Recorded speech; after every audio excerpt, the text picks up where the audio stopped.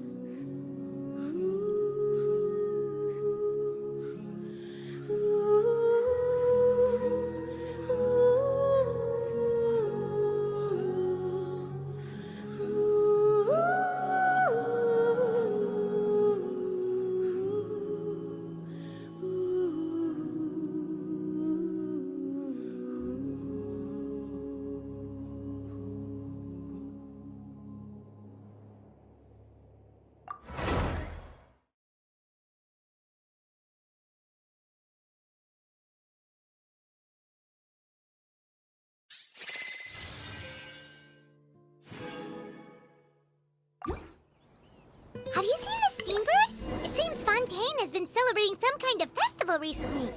Things are looking pretty lively in the square. They even changed the banners. Huh. There are a lot of people holding cameras.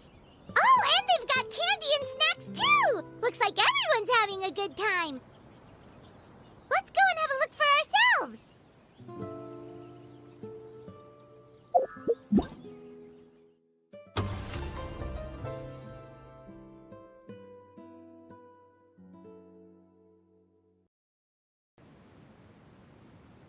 Rosen und Musketen.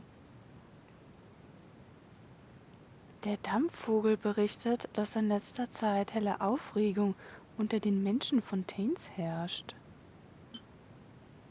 Auf Paimons Vorschlag hin habt ihr euch hier also zu den Festspielen begeben.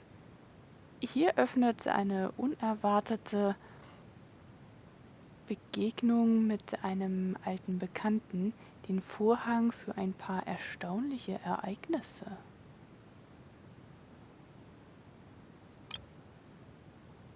Liste empfohlener Aufträge, Kapitel 5 des Rundenauftrags, zwischen abgeschlossen. Animula Koragi, erster Akt, Legendenauftrag von Furina, war inzwischen auch abgeschlossen.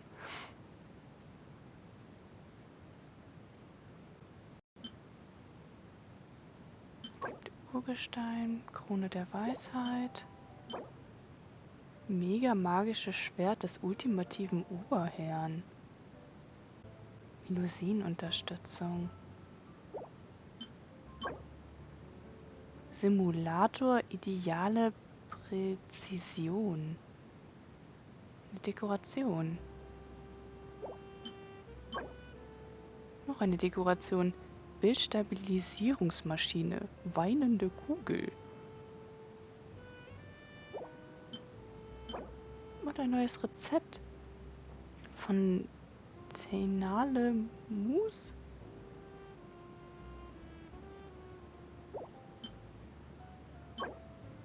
Philosophie der Fairness. Ersatz einer archaischen Serenade. Eines hellen Weisheit. Weihsalbe. Stärkungserz und Mora.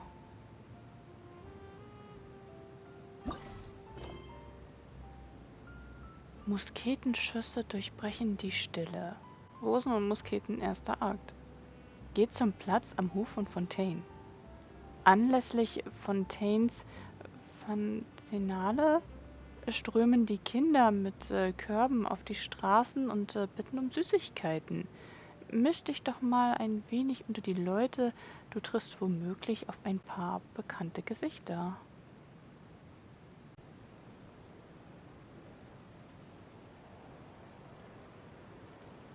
Seriously? But, Mr. Morris, I don't understand, sir. How can you only be telling me this now?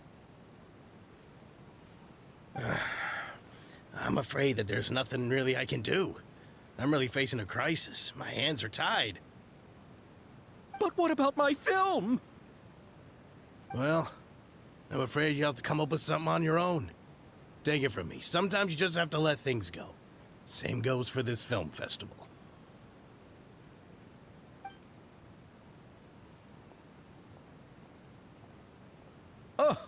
Oh.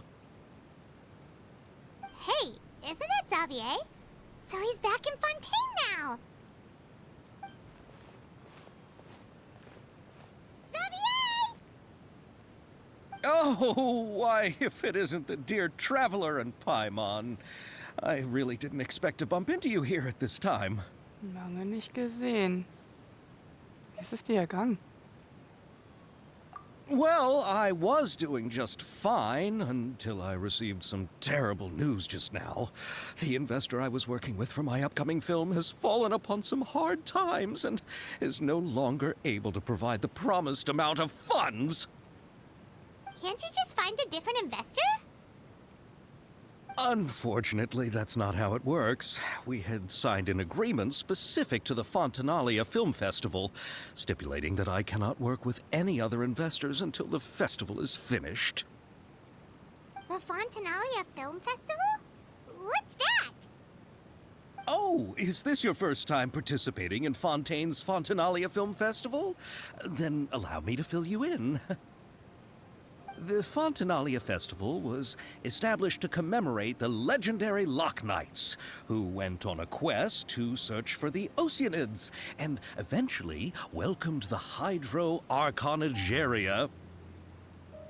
The holiday is deeply connected to the founding of Fontaine, as well as its unique laws and trials. It's one of the most important festivals for this nation. But what's with that weird expression on your face? It's like you're trying really hard to remember something.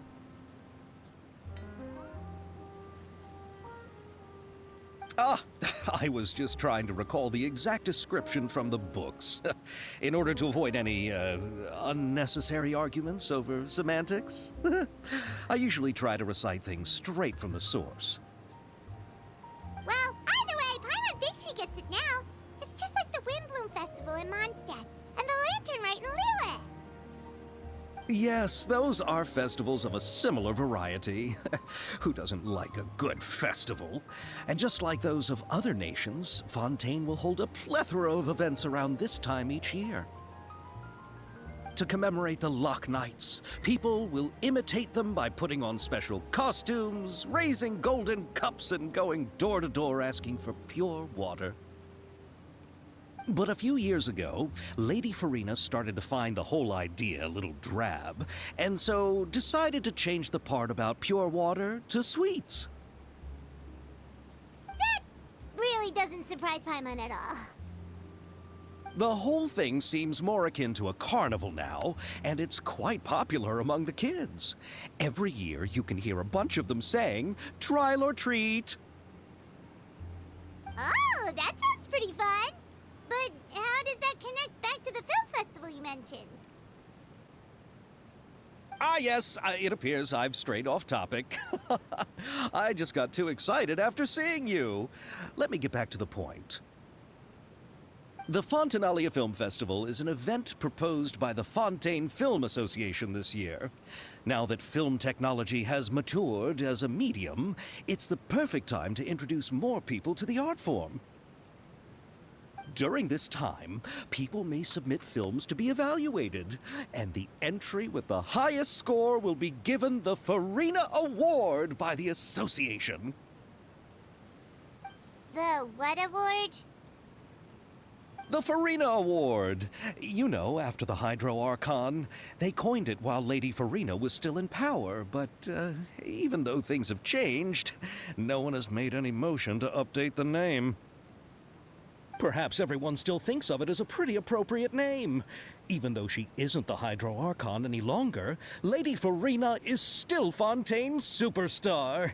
Anyone with eyes can see the way she shines on the stage. Huh. Alright. Guess the name does work pretty well when you put it that way.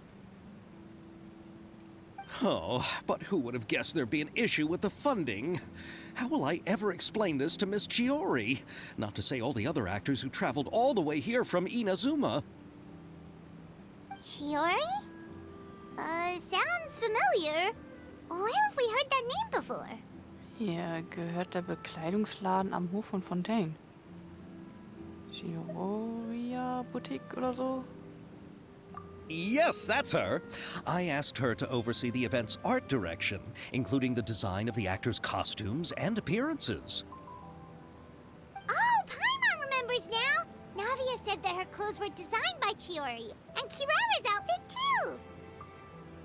How to describe her?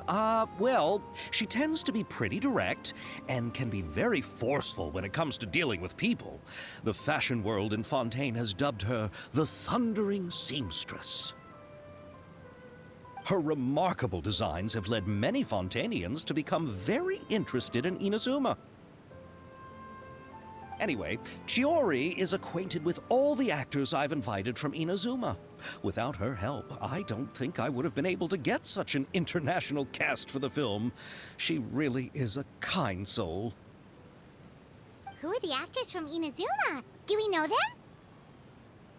Why don't the two of you accompany me to the Aquabus station to welcome them? Judging from the time, the Aquabus should be arriving shortly. Chiori will be waiting to meet me there as well.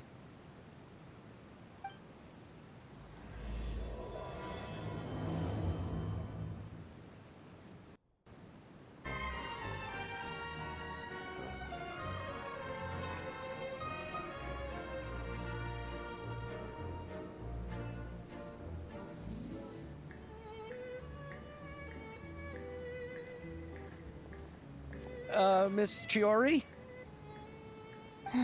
Your talk with the investor sure went fast. The Aquabus hasn't even arrived yet. Oh? And who are they? Allow me to introduce you. This is the Traveler and Paimon. Pleased to meet you. Likewise! We've heard the owner of Chioriya Boutique is a skilled seamstress, so it's a real pleasure to finally meet you in person. Das Kleid von Navia ist wirklich schön und außergewöhnlich. Und das Konzept hinter Kiraras Kleidungsstil ist wirklich originell.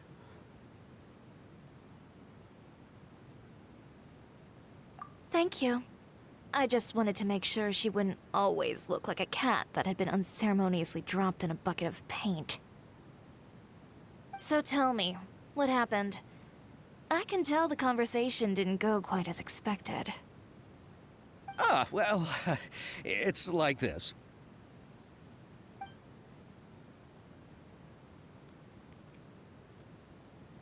Ugh. I know, Chiori, you don't have to say it. You did remind me that this investor was a little bit sketchy. Yes, there's no doubt about that. But how could I pass it up? He offered me twice as much as the others. And therein lies the problem. Yes, but just put yourself in my shoes. After obtaining such an excellent script, it's only natural that I would want to make the most of the film. The budgets that the others had proposed were nowhere near enough. It's difficult to find someone willing to front such a large amount of mora, so... Don't be sad, Xavier. We might be able to help scrounge up some more together for you. Oh, thank you, Paimon. That means a lot to me. But the cost of the film is staggering. I'm afraid that any mora we can scrounge together in a short amount of time won't even be able to cover the actors' fees. We need to move on. What's happened has already happened, and there's no changing it. But now's not the time to give up. What? You're saying that you have a plan? No, that's not what I mean. I'm simply saying I wouldn't give up just yet. The actors I recommended aren't just after Mora after all.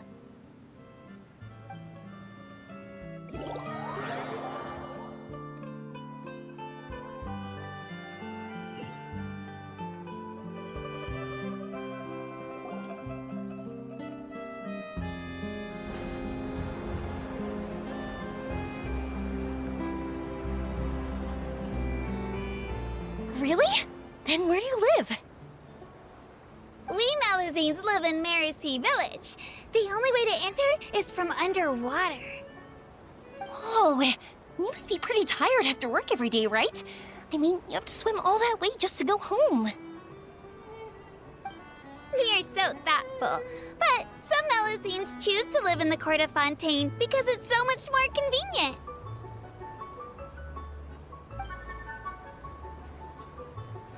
This is our stop. Oh, we've arrived, but I haven't even finished chatting with Aval yet. I also enjoyed Aval's introductions to Fontaine along the way.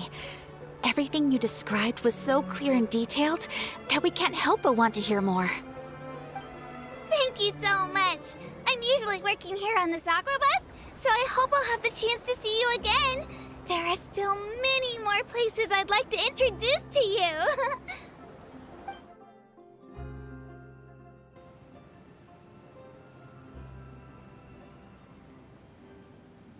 Welcome to the court of Fontaine. Chiori, you sure have changed a lot. This is the first time we've seen you since you left Inazuma. I haven't realized it's been so long.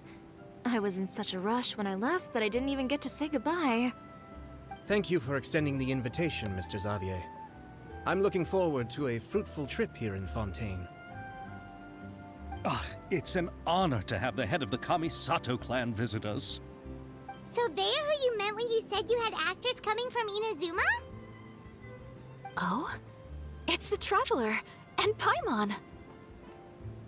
Wow, what a coincidence! Ayaka and I were just talking about you on the way here. Are you also here for the film? We just ran into Xavier earlier and came over with him.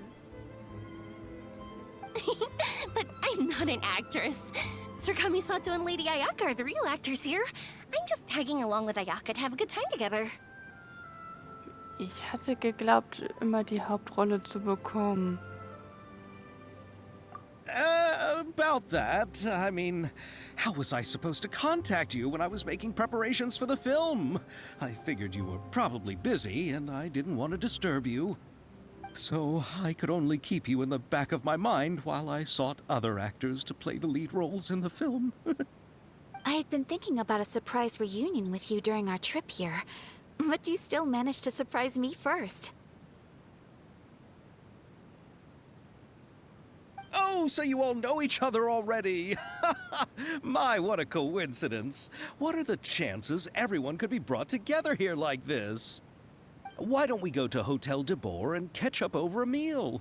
I've already made a reservation. Huh? Did you reserve 2 spots for us, too?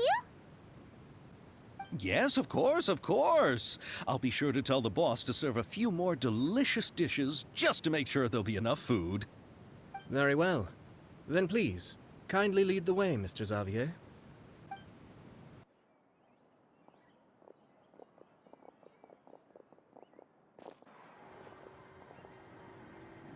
Wow, the buildings in Fontaine are so tall. Just look at how big they are. And there's the fountain that Aval mentioned earlier. It really is a magnificent sight. And look at that huge spinning sphere. Where does it get its power? Wait a sec! Could it be one of those clockwork mecha we've heard so much about?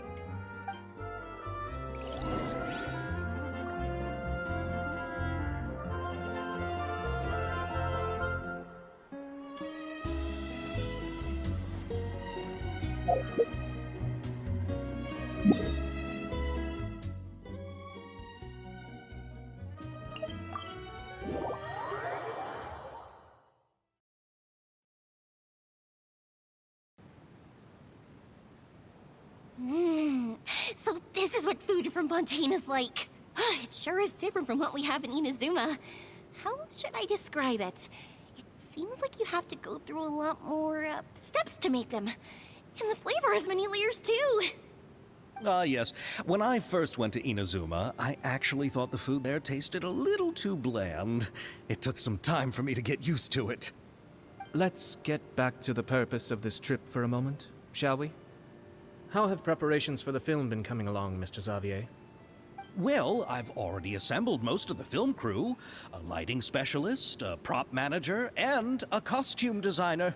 I've also bought the copyrights from the novel's author. Oh, it's called The Two Musketeers, right? I read the script you sent me on the way here. The story is pretty good. Originally, I was planning to start filming as soon as Sir Kamisato and Lady Ayaka arrived in Fontaine, but I'm afraid I've run into a bit of a problem. Oh? What is it? It has to do with the film's investor, Mr. Morris. He suddenly informed me this morning that he's encountered some financial trouble and will be unable to release to me the amount of funding agreed upon. It's said that Fontaine's legal system is well developed. If he has violated the contract, then can't you simply take him to court over the matter? Well, I'm still more concerned about filming. Even if I were to take him to court, I'm afraid it would take months before the case could even be heard. Then, is there a way we could raise funds ourselves to solve the problem? I've considered that option too, but unfortunately, it's difficult to gather such a large amount of mora on such short notice. Besides, we have to consider the film festival's submission deadline.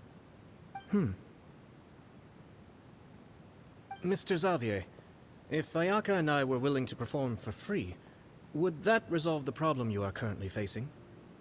What? No, out of the question. To have you come all this way just to act for free? Oh, no, that won't do. There's no need to worry, Mr. Xavier. My brother and I had actually intended to work for free after receiving your invitation. Inazuma has only recently reopened its borders, and needs to strengthen its relations and cultural ties with other nations. We didn't have many collaboration projects with Fontaine in the past, so we hoped this trip would serve as a good start for the future. Indeed. You could say that's the real reason why the Yashiro Commission agreed to come to Fontaine. I understand, but having you two act for free just doesn't seem right.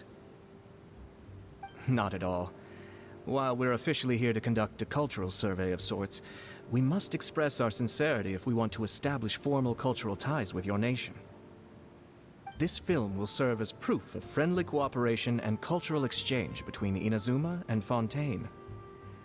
It's my hope that the film can be finished and released as smoothly as possible. If you still don't feel comfortable with this arrangement, I would also be more than happy to be introduced to some other renowned individuals in Fontaine's literary and artistic circles. All right. I'll do as you say. Thank you. Thank you so much. I'll make sure to cobble together enough mora now, even if it means selling my house, my camera, and every single family heirloom. Come on now, no need to go that far. I'll also help you out as a brand sponsor. Wir werden dir auch zur Seite stehen. Als Freundschaftssponsoren. Me too. Even though I didn't bring much more to spend on this trip, it's still better than nothing. You are too kind, all of you. I really don't know how to... Ew. Alright, enough about that. Now that we have Xavier's savings, my support, and 2 leads who are willing to act for free, I think we will be able to make this happen. So, instead of Mora, you'll help with filming and production. Oh, but how can we help with that? We don't know much about making a film. Alright, pull yourself together, Xavier. Tell us if there are still any open positions left among the crew. All right. Let me think. We still need a camera operator, a clapper loader, and someone to manage logistics. I originally wanted to personally serve as director, but I've been too busy working as the producer. So the positions of director and director's assistant will also need to be filled. Paimon knows what the director and the logistics support person do, but what's a clapper loader? The clapper loader is responsible for using the clapper board to record and organize the information of each shot when the camera operator begins shooting. The work requires both patience and careful attention to detail. A clapper board? Oh, you mean the thing they hold that goes clap whenever they start filming? Yes, that's right. Are you interested in that job? For sure! Paimon's always wanted to try that.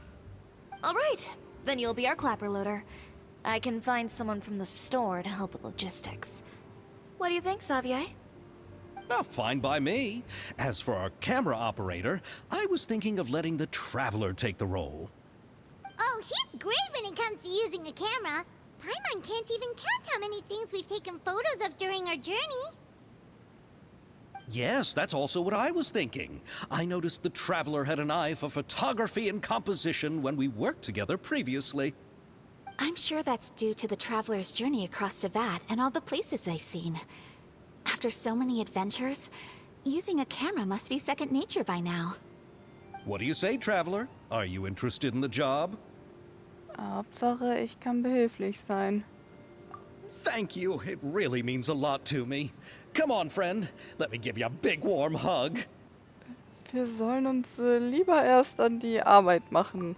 So, all that's left for us to find is a director and an assistant. Oh, me! I want to be the director's assistant. All we need to do is help the director, right? I can handle that. All right, then all we need is a director. Oh, all the well-known directors in Fontaine are probably also busy working on their own films these days. I'm not sure who will have time to help. Oh, Farina helped out a theater troupe recently by serving as an artistic consultant. She could be a good director, right? Besides, it's not like she has anything else to do right now.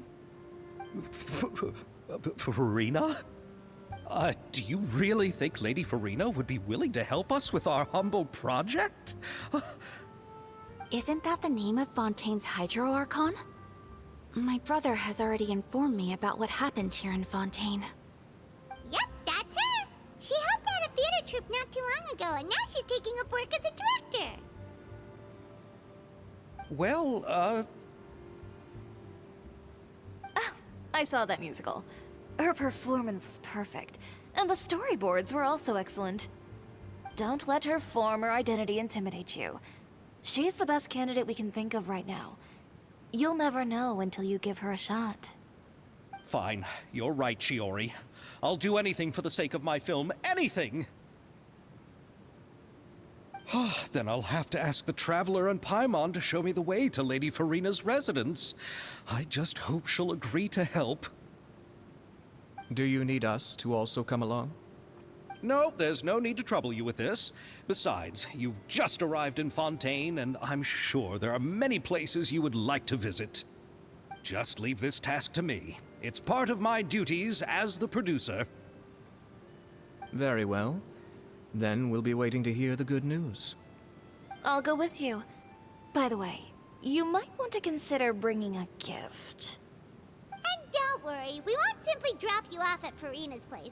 We know Farina pretty well by now, so having some familiar faces there should help your chances. Besides, the whole thing was our idea in the first place. All right, then I'll start making preparations. As for the gift... A gift for someone who was once seen as the Hydra Oricon. I wonder what she would like. I recall that Lady Farina once fancied a clockwork ring, so perhaps I should get another exquisite clockwork contraption for her. Huh? Can't we just bring some desserts, like the Fontinalia mousse? But wouldn't that be a little too cheap? She does like desserts, though. Isn't the Fontinalia festival happening right now? I heard Abel tell us on the Aquabus that Farina introduced the tradition of going door to door and asking for sweets. To do something like that, she must have a real sweet tooth. I agree with Yoimiya. If the gift is too fancy, it might actually make her feel more uncomfortable. Alright then, let's go buy some Fontinalia mousse.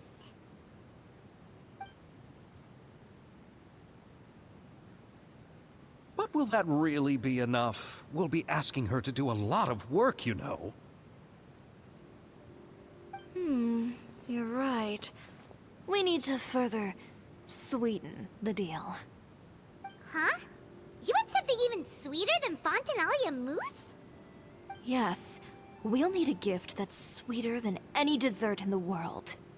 But what could that be? Your words of praise.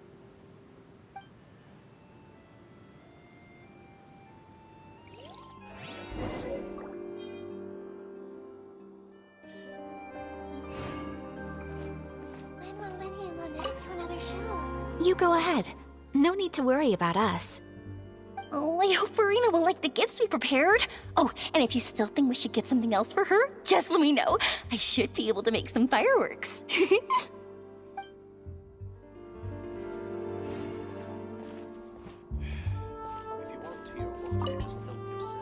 Looking forward to the good news.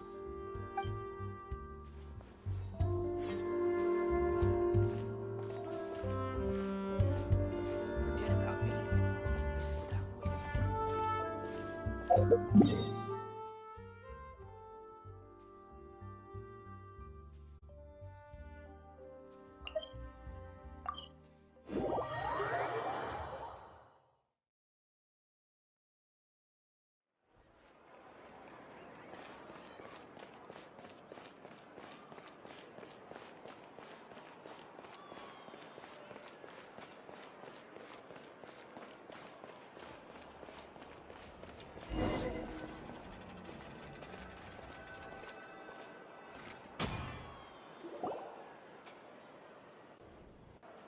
We're here! This is where Farina lives. Okay, I'll go knock on the door.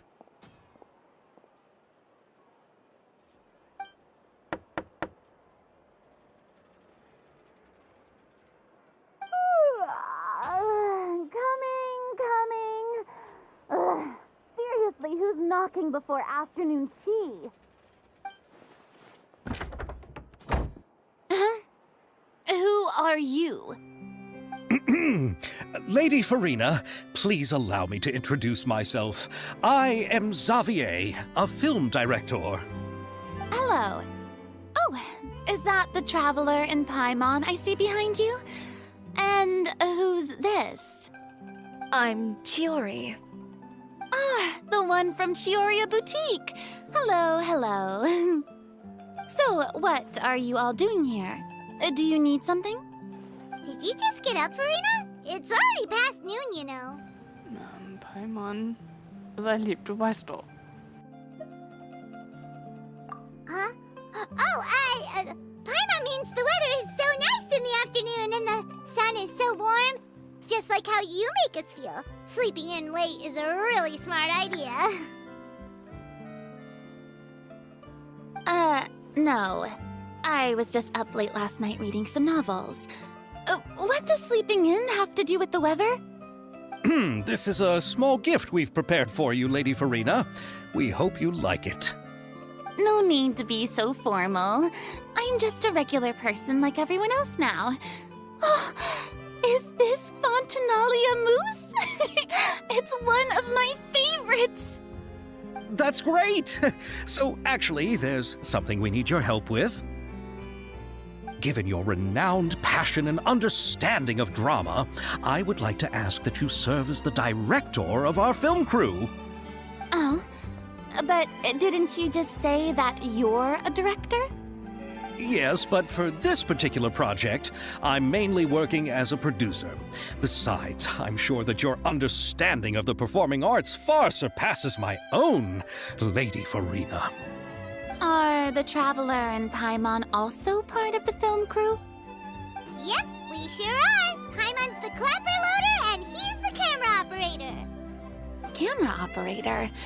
That can be a pretty technical job, and it directly affects the final quality of the film. Are you really up to it? Ich hab schon Erfahrung. Ich kann es dir zeigen, wenn du willst. No, I'm not questioning your abilities.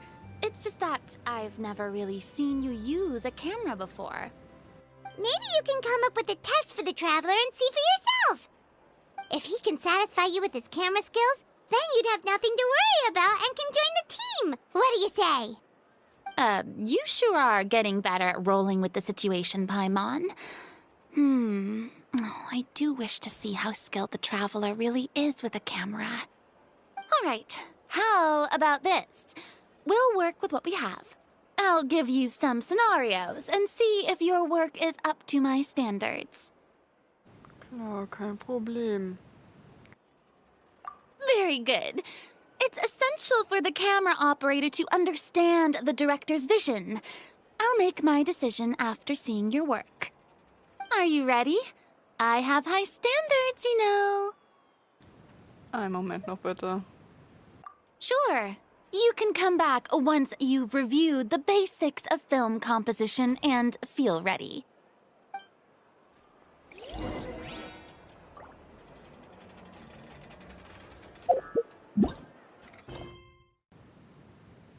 Musketenschüsse durchbrechen die Stille. Schließt die Prüfung der Regisseurin Farina ab.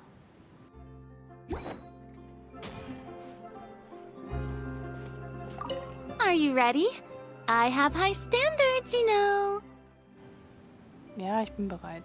Okay, grab the camera and I'll give you a scenario. Filmthema der Regisseurin Farina. Estelle, die Inhaberin der Beaumont-Werkstatt, war schon immer stolz auf ihre Schmiedemaschine, die nicht nur präzise Kraft und Temperatur regelt, sondern auch keine Mühen des Schmieds erfordert. Wir drehen einen Werbefilm für ihre Werkstatt und vergiss nicht, die Überlegenheit der Schmiedemaschine hervorzuheben. Film?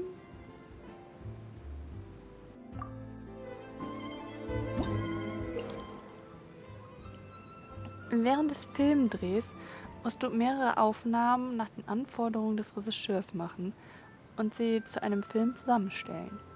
Die Kamerapositionierung ist bei den Filmaufnahmen entscheidend und es muss eine geeignete Kameraposition gewählt werden. Während des Filmdrehs sind Erzählungen nötig. Wähle die am besten geeignete Erzählung entsprechend der Geschichte. Versuche alle Anforderungen des Regisseurs zu erfüllen und wenn alle Kamerapositionen und Erzählungen für alle Szenen festgelegt sind, kannst du mit dem Film beginnen und dann das Ergebnis prüfen.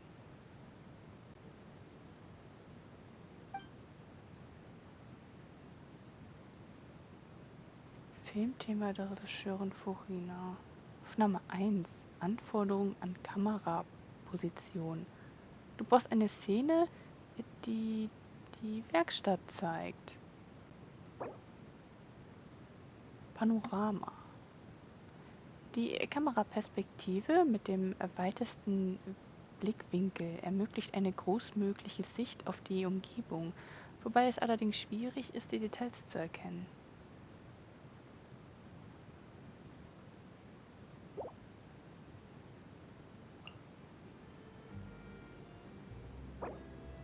Totale. Eine mittelmäßig distanzierte Kameraposition, die hauptsächlich Figuren und umliegende Objekte einfängt, wobei sowohl der Bildausschnitt als auch der Detailgrad eher durchschnittlich sind.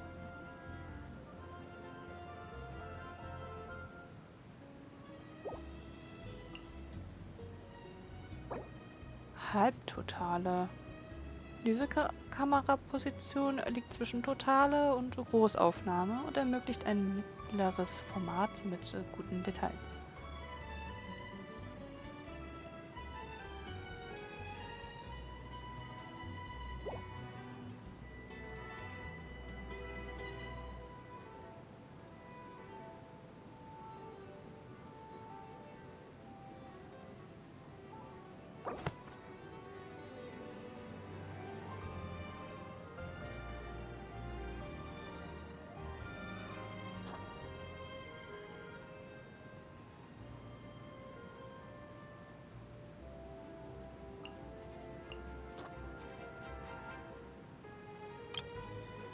Erzählungen. Die Werkstatt am Hof von Fontaine. Das ist eine Werkstatt, in der mittels einer Maschine Waffen geschmiedet werden.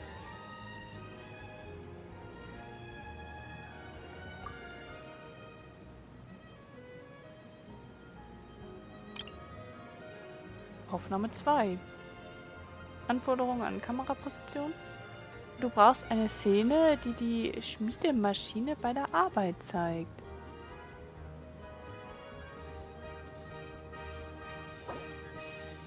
Großaufnahme. Diese Einstellung liefert ein klares Bild von der Dynamik einer Figur, obwohl sich der Effekt in Grenzen hält, wenn es darum geht, die Beziehung zwischen der Figur und der Umgebung darzustellen.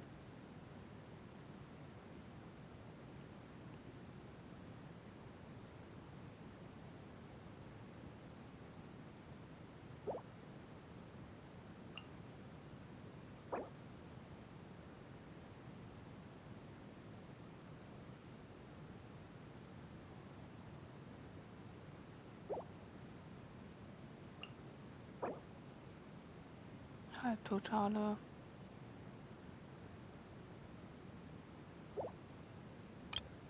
Erzählung.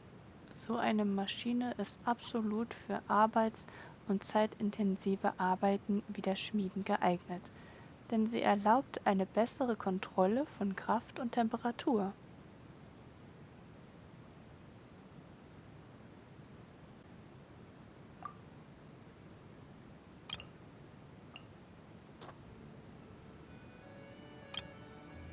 Aufnahme 3.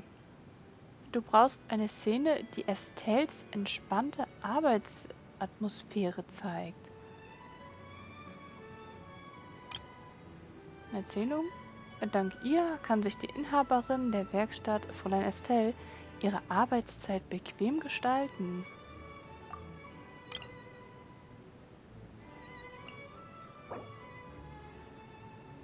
Halbtotale. Totale.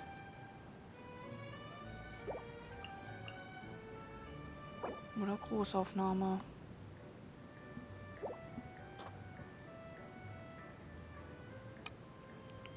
Aufnahme 4. Du brauchst eine Szene, die viele Kisten voller Waffen zeigt, die in der Werkstatt hergestellt wurden. Totale.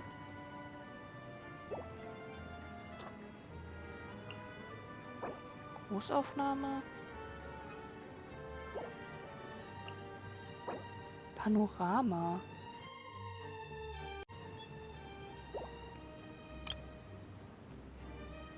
Aber sei versichert, die Qualität der Waffen der Werkstatt ist ausgezeichnet und ihre Schärfe ist exquisit.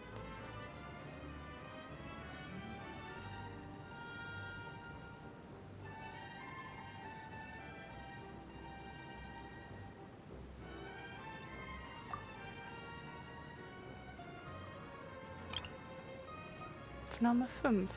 Du brauchst eine Szene, die die Werkstatt zeigt. Erzählung. Wenn du also eine Waffe suchst, dann nichts wie hin zur Werkstatt.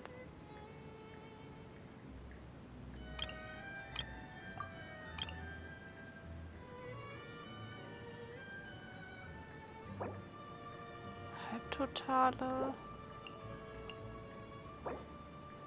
Halbtotale. Halbtotale.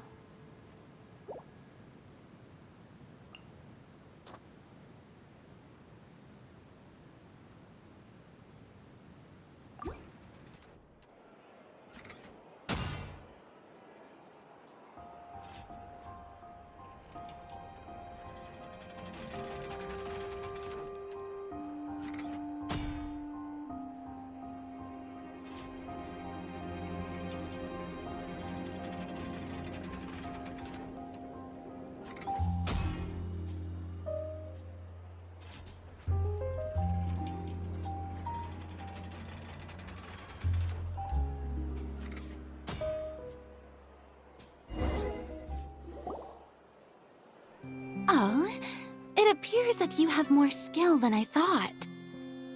All the shots had a great composition, and I could really feel a connection to the characters and their lines.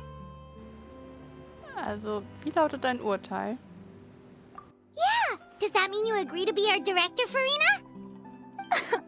Did you think I would agree just like that? After our performance of The Little Oceanid, I've begun to make a name for myself again, you know. In fact, I've already had several troops approach me for the Fontanalia Film Festival. Unfortunately, the scripts were all pretty boring and didn't pique my interest. If others were to find out I agreed to work with you so easily, then, well... Hey, but didn't we have a deal? What else do we need to do to convince you, Farina? Well, what about the pay? Huh? You know, how much you're willing to pay me to be the director? The pay is also an important factor for me to consider, you know. Well, I can offer you this much? What? That's all? If Nervulet were to hear of this, he could charge you with underpaying your labor.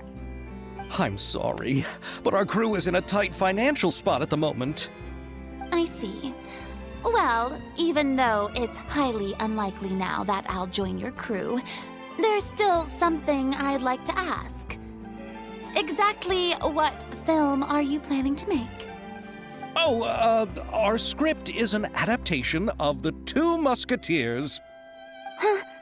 Wait, you mean the suspense thriller novel that was a #1 bestseller?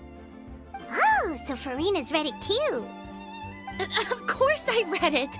I've always had a keen interest in artistic works that strike a chord with the populace. I see. It all makes sense now. You must have used most of the budget to pay for the copyright. Not really. The novel's author transferred the copyright to me practically for free once he heard that I wanted to make a film adaptation of the story. The lack of budget is due to another issue. He probably just wants to get his name out there. So, Mora isn't the most important thing to him right now. It reminds me of a delivery courier who wears one of my designs while traveling all across Teyvat. I didn't charge her much for the outfit either. The exposure she provides for my brand is well worth it. So, are you a big fan of this story, Farina? Well, it's all right. The pacing of the story is good, but the character relationships could use some work.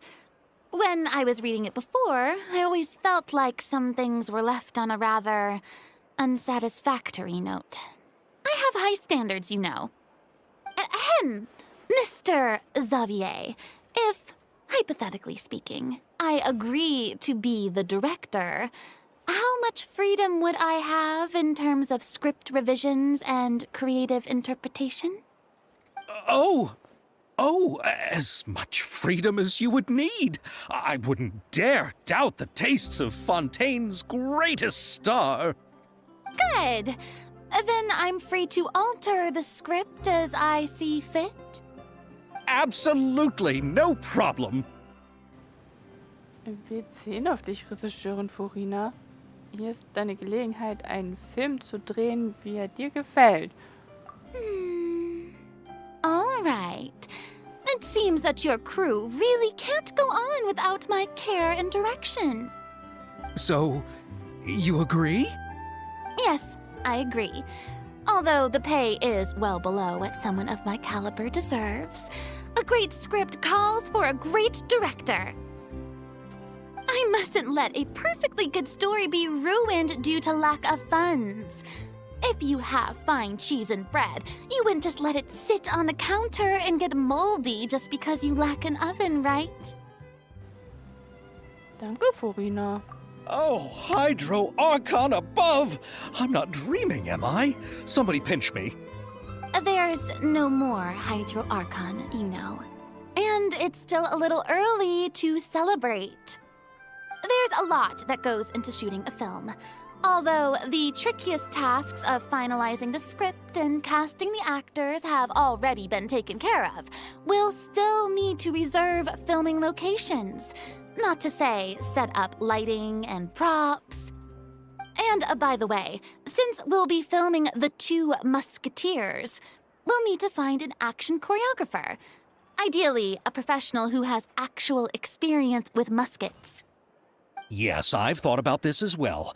I was hoping that you might know someone who could handle the job. Me?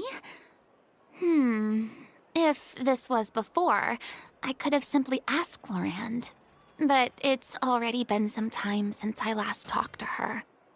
Navia can also use firearms, but unfortunately, her style is quite different from that of the characters in the story. Could we ask the Special Security and Surveillance Patrol? Oh, you mean the Special Patrol's Musketeers? Yes, that's right. They work with muskets every day. I can't think of anyone more qualified than them. They would be under Nervilette's jurisdiction. Unfortunately, I don't have any connection with them at all. So, in the end, we still have to start by talking to Nervilette. No need to go to all that trouble. I know their Captain Chevres. Oh, you do? Wait, Chiori, how do you know the captain of the Special Patrol's Musketeers? No particular reason. Running a business means dealing with some trouble from time to time, and she's helped me out on a few occasions. In return, I've helped her handle a few situations in which the Special Patrol couldn't get involved directly. So, we've gotten to know each other over time. So you're saying there's been times when the Special Patrol needed a fashion designer to handle a situation? Your work is becoming more and more mysterious. It'd be best to keep it that way. Anyway, enough about that. What do you all think about asking the captain to be our musket action choreographer? She sounds professional enough. She is a captain, after all. I have no objections. But I imagine the Special Security and Surveillance Patrol must be busy with their duties. Do you think she'd really have time to help with shooting a film? And then there's the issue of pay. Well, it just so happens that she's also not the kind of person that's just after Mora. As for whether she has time, I'll have to go and ask her first. Then I'll leave that to you. Macaroni's on sale today, so I've got to go. You can just tell me how things went when we discuss tomorrow's plan later. No problem. Having Farina join feels like a big boost to our team! Of course. Just wait until the day of our premiere.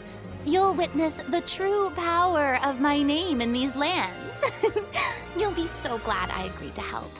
I can guarantee that even the standing tickets will be sold out. I'll be sure to ask some people I know to see if they'd be willing to act as extras. Seems like you're finally getting more comfortable with your own reputation now. I didn't ask for the Clapperloaders commentary, Paimon. Ich bin schon gespannt auf die Premiere unseres Films. Then let's get going. I happen to know where Chevreuse is today. By the way, I'm curious. If my pay is so low, then what about our 2 lead actors? Didn't they travel here all the way from Inazuma? Actually, they told us that they see the trip as part of a cultural exchange, so they didn't ask for any pay. What? So is every person in Tevat who doesn't want money gathered here to shoot this film? Don't tell me Chiori isn't being paid either. I already knew Xavier from before, and he's also agreed to give my brand some good exposure. It seems the gods have really smiled upon you, Xavier. And that certainly doesn't include me, mind you.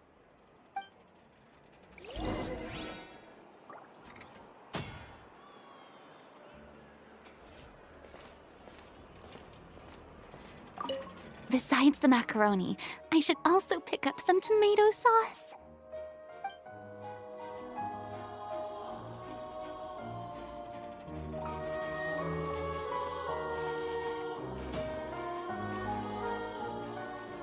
Die 2 Musketiere, Band 1?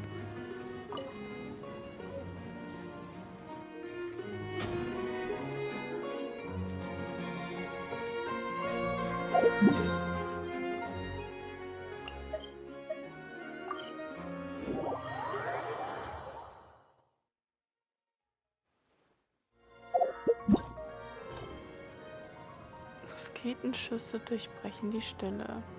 Suche nach der Truppenführerin der Sonderpatrouille Chevreuse.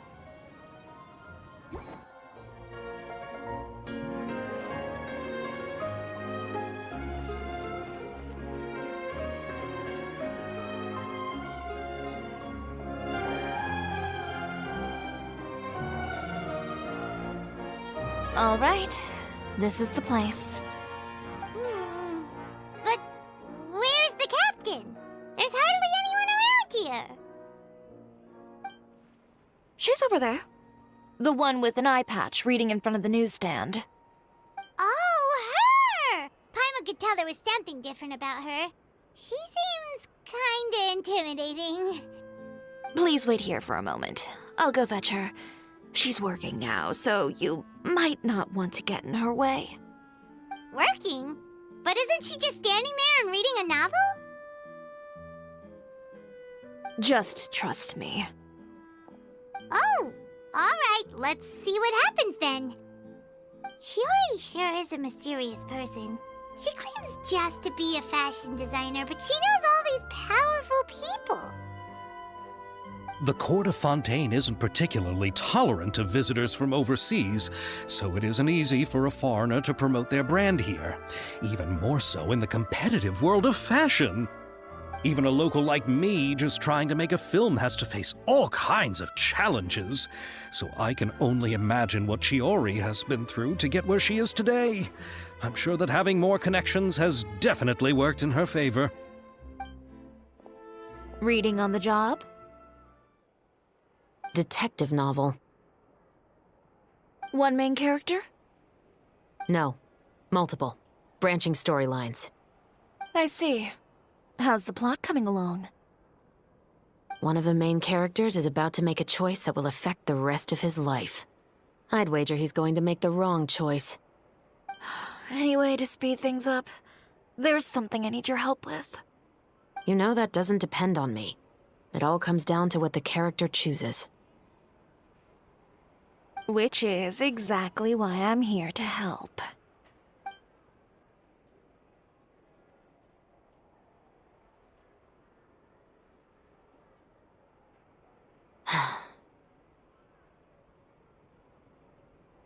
All right. It appears he made the wrong choice in the end. Halt! Huh? What's going on? Hand over whatever you're holding. Oh, it's just a book. I didn't buy anything else. Then I'm sure you wouldn't mind letting me have a look. Excuse me, officer. I don't mind you standing around here, not purchasing anything, but I'd prefer if you didn't disturb my customers. It's bad for business, you know. Don't give me that act. You won't be able to get off so easily either. I am Chevraz, captain of Fontaine's Special Security and Surveillance Patrol. I will say this one last time. Hand over whatever you're holding at once. And before you do anything unwise, let me remind you that I'll have you on the ground before you can even think about making a run for it. All right. I'll give it to you. But please let me say something first. If there's any contraband in that book, then the shopkeeper here is the one who slipped it in. I don't have anything to do with this. Why, you trying to leave me on the hook, huh? You were the one who said you wanted it. Save it for the interrogation room. Take them away, Letelier.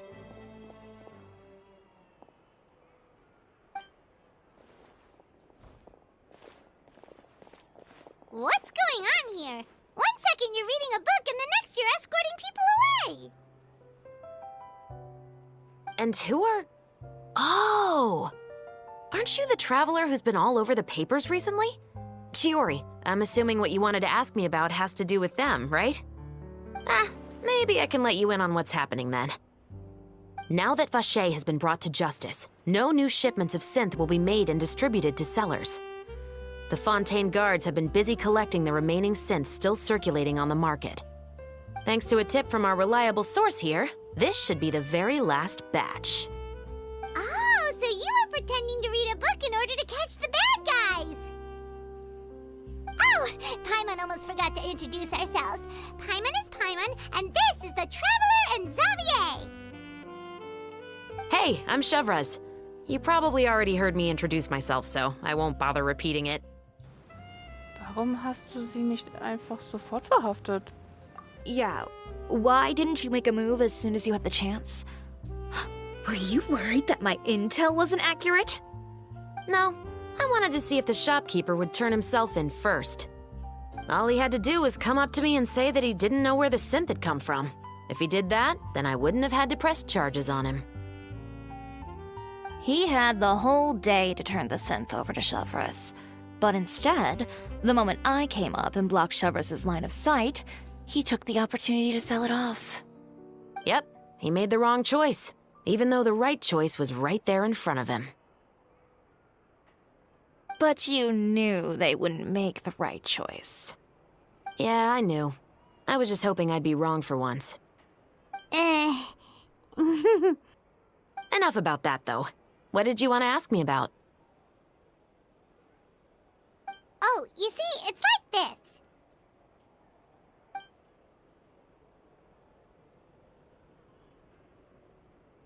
The Two Musketeers.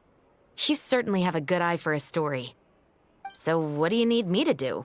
Just be the action choreographer for the actors? Yes, that's right. I want to make sure we get all the details right. I want the actor's posture and understanding of firearms to be as realistic as possible. However, I'm afraid this work will require a bit of your time, since you'll have to be present whenever we're filming. Also, as for the pay...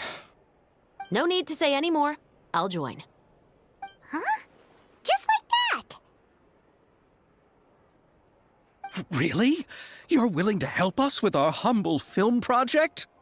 Sure, it's no big deal. As I said, we've wrapped up our investigation here, so I don't have any other tasks on my plate for the moment. Besides, I personally really like this novel. I even have the collector's edition at home. Stories where justice prevails over evil never get old for me. Then we've got a deal? Yes, I'll see you on set tomorrow. Oh my! I can hardly believe it!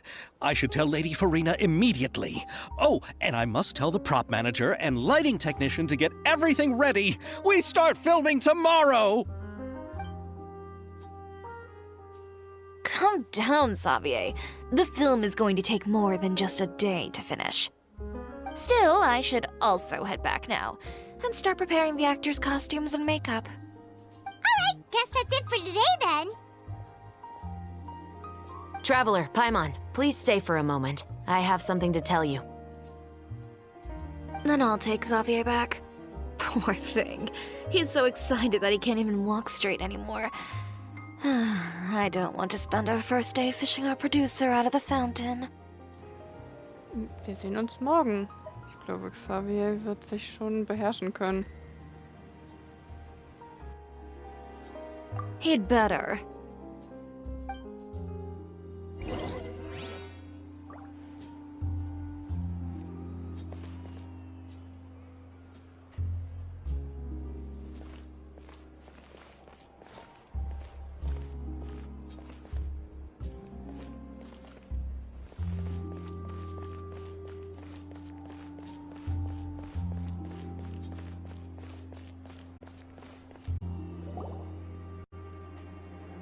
So what did you want to tell us, Chevres? Have you read The Two Musketeers? Ich weiß etwas darüber, ich habe es aber noch nicht gelesen. The story is about a pair of children born into the household of a baron and their struggle to survive together and take revenge for their mother. They were raised at the baron's estate, where their mother worked as a maid. The two were illegitimate children that the baron had with the maid, so they were never treated well by anyone. One day, upon returning home, they found their mother had been murdered and left dead on the floor. It was quite evident that the culprits were the other members of the baron's household, who never had any kind words to say to them. However, the baron was able to exert his influence and keep the whole thing under wraps. The mother's death was eventually deemed as a suicide, and there was no chance of bringing her murderers to justice. The two siblings decided to flee and someday avenge their mother. Many years later, members of the baron's family suddenly started turning up dead one after the other, all killed by gunshot. A rainbow rose was found on each of the victims' bodies, being the flower that the kid's mother liked best. The baron believed that the mother's soul had come to take vengeance on him, so he lived in fear each day.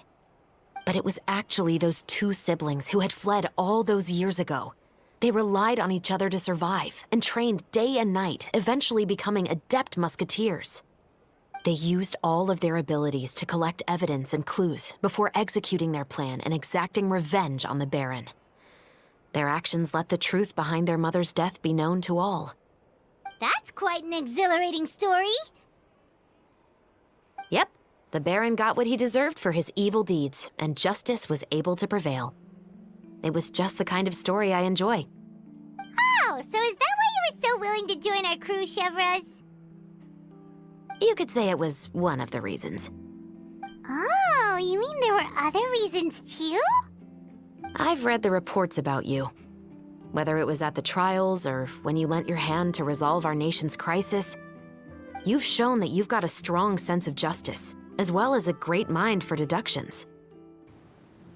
Warte, du willst damit sagen, dass es gibt einen Fall, bei dem du unsere Hilfe benötigst? Yes, you're as sharp as I expected. It seems you've experienced many similar situations before. There's been a recent murder case involving muskets. The perpetrator's methods appear to be very similar to what is described in the novel. Huh? Really? But Paimon didn't see anything about that in today's papers. The Marechaussee Phantom hasn't yet released any information to the public because the investigation is currently at a standstill. The murderer is extremely cautious. A murder involving firearms? But not that many people use those in Fontaine, right? Könnte es jemand aus deiner Truppe sein? Impossible. We perform a routine inspection of our firearms and ammo reserves every day. If one of the weapons had been fired, it would stick out like a sore thumb. Besides, I trust the members of my platoon. However...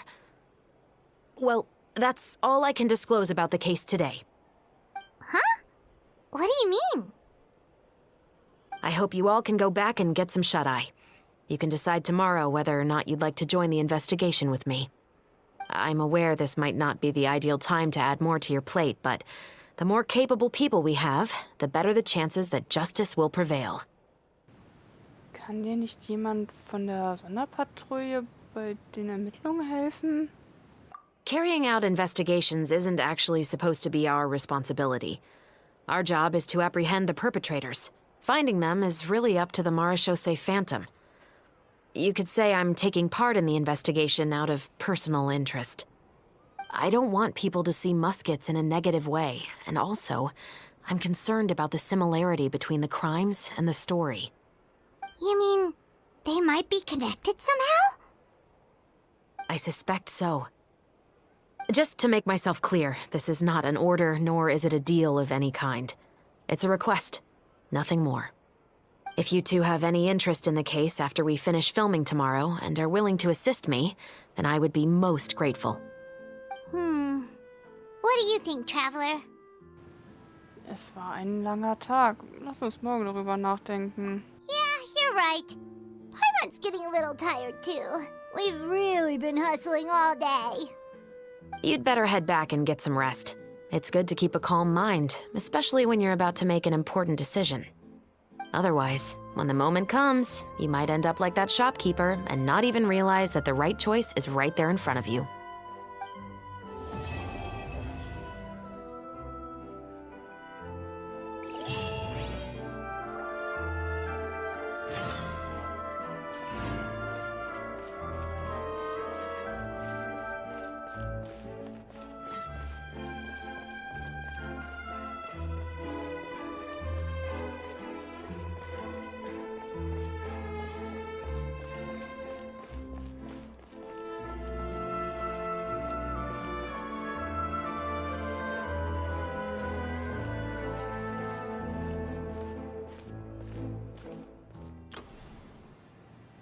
Rosen und Musketen.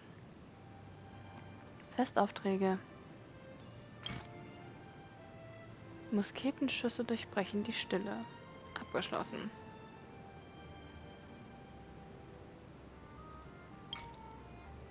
Fiktion und Realität innerhalb und außerhalb des Rahmens. Die Dreharbeiten beginnen reibungslos und die Handlung, die von der Kamera aufgezeichnet wird, scheint sich irgendwo außerhalb des Bildes abzuspielen. Zum Auftrag.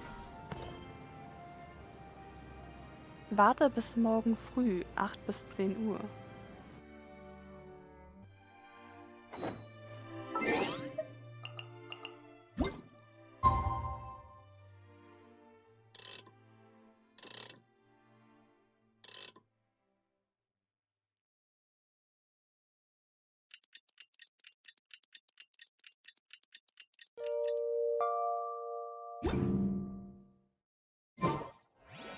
It's finally time to meet up with everyone.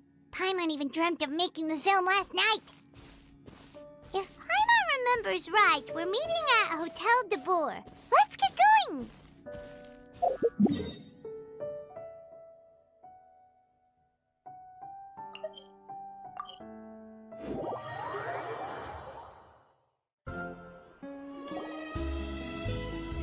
Ayaka! Yoimiya! You're already here! Good morning. Xavier said yesterday afternoon went well. Yeah, and how about you, Ayaka? What were you up to yesterday? After we split up, Ayato went to see Udex Nervillette at the Palais Mermonia. I was originally thinking of going with him, but he said he could manage it himself. He told me to go see the sights around Fontaine and to enjoy the local culture. So I rode the aqua bus with Yoimiya and visited the opera house on Aranias Island. Yeah, you wouldn't believe what we saw there! 2 mechanical puppets that were dancing together! You've already seen them, right? Coppelius Begräbnis und Coppelius Bestrafung? Yeah, those two! Amazing, aren't they? We sat and watched for quite a while. It was mesmerizing. Like we could keep watching them forever. Oh, it was the same for us the first time we saw them, too! Afterwards, we went swimming at the beach! Well, diving, to be exact. It was the first time I ever breathed underwater! I held Ayaka's hand and we counted down together. 3, 2, 1, and then splash! We were beneath the waves.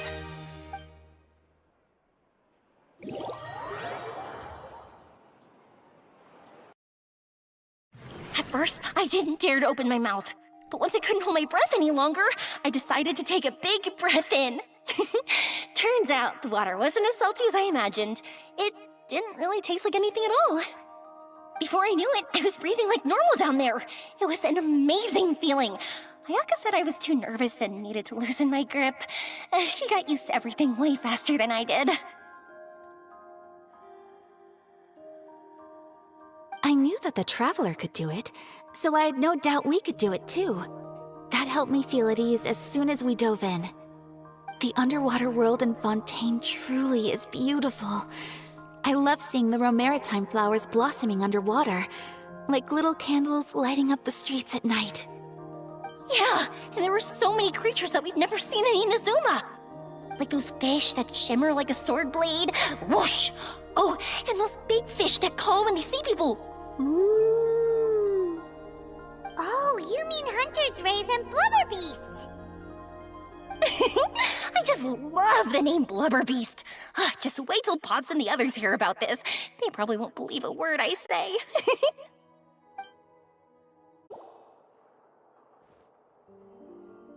Yoimiya was down there for quite a while.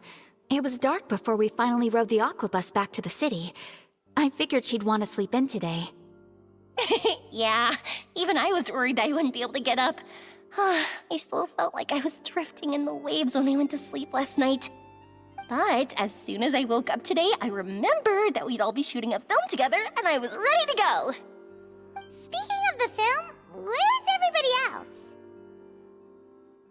My brother and Xavier were speaking to the restaurant owner about using the place as a filming location. They should be here soon. As for the others, We're here. Please excuse my tardiness. I just finished the Special Patrol's 6-mile morning jog. Wait, 6 miles? I'm so tired. I heard you all chatting, so I decided to come down. I sure could use some of that endless energy everyone else has. Good morning, everyone. Morning. Can someone fetch me a cup of coffee? More milk, hold the sugar. Sure, I'd be happy to do that for you. No, you can't go anywhere. Please, have a seat over here so I can get started on your makeup. The last thing I want is coffee stains on my costumes. I can get the coffee. It's the perfect job for an assistant.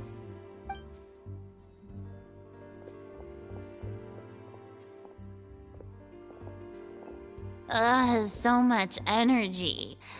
Seriously, what's her secret? Oh, Yoimiya's always like that. But you sure look exhausted, Farina. It's because you're not used to waking up so early, huh? Of course not. I spent the whole night reading the novel from cover to cover, marking sections that either need to be omitted or adapted. Wow, Paimon didn't expect you to be so thorough. Well, I was the biggest star in all of Fontaine after all. It takes more than just a pretty face to earn a reputation like that. I know how to get serious when the situation calls for it. I went all out when I was acting as an Archon, so why wouldn't I do the same for my own life? Here's your coffee, Director Farina.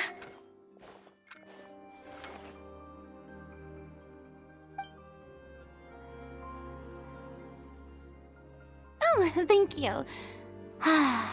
The sound of being called director and the aroma of coffee feels almost as refreshing as hearing the birds chirping in the morning. Ah, it seems everyone has managed to arrive on time. We've reached an agreement with the restaurant owner. We are free to use the second floor to shoot our film. Really? That's great!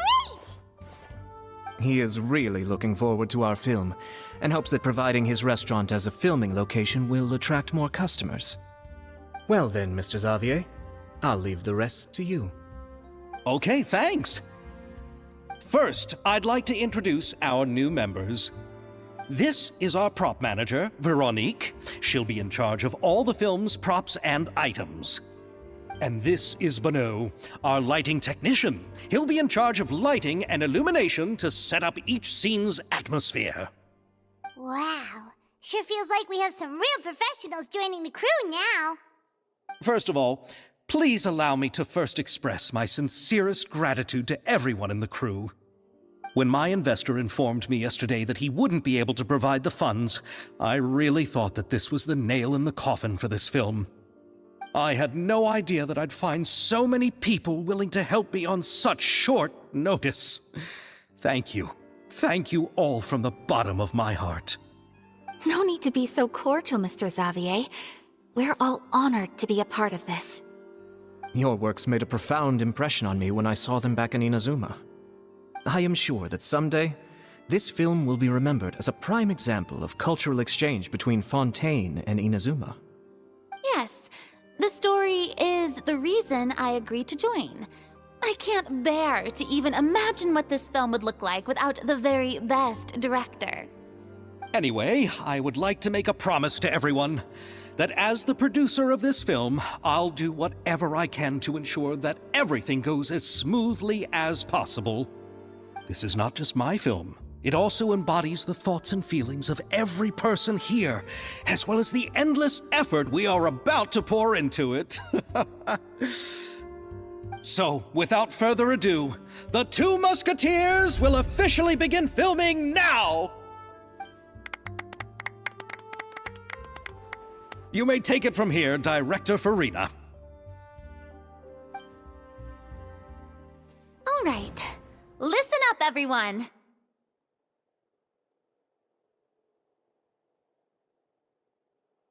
The first scene takes place when the two young musketeers are living at the Baron's home, still unaware of all that is about to happen to them.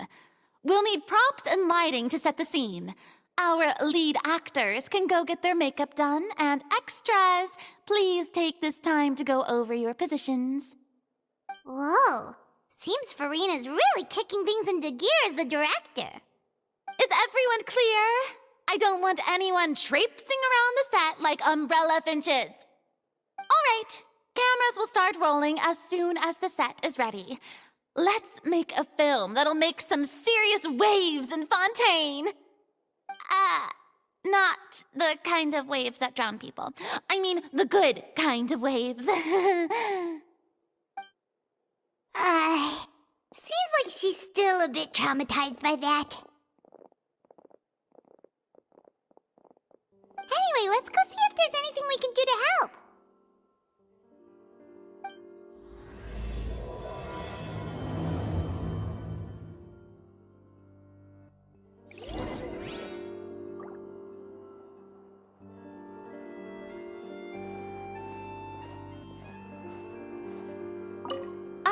I don't need any help here. Why don't you try asking someone else?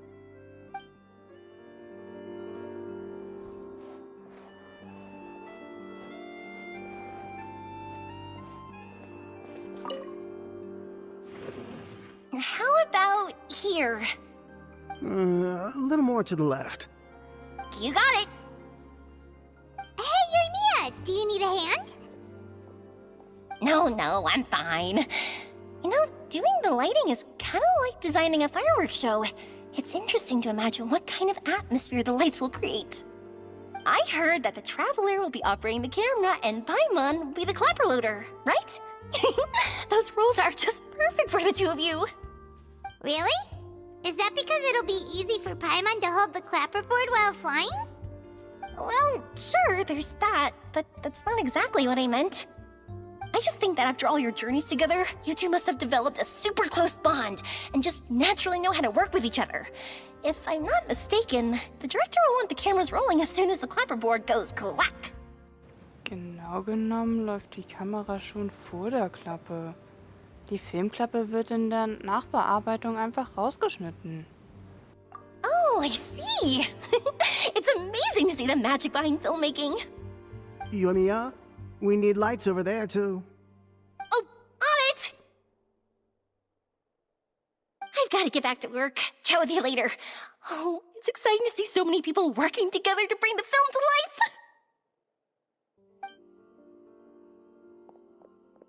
Seems like Yumiya's really getting into it. But she was right. We do have a super close bond, don't we? Selbstverständlich.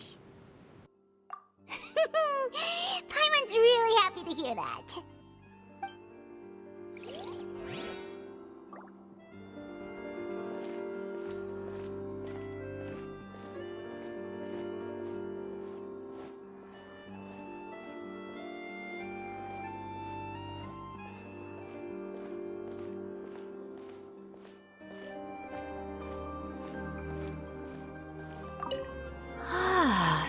So this is what a musket looks like. Not exactly.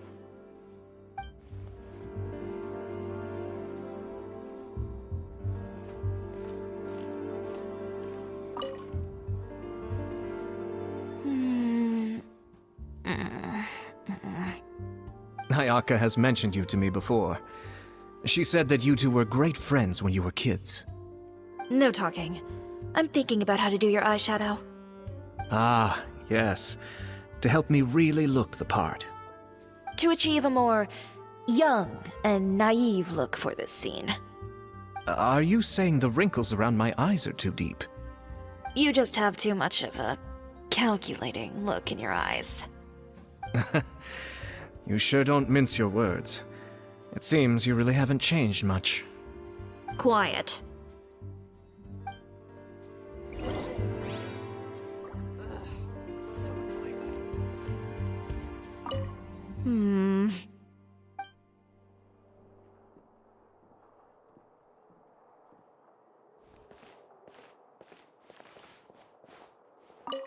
I don't need any help here.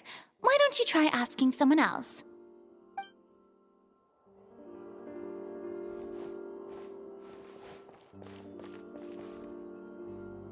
So, this is a real musket? No, it's just a prop weapon. Not bad. Have you seen a real musket before? Only in books and newspapers. I made this one based on the relative shape and proportions I saw in reference images. When we're filming, some special gunpowder will be applied around the muzzle, which will help create the flash and smoke effects of a real gun being fired. Which means it'll be up to the actors to portray the recoil. That's right. The sound effects for gunshots will also be added in post-production. Thank you, Veronique. I think I know where to start now. However, the musket's gears and firing pin could still use some work. Adding some wear on the metallic components will make them appear more realistic. Also, be sure to rub the muskets with some oil each time before we start shooting. That'll give the impression that the firearms have been well maintained. Good point. You seem to know a lot, Miss Chevres. I assume you use these types of firearms on a regular basis? Yes, I perform routine maintenance on my weapons every day.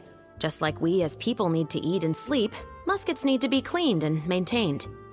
I also perform similar care for my sword every day, and familiarize myself with its shape and weight, to the point where it feels like a natural extension of my body. Yes, this way, our weapons will never betray us in the heat of battle. Yes, well said. It seems we have the same philosophy on this topic. Oh, sounds like they found a common interest to talk about. Though these props differ from the muskets I use, I can still give you some pointers. Good. I look forward to your instruction. First and foremost, never point the weapon at anyone, regardless of whether it's a real or prop weapon or whether you're holding it or it's on the table. This holds for any time when you're not actively engaging an enemy. Okay, understood. When aiming the musket, extend your arm so that it's level with your shoulder, and use your eye to look down the weapon's sights. Like this? Not bad. Now, try saying your lines. This is the end of the road for you. Good. Now turn your body a little. That way, you'll give your enemy less of a target to work with. And relax your shoulders. Here, allow me to demonstrate. This is the end of the road for you. Huh. Excuse me, Miss Chiori. Director Farina, there's something I wish to discuss with you. Oh? What is it? Like this? Yes, much better. What do you think? I do see your point. But are you sure you wish to do this? I believe it would be most fitting. Well, if you insist. All right, I understand. Miss Ayaka, Miss Chevres, could the two of you please come over here? Huh? What's going on? Are we gonna start filming now? Let's go see. What is it? I have a question for you, Miss Chevres. Would you be willing to play the role of a musketeer? What? To clarify, I would like to turn over my role to Miss Chevres. But brother... Don't worry, Ayaka. I actually view this as a good thing. I was becoming troubled trying to set aside some time to speak to the staff at the Palais Mermonia. I would like to have some conversations about the cultural exchange between our two countries, and I've heard that the bureaucratic process here can get rather complicated. Now, I will be able to focus on my work. Besides, you also know that I'm not really one for public performances. Are you really sure? From a director's point of view, I also felt like the relationship between the two musketeers in the original story could be improved. The older brother in the story plays the lead role with his overbearing character, but this causes his character to overshadow that of his sister, and the theme of the two supporting and relying on each other isn't conveyed very well. But if we were to change the siblings to two sisters of a similar age, then that aspect of the story might come through more clearly. Also, I've seen you instructing Ayaka. That cold and dignified personality is exactly what we need for the older musketeer. Of course, even with all these insights, the decision should still be made by Miss Chevres. Chevres mentioned that she really likes the story, right? Paimon bets that she'll take the role. Aber sie wird ihre Tätigkeit dennoch priorisieren müssen. Wir wissen aber noch nicht, ob sie der Schauspielerei sehr zugetan ist. All right, I'll take the role. Good. It's decided then. I'll get started on making edits to the script. We'll also need to make some immediate adjustments to the lighting, props, and costumes. I have a feeling that our adaptation will be even better than the original story. You're doing a great favor for me, Miss Chevres. You have my gratitude. Don't mention it. I like this character, so if anything, I should be the one thanking you. Well, since my brother is the one who brought up the idea, I suppose there's no need to worry. Let's go, Miss Chevres. I look forward to working with you. Please, just call me Chevres.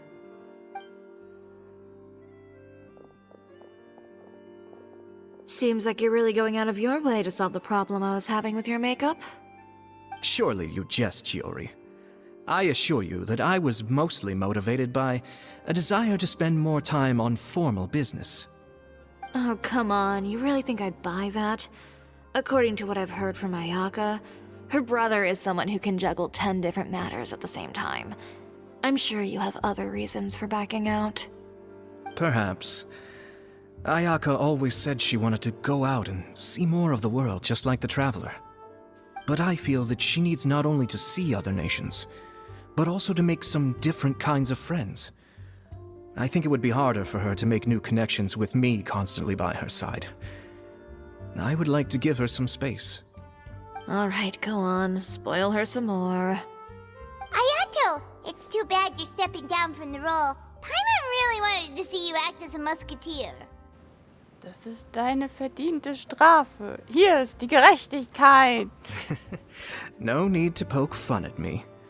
I'd wager that you also felt that I wasn't the best candidate for the role. It's a little hard for Paimon to imagine you saying those lines. Willst du jetzt wieder zurück an die Arbeit gehen? Yes, I've made an appointment to meet some people from the Palais Mermonia. Now, I will have some more time to prepare. Traveler, get the camera ready. Paimon, get the clapperboard. Actors to your positions. We're about to start shooting the first scene. Go on now. And please take good care of Ayaka. Yep, don't worry. Du kannst dich auf uns verlassen. Viel Glück mit deinem Schaffen. Thank you. I look forward to seeing the film when it's finished.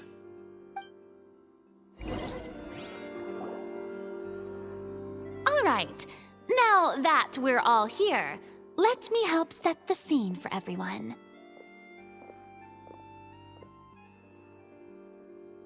The first scene takes place when our two main characters are still living at the Baron's estate. They've been ostracized and verbally abused by others in the household, but they still have no idea why. We want to capture how naive and innocent they are, despite their pain. Chevres will be playing the role of the older sister, Tulip, and Ayaka will be the younger sister, Iris. Be sure to get close-ups of the main characters at the right moment. Silence on the set! Lights!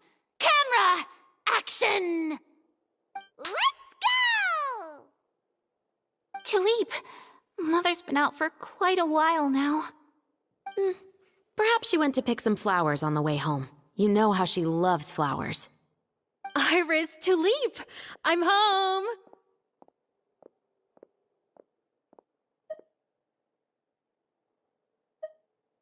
Mother! You were out for so long, we were beginning to worry about you. Oh, I'm sorry, but I'm back now, safe and sound. Here, I brought your favorite treat, apple turnovers. Mother, what are those bruises on your hand?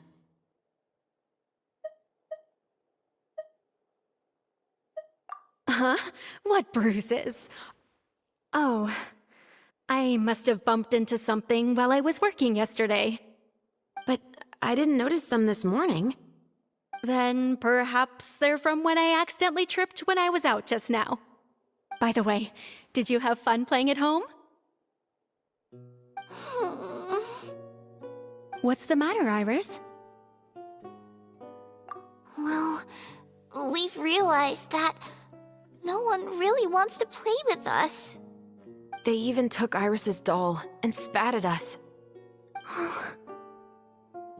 And they even called us names.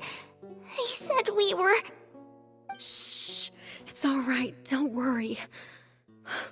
Girls, listen to me.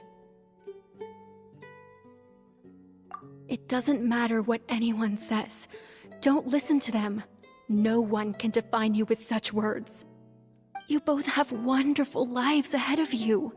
Just like your names. You will both blossom like beautiful flowers. Maybe your time to blossom hasn't quite come yet, but one day, you two will bloom more beautifully than anything else. Don't let the soil you're in now ruin your future beauty. Understand? My dear daughters. And cut! Not bad. The actors' emotions were all on point. Let's keep that take. Also, if our clapper loader could avoid shouting at the start of the scene next time. Oh, got it. Great. I was a little worried that my nerves would get the better of me. What about you, Chevres? I felt fine. The lines weren't too difficult at all. Seems like Farina must have adapted the role nicely. You two were great. I couldn't tell it was your first time acting in a film. You should have more confidence. Thank you for your encouragement. Positions, everyone! We'll move on to the next scene after we try a few more camera angles. Die Vorbereitungen gehen zügig voran, und sobald Furina einige Details zu ihrer Zufriedenheit geändert hat, beginnst du mit dem Dreh der zweiten Szene. This scene is when our two characters return home, only to discover their mother has been murdered. Ready? Lights! Camera! Action! Mother, we're back! Mother?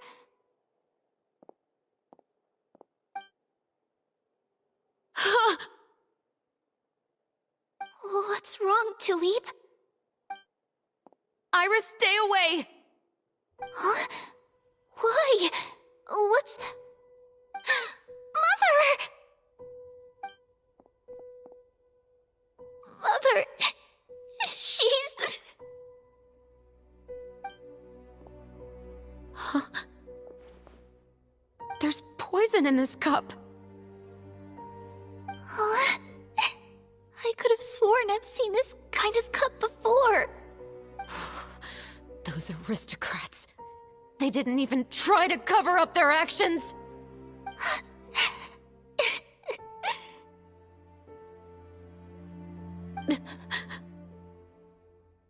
Iris, we need to leave this place. Leave? But now that Mother is gone, where can we even go? Anywhere. All I know is that we can't stay in this house. But are we just going to let them get away with this? We'll have our revenge, I promise you. Just not right now.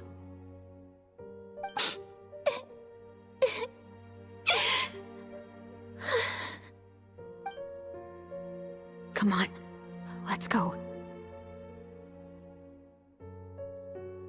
No, wait. We can't just leave Mother here like this. At least let me leave this rose with her. That's why we went out in the first place. To buy her this flower. All right. Goodbye, Mother. We'll avenge you. Someday. And cut! Beautiful! Great performance! Oh my, you're so amazing, Ayaka! And were those real tears I saw? How did you do it? I was surprised too. Thank you for the kind compliments. Actually, as soon as Director Farina said action, I told myself not to think about anything. I just felt the weight of the moment and became the character. It's quite similar to practicing the art of the sword. You clear your mind and focus only on what's happening in front of you. Ayaka's performance was amazing. Have I discovered an acting prodigy? Pipe down, everyone! We need to move on to the next scene!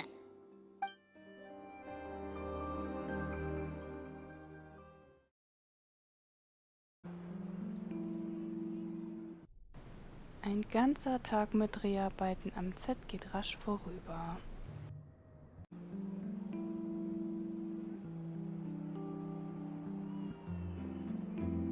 Huh? Are we done already? But Paimon wants to keep playing with the clapperboard. How do you feel, Traveler? Is your arm sore from holding the camera all day? Ein bisschen. Aber es hat eine Menge Spaß gemacht. Good work, you two. You too, Shivers. You were quite the actress today. I've read this novel many times before. I have a good grasp of my character's mindset. Anyway, do you remember my request from yesterday? Oh, right! We were having so much fun that Paimon nearly forgot! You have a case where the murders seem really similar to the cases in the novel, right? So, how are they similar exactly? In the story, the main characters grow up to become two musketeers, always using their guns to carry out their revenge. And on each of the victims, they place a rainbow rose as a signal that they've returned. Du willst damit sagen, auch in diesem Fall gab es Regenbogenrosen? Yes. That's correct. We found rainbow roses just like in the novel. Seems like you're connecting the dots now. Oh, that does sound pretty concerning. Especially after seeing the script today. Oh, now Paimon can't stop wondering what kind of ulterior motive the murderer might have. What do you think, Traveler? You're smart. Paimon wants to hear your thoughts. Solange wir nur dabei assistieren, denke ich, dass wir an dem Fall mitarbeiten können. Good. On behalf of Fontaine's Special Security and Surveillance Patrol, thank you for your dedication to justice. There's no time to lose. We should start investigating right away. Follow me. Huh? Right now? But we just got done filming all day. Paimon's so tired. The most valuable intel always comes after nightfall. They are like small, remote islands in the middle of the sea. If you don't stay vigilant, you will pass right by them in the fog. That's how one of my favorite books always puts it, at least. So, where are we going right now? Let's start by checking out some workshops that sell mechanical components. If the culprit is making their own weapons, it's very likely that they'll visit those sort of places.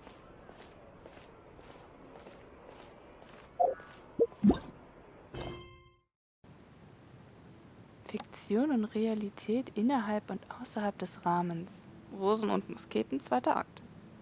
Geht zu Le Chaux Werkstatt, um zu ermitteln.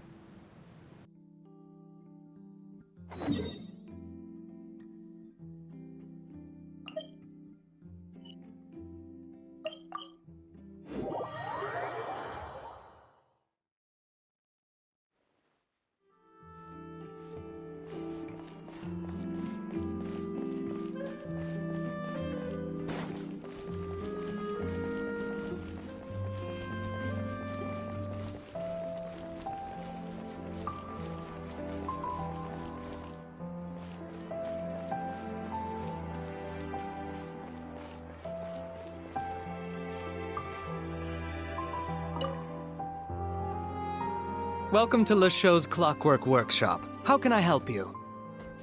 Hello. I'd like to know if anyone has purchased some special components lately.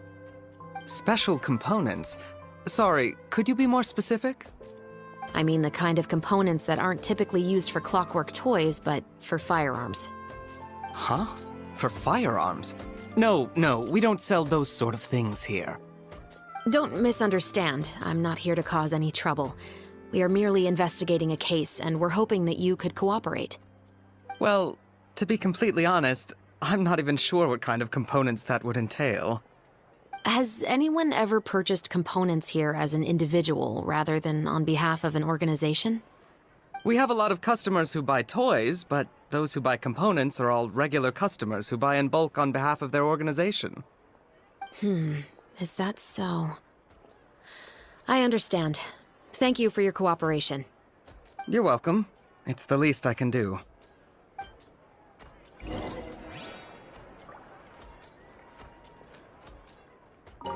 Welcome to Le Chaux' Clockwork Workshop. How can I help you?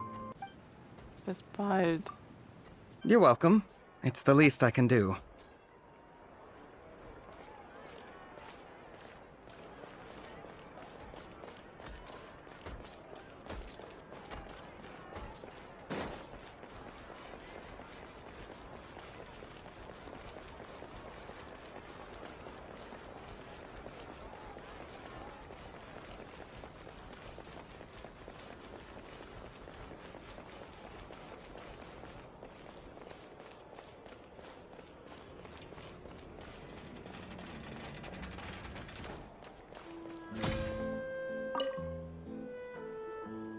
Oh, hey, Chevris.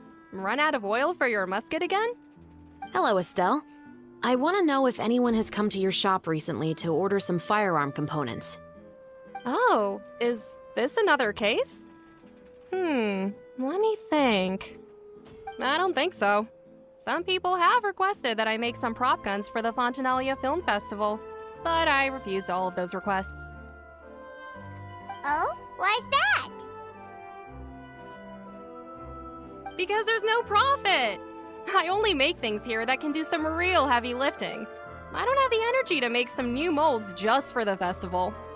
Then has anybody come specifically looking for mechanical components? Well, I usually sell off my scrap to the Fleuve Cendre. I don't typically give them to one specific person. I understand. Thanks for your cooperation. Don't mention it. Always happy to have the Musketeers' patronage. Seems like we haven't found any leads to go off yet. Yeah, unfortunately. Alright, let's head to Fleuve Cendre next. Huh? Are you sure? People might not be so thrilled to see the captain of the Special Patrol there. You think so, huh? Then I guess you don't know. Huh? Know what? That I grew up in Fleuve Cendre.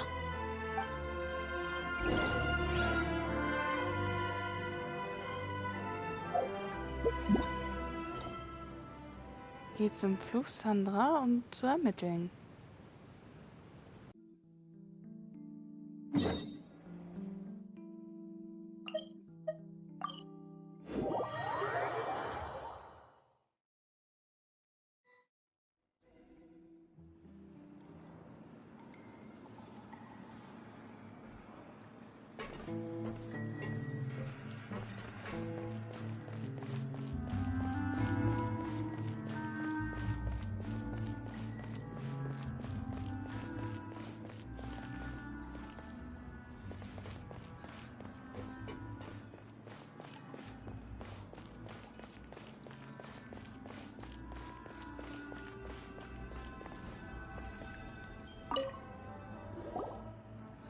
What's all this?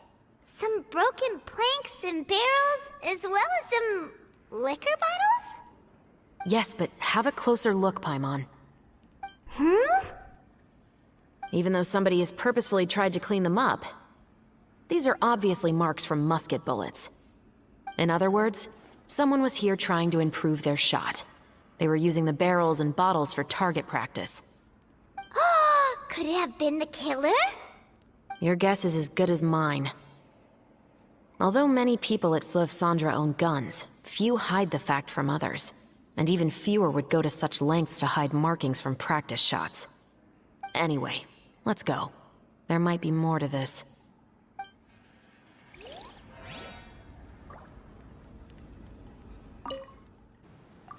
Mehrere zerbrochene Fässer und Schnapsflaschen, von denen manche anscheinend von Kugeln durchlöchert wurden.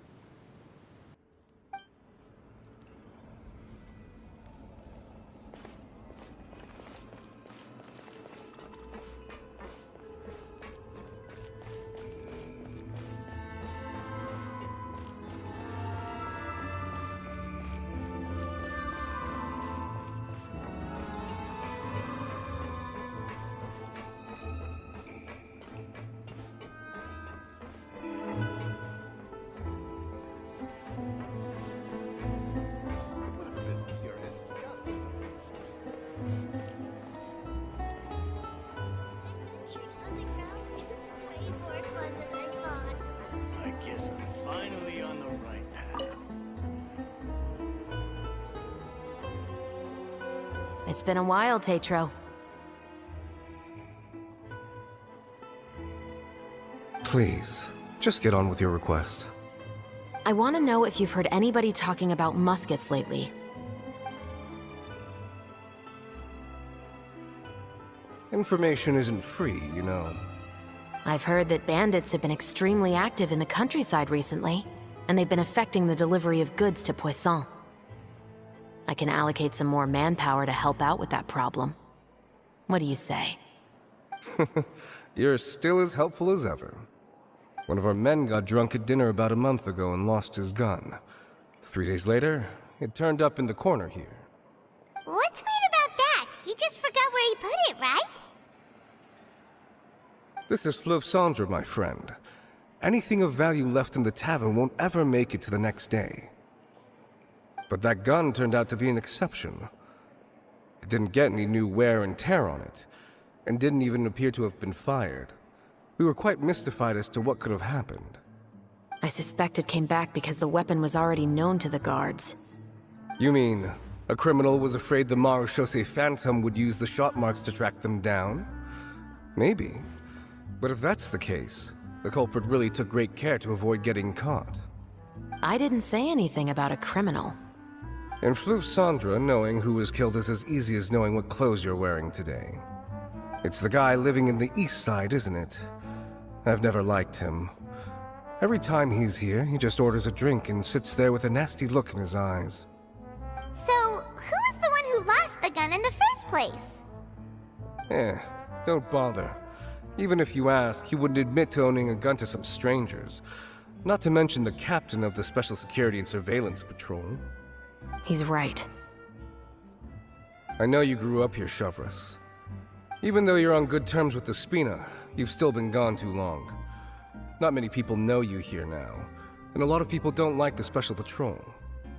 I know. So take my advice and don't show your face too much around here. It's for your own safety. I'll come and go as I please, and I'm afraid I'll be appearing more often due to my work. All right. Don't say I didn't warn you.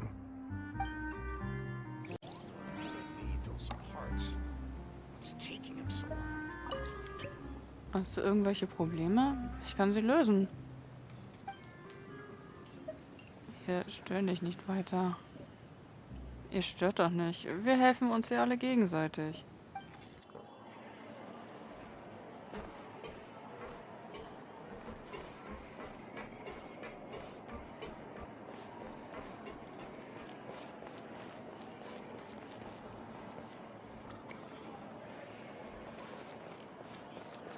If there's anything you need... Adventuring underground is way more fun than I thought.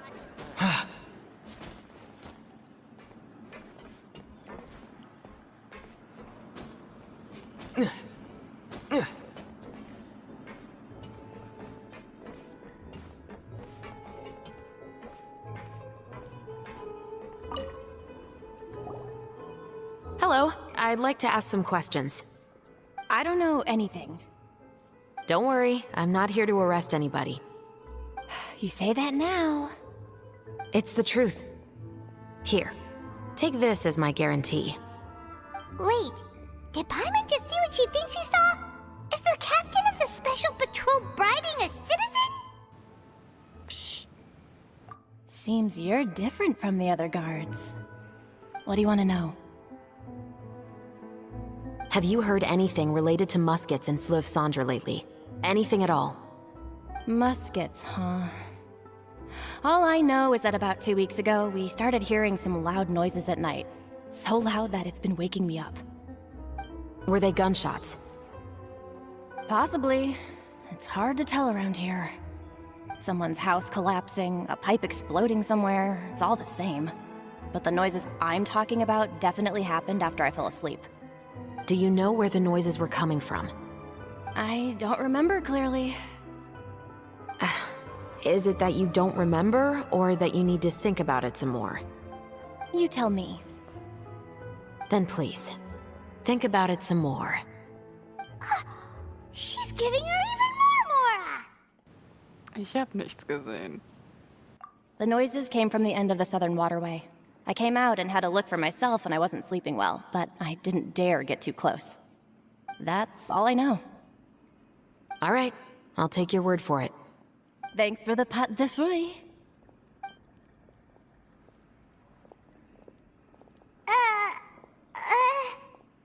No need to be surprised. I grew up here, remember? I know how to get people around here to talk. Zum Reden? Wovon redest du da? Ich möchte auch etwas Fruchtgummi. Seems you catch on pretty quick. Now then, let's keep going. Seems like that's all we'll be able to uncover for today. Paimon feels like we managed to learn a lot more here than up on the surface. Yes.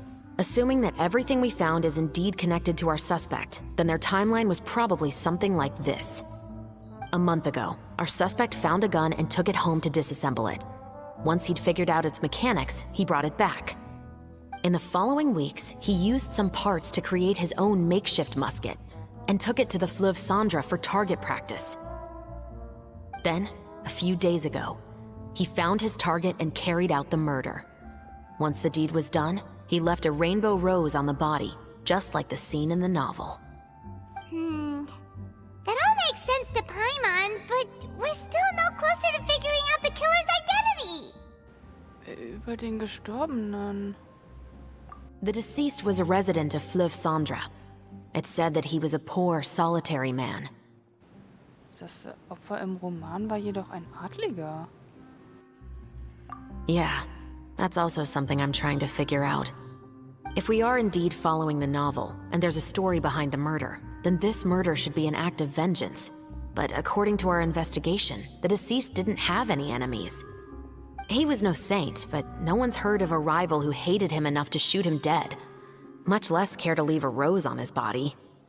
What message is the killer trying to convey, and to whom exactly? Könnte es der Romanautor sein? We've thoroughly investigated that possibility. He claims to have spent the whole day at the Opera House on the day of the murder, and the staff there have confirmed his account. Okay, so he has an alibi. Not only that, he lacks a credible motive as well. He has a family of his own, and both of his parents are still alive. I've looked into his records. He was adopted at the age of 6, and all the proper procedures were followed. There are also records of him at an orphanage before then. In the story, the mother of the 2 musketeers was murdered after the children turned 10. Of course, he could have changed the children's ages, but I don't want to assume anything without evidence. More importantly, I've also had a chat with him in person. He didn't seem like the kind of person who would pull the trigger to kill a man. Then, what should we do now? We have all this new information, but it doesn't help us move forward. Investigations take time. I didn't expect us to catch the culprit in just a single day. How about this? Let's spend the next few days filming with the crew. We can continue the investigation once we're done with the film. I'm sure that given time, new leads will present themselves. Wait, but weren't you saying Intel is like small, remote islands in the middle of the sea just a moment ago? Wouldn't you just miss them if you were to stop looking? Ah, but the book had more than one reference to the islands, Paimon. Oh? What else did it say then? As long as you spend enough time sailing through the fog, you'll eventually come across an island.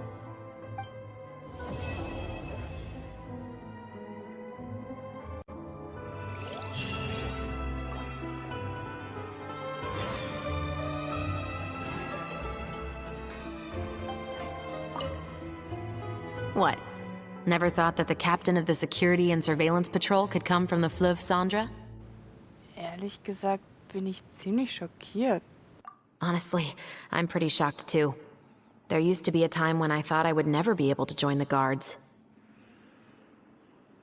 But as long as you can distinguish yourself through your accomplishments and skills, you'll eventually be recognized for your worth. If you look at it another way, my life at Fleuve Cendre has actually taught me a lot of valuable skills. Skills like how to barter with criminals or how to think in their shoes. Of course, I'd appreciate it if you could keep this a secret between us.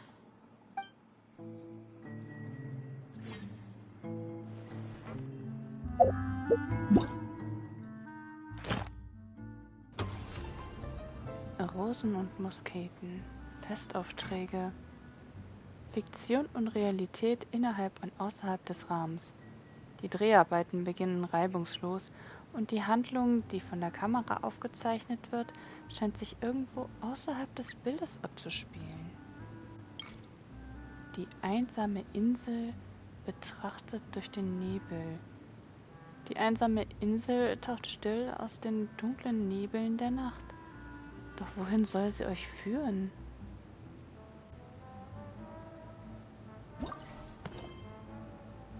Die einsame Insel betrachtet durch den Nebel.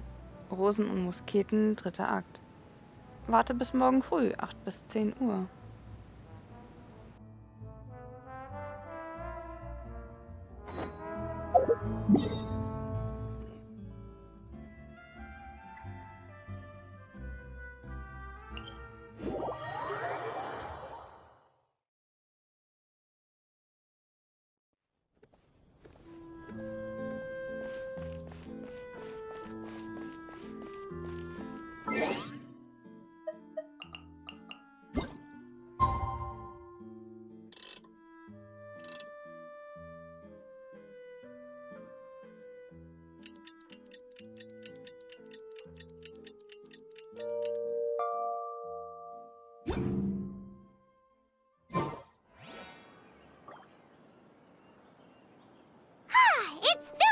fun again. Our schedule is jam-packed for the next couple of days, too. We've got so many different locations and sets to cover. Anyway, let's head out and meet up with the others. I hope the weather's nice like this tomorrow as well. Geh zum Treffpunkt.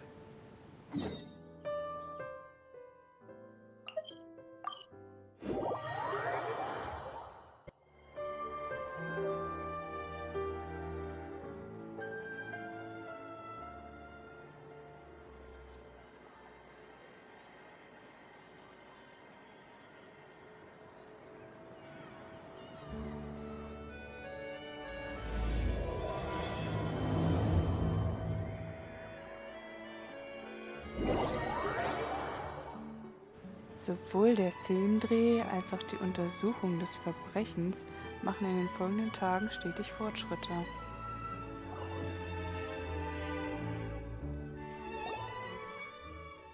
Good work, everyone! We're looking to wrap with our two main ladies today. I can already smell our success. What do you mean, looking to wrap? Das bedeutet, wir beenden das Drehen ihrer letzten Szenen. Damit sind die Dreharbeiten vollständig finalisiert. Oh, aren't you the expert now?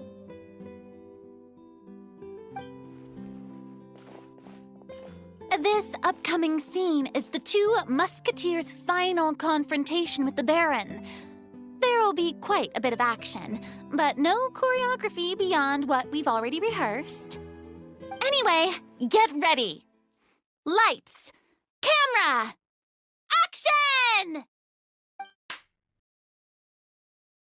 The view is beautiful tonight. It reminds me of that fateful night 10 years ago. And now that I've said it, I can even make out the faint fragrance of herbal tea in the air. Enough, villain! It's time that you pay for the death of our mother! My dear Iris, have you forgotten your manners? How can you speak like this to your own father? I'd sooner swallow all of my teeth than call you father. What did I expect? Seems the daughters have turned out to be just as obstinate as their foolish mother. In this world, Mora and status is everything. She thought she could blackmail me using her children and force me to grant her recognition and concessions? Ah, how naive can a woman be? Mother never asked a single thing of you. All she wished was for us to live a peaceful life, just like the others. It was you who personally brewed the poison of prejudice and sent Mother to her death. Compared to that deadly poison, the 2 bullets that will soon pierce through your heart will be like sweet mercy. And that's exactly why I said you're just as naive as her. Did you really think 2 muskets would be enough to defeat me?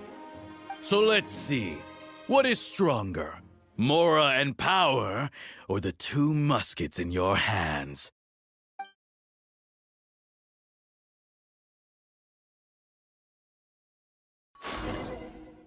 Get them!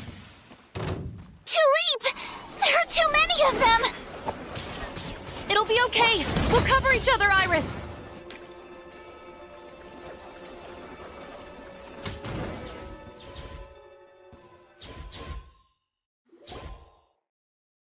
You've lost. To think I'd lose to my own 2 kids. We are no children of yours, and we'll never call that place our home. Then tell me, what did you do all this for? You lost your mother, and will soon kill your father as well. What will you gain in the end, other than sentences for your crimes? We will gain our long-awaited justice.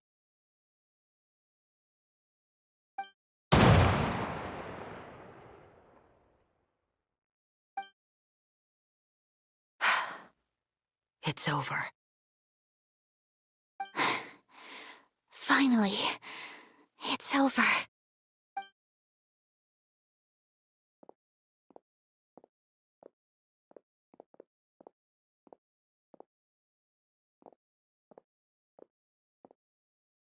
So, where will you go now, Tulip?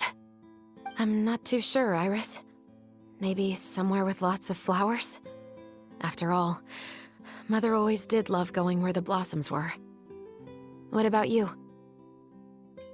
I want to go visit Mother's grave. Yeah, that's not a bad idea. Huh? Tulip, look! What is it? It's Mother's favorite, the rainbow rose. Look, it's blooming again.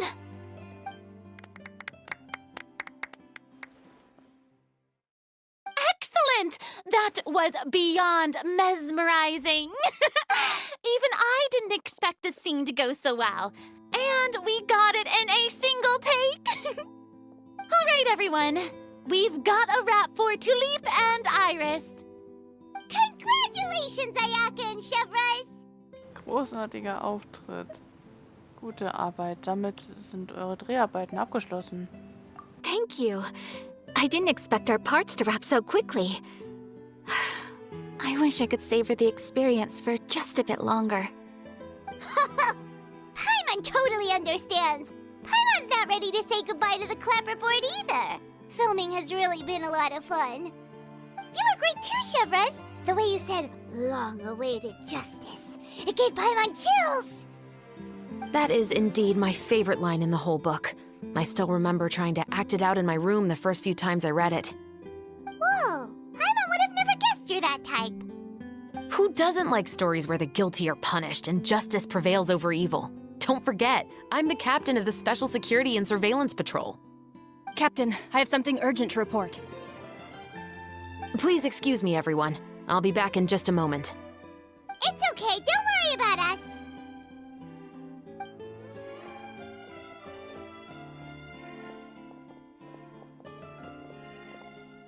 Oh? Was she whisked away by work already? I was just about to tell her how great she did. It seemed like some urgent official business. Then perhaps we should thank the stars that we were able to wrap both of your parts so quickly today. Switching around the filming schedule would have been a real pain. Anyway, I actually came over to let everyone know that we're all done for today. You can go home and get some rest. And one last thing, Miss Ayaka. Your acting skills today were immaculate as always. Are you sure you won't consider taking up full-time acting? See, I just happen to know this great troupe that's still looking for a lead actress. Thank you for your kind words, Director Farina. Unfortunately, there are still many matters that I have to take care of back home at the Yashiro Commission. I cannot remain in Fontaine to pursue an acting career. Nevertheless, I will make sure to treasure this incredible opportunity in my heart. Oh, that's a shame, but I understand. Just let me know if you ever change your mind. I believe it's also about time for me to take my leave. But hopefully I'll see you on set over the next few days. Even though my part's wrapped, I'd still like to swing by and help out the crew. See you tomorrow, Traveler and Paimon. Yep, see you tomorrow! Well, what should we do next? Maybe we'll go investigate the case some more with Chevres today. Traveler, Paimon, please come with me. Huh? Where are we going? You could say that our ship has finally chanced upon one of those small, remote islands of intel.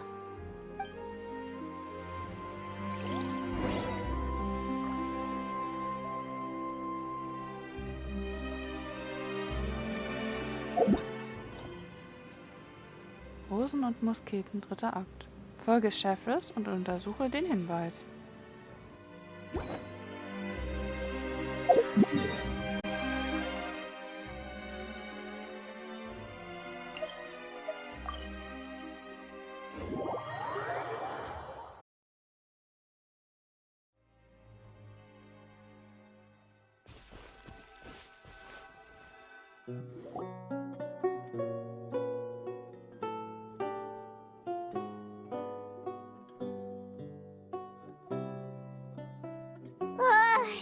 Paimon's exhausted. Paimon definitely didn't expect having to float this far after a full day of filming. So, Chevrolet, why did you take us here? Hast du einen neuen Hinweis? Affirmative. It wasn't anything conclusive, but it should show us a clear way forward. Have you ever heard of someone by the name of Emily? Oh, you mean that famous perfumer? She's a good friend of mine.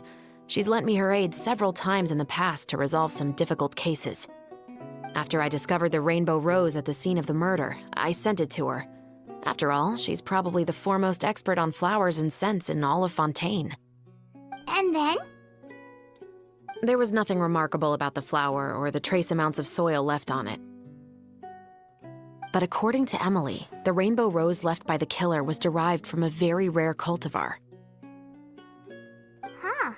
Paimon didn't know that there were different varieties of rainbow rose. Paimon just thought they grew everywhere in the wild. Flowers that are deliberately cultivated will always show some different features from those that bloom in the wild. We already knew that the rose left at the scene belonged to a special cultivar, but with Emily's expertise, we were able to pinpoint the place where it was first picked from. Oh, Paimon gets it now. So whoever first planted that rainbow rose was probably the killer. Precisely.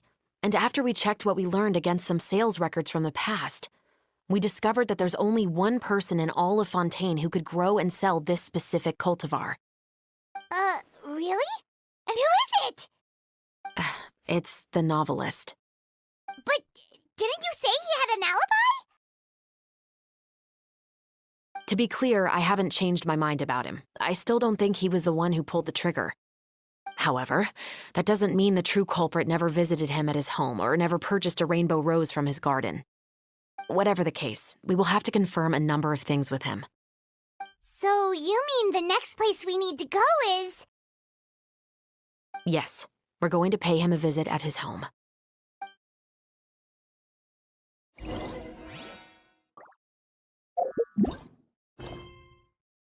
Die einsame Insel betrachtet durch den Nebel. Ihr geht zu dem von Chevrolet erwähnten Ort. Die einsame Insel taucht aus den dunklen Nebeln der Nacht. Doch wohin soll sie euch führen?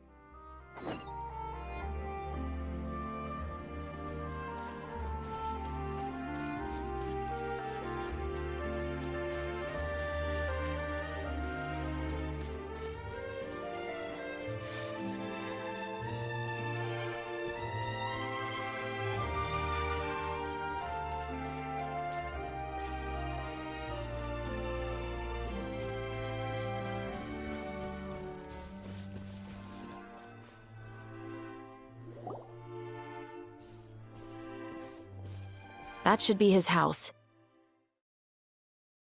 There are so many Gardamex stationed around the place.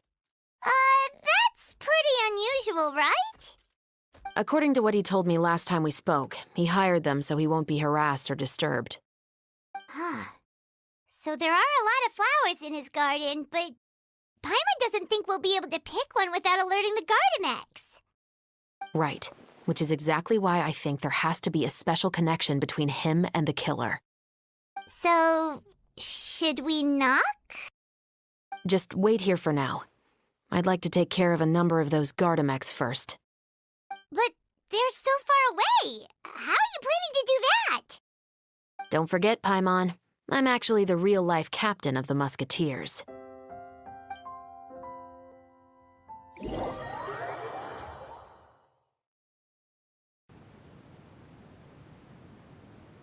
Drücke auf die Zielen-Taste, um zu zielen.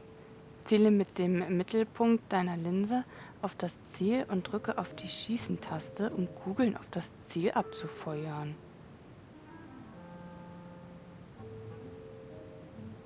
Achte auf deine Umgebung, anvisieren und schießen.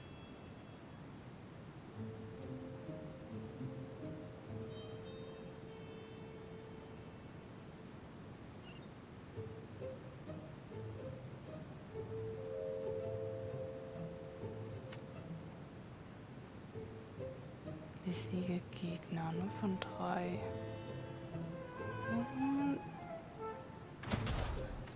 Und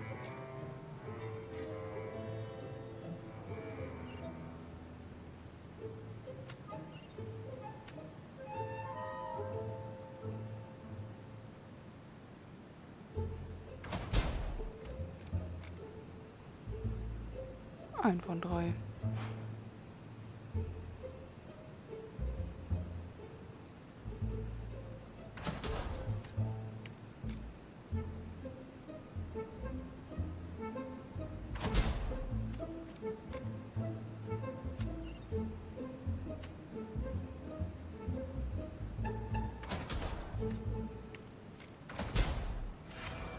Auftrag abgeschlossen.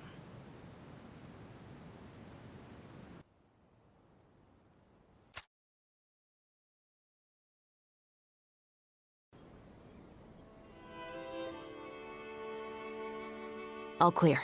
Let's go. Wait! Paimon's a little nervous now that we know he could be the killer. Can we go over our plan of action again? I'll go knock on the door and make sure it's safe inside. Once we're sure that we're in the clear, I'll ask him to come with us for a quick round of questioning at the guard's headquarters. But can't we just arrest him? We still have no evidence that he's the killer, or that he lent the killer any direct aid. Still, it would be appreciated if you could pick a rainbow rose from his garden for me while I'm talking to him. It'll help the Marachose Phantom confirm Emily's theory. Sure, no problem. Just be careful, Chevreuse.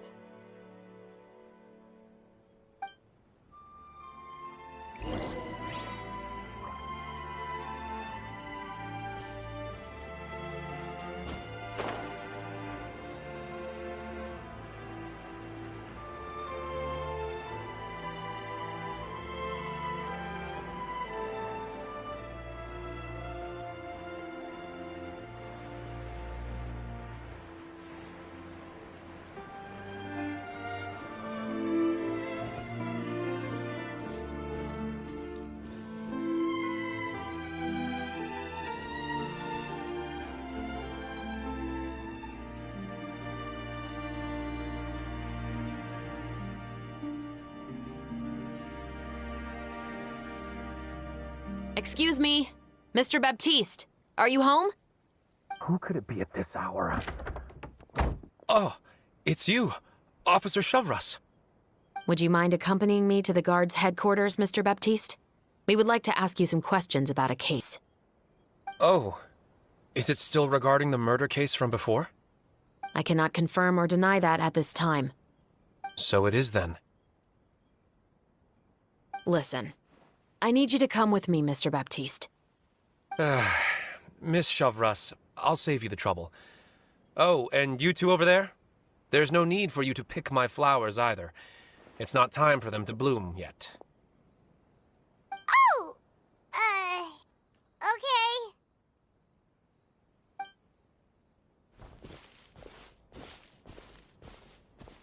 By saving me the trouble, you mean... I will confess. I was the killer. Huh? He just admitted he's guilty! Please relax, everyone. I'm not armed. The musket you're looking for has been buried in my backyard. Then it's my responsibility to inform you, Mr. Baptiste, that everything you say right now will be used as evidence for the inevitable trial. Yes, I am perfectly aware of that. I must say, I hate this feeling. Oh? Is it because I confessed? Or because you've been proven wrong? Both, I suppose. Der Mann am Fluss André. Warum hast du ihn getötet? For the same reason as the one I wrote out in my novel, of course. I did it to exact revenge. I know you haven't figured out the link between the two of us. Had you done so, I'd have been taken away to the headquarters a long time ago. But that won't stop me from always remembering his grotesque face. After all, he was the one who killed my mother. Your mother is still healthy and well. You know, I was adopted as a child. I was referring to my birth mother. That was never recorded in the orphanage's records. Please forgive a 6-year-old child for concocting some lies to protect himself after watching his mother die right in front of him. So, your novel, it was like a record of your life? No, of course not. It was a work of fiction with many embellished parts. But I am indeed the illegitimate son of a wealthy and influential man who abused his power to murder my mother. That part was 100% real. But the man you killed didn't have a Mora to his name. He was a hired assassin, an irredeemable beast who sank his fangs into a defenseless woman just for a few bags of Mora. But if that's really the truth, you wouldn't be telling us any of this now. You still haven't managed to take revenge against your father, the true mastermind behind it all. I never thought I'd hear that kind of thing from the captain of the Special Security and Surveillance Patrol. I'm simply skeptical about your motives. It's simple, really. I've grown tired of everything and don't want to shoulder this burden anymore. You may have considered me too soft to pull the trigger. Well, as it turns out, you are exactly right. I've become overwhelmed by the aftermath of the murder. So you're going to call a stop to your revenge, just like that? The true mastermind is too rich and too powerful for me. I've accepted that I will never be able to avenge my mother alone. And so what? The characters in your book never gave up. Now, Officer Shavras, I'm the one who has killed a man, aren't I? Are you trying to convince me to commit another crime? What's your father's name? How do you plan to prove the veracity of all of your claims? Well, I'd like to speak with you privately. Sure. Why don't we speak privately at the guard's headquarters? No, it has to be here. I must ensure that we won't be overheard. Fine. Let's talk here. When I said won't be overheard, I meant by anyone. I would like to speak with you and you alone.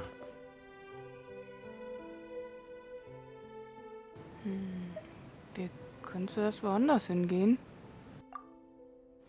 Thanks. I appreciate it. Please stay safe, Chevres.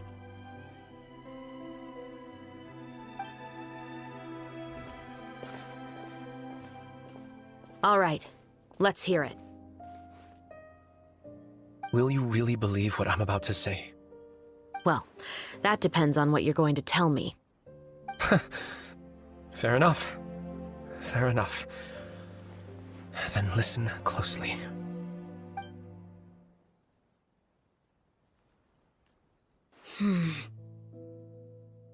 So that's how it's all connected. So, it seems you believe me after all. Do you want me to go public with this? No, of course not. At least, not right now. Then why did you bother telling me? You've read my work. What do you think? Even if you were to go public with all of this right now, he'd simply deny everything. It's been too long. Almost 20 years. Anything that could be used as evidence has long faded away. Even if there might have been a solitary island of truth once upon a time, it has long sunk beneath the waves by now. Justice will never find him. Not if you don't try. I know that as the captain of the Special Security and Surveillance Patrol, you will always stand on the side of justice. But do you really think a cushy life in prison really constitutes justice for him? I bet he could lead an extremely comfortable life in the fortress of Meripede. What are you trying to say? I've been observing you from a distance. Your portrayal of the musketeer was exquisite. Pull the trigger of justice against him. Let the villain get what he deserves. You want me to let you go so you may complete your revenge? No, Officer Shavras. I know that would be impossible. No. What I'd like is for you to perform the deed on my behalf. Oh, Chevres sure is taking her time. What could they be talking about anyway? Oh, Paimon's worried. What if he decided to attack habe vollstes Vertrauen in die Kampffähigkeiten von Chefres. Wenn überhaupt, würde ich mir über ihn Sorgen machen. Oh, you do have a point. Still, do you have any idea who the rich person might be? And why the novelist doesn't want us to hear what he's saying to Chevres? Sorry to keep you waiting, you two. Hey, how did your talk go? Hast du herausgefunden, wer die reiche Person ist, die er erwähnt hat? Was machen wir jetzt? I've already sent someone to escort Baptiste back to the headquarters for questioning. He wasn't lying about the musket. It was indeed buried in his backyard. But what about the name? Did he tell you the name of the rich guy? Yes, he did. But for now, I have to return to the Special Patrol. There are still a few loose ends I need to tie up. Was läuft hier? Anscheinend will sie uns etwas verschweigen. I'll probably be quite busy over the next few days, so apologies if you don't see me on set. All right, Paimon understands if you can't tell us everything you know. We'll just keep an eye on the Steambird then. Actually, there's still something else I need your help with.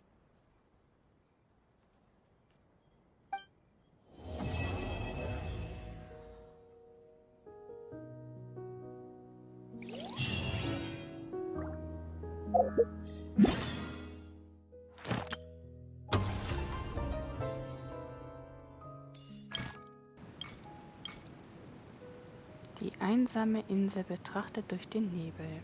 Abgeschlossen. Wo die Rosen blühen. Worauf richtet die Waffe der Gerechtigkeit ihren Lauf? Und wen würden ihre Kugeln treffen? Rosen und Musketen, 4. Akt. Warte bis morgen früh 8 bis 10 Uhr.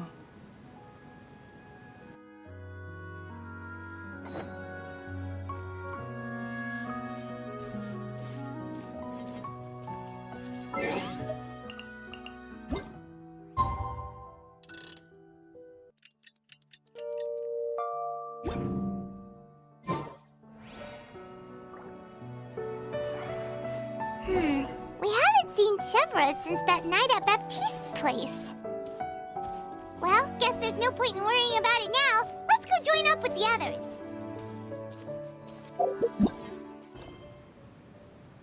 Geht zum Treffpunkt.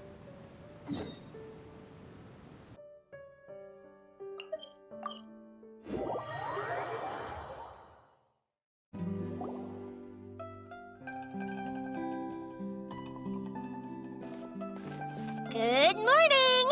Hayaka and I were just talking about you. Is Chevres still not joining us today? Probably not. We haven't seen her either. Huh? That's such a pity. Director Farina said that we've only got a few small scenes left before wrapping up the entire thing. She even said that she'll get me into a couple scenes, so everyone will have a chance to shine in front of the camera. We were also planning on having a victory feast once we're all finished filming. You can join us, right? Natürlich. If only Chevres was here. I still haven't taken a photo with her.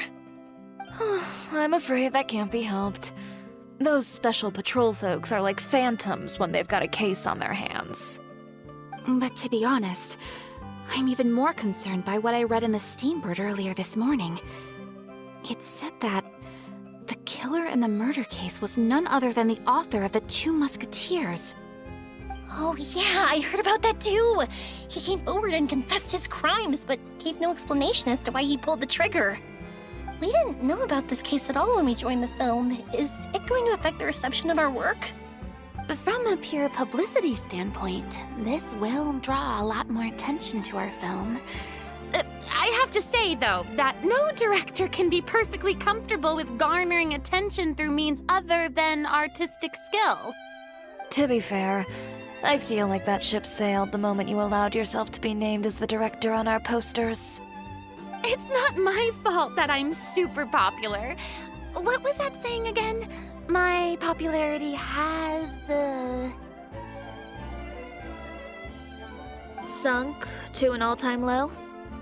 spread to the four corners of Tibet.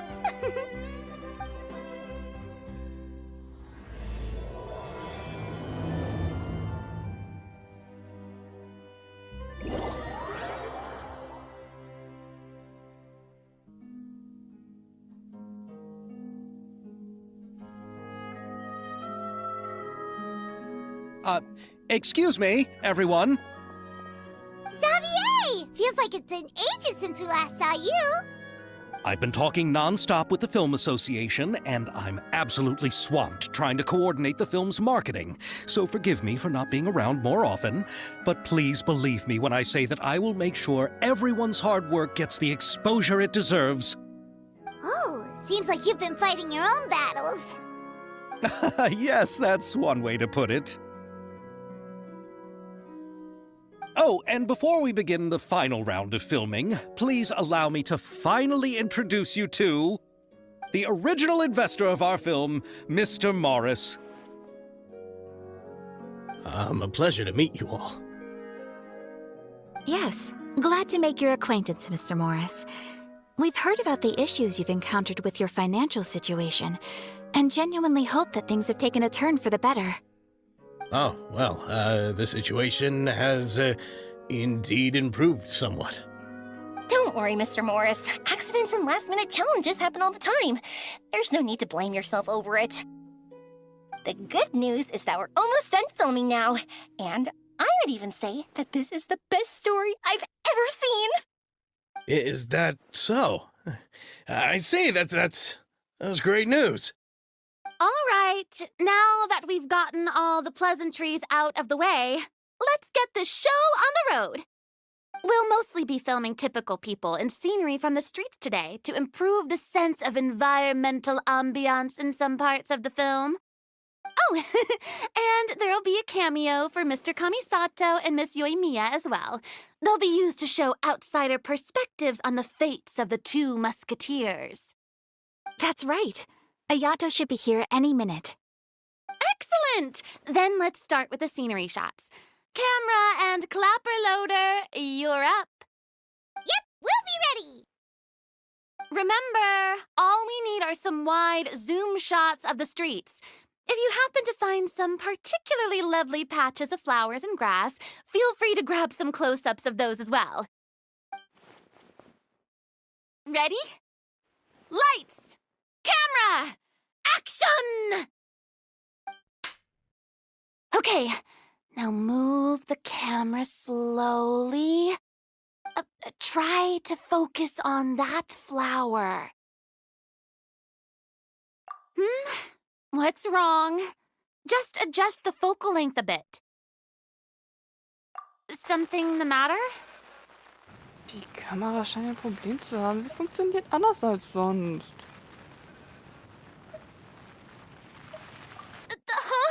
But wasn't it working fine for all the days before? Veronique, can we try a different camera? No problem. How about this one? All right, let's give it another try. Lights! Camera! Action!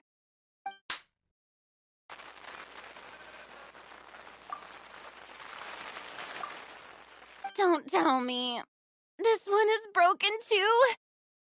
Veronique, do we have any other spare ones we can use? I'm afraid we only brought these two today. What? Then go find a workshop to get them repaired right away! Oh, and you too, Bono!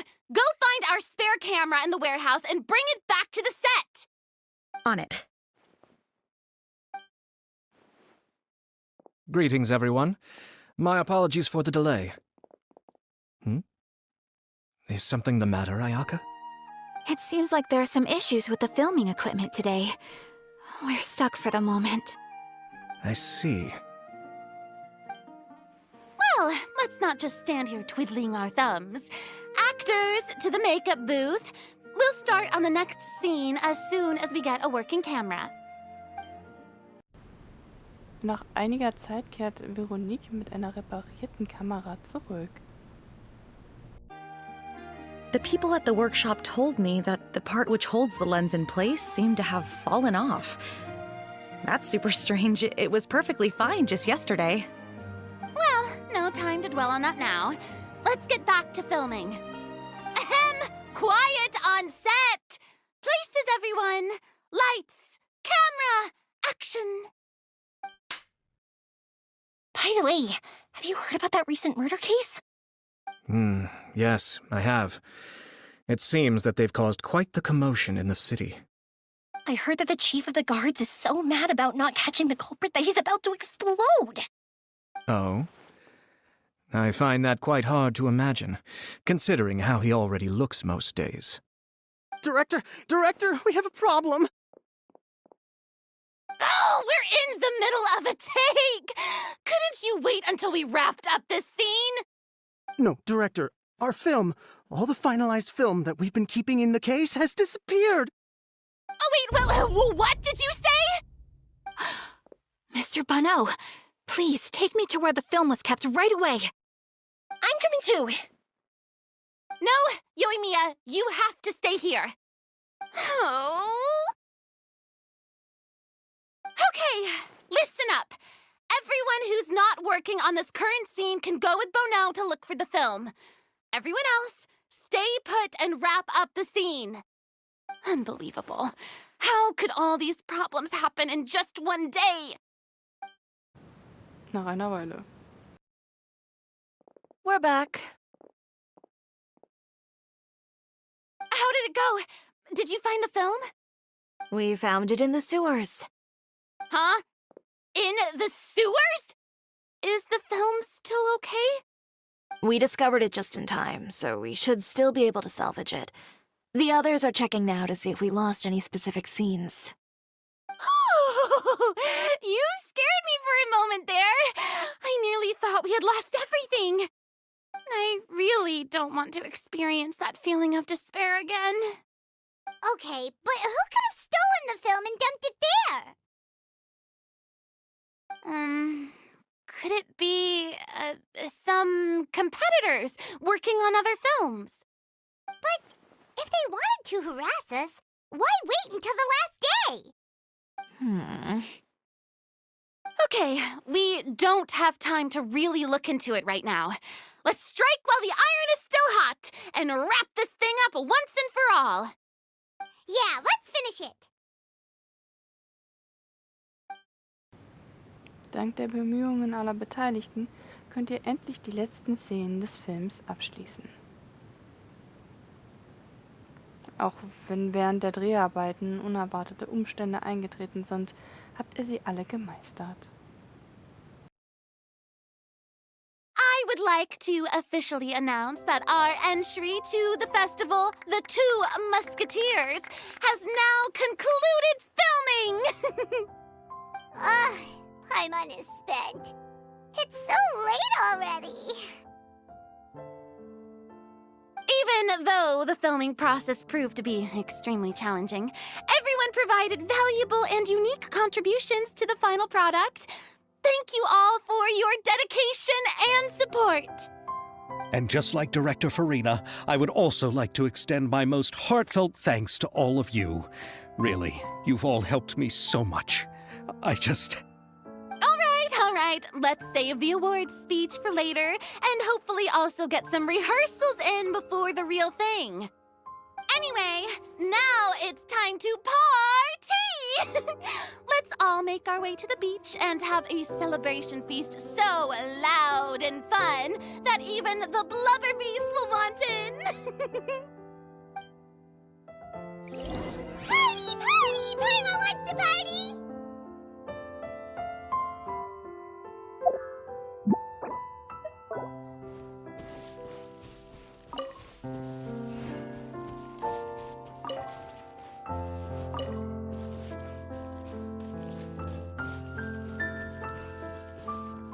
Whoa, this place is hopping. Everyone's finally getting to relax after wrapping up the film. Let's go chat with someone. Have you ever seen a fireworks show, Mr. Morris? It's pretty amazing. I'm afraid I haven't, but I'll take your word for it.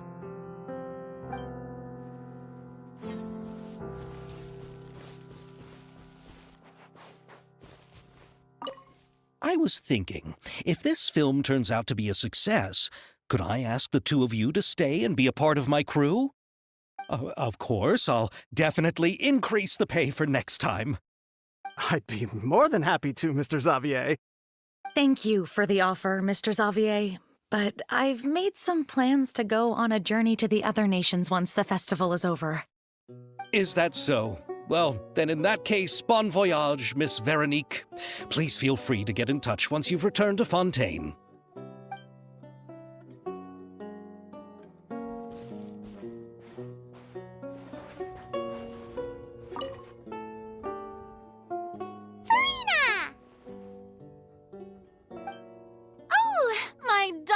Clapper loader and camera operator, you've both worked really hard.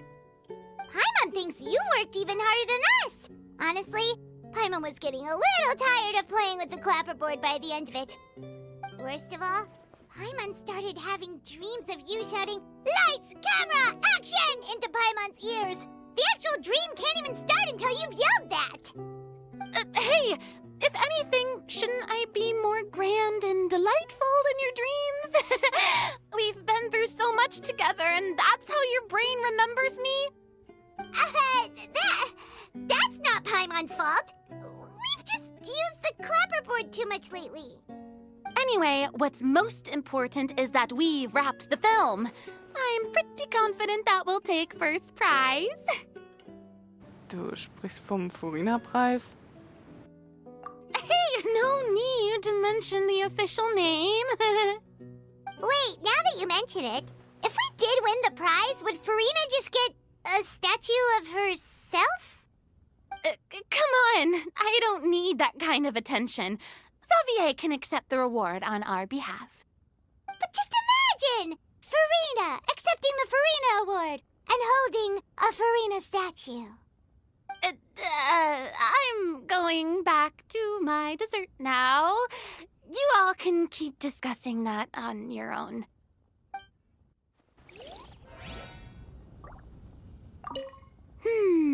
What kind of dessert should I try next?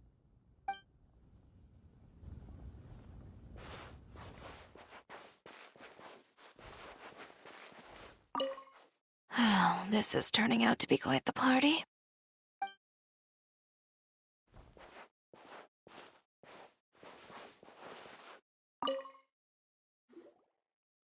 Hey, Ayato! How's your work been going? Everything went rather smoothly. Thank you for your concern. Ayato told me that we've already confirmed the dates for some Inazuma Fontaine cultural exchange events. So the next time we visit, we'll be doing so in our capacities as the representatives of the Yashiro Commission. Oh, that's great! Then maybe Paimon will be able to find Fontaine detective novels in Inazuma from now on! Oh, wait, wouldn't Yae Miko get upset if that happens? That would be stealing some of her business. Solange die Romane einigermaßen interessant sind, ich glaube nicht, dass sie das stört. You've got a point. She's always complaining that light novels have become bland and too predictable after all. The cultural exchange won't only feature literatures of both nations, of course. We have also made plans for cross-cultural engagements in the fields of gourmet cuisine, toy making, and artisan craftsmanship.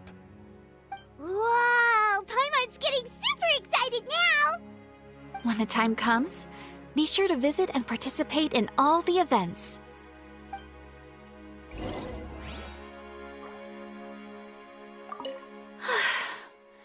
I wish we could have spent some more time here. Don't worry. It won't be long before we're back again.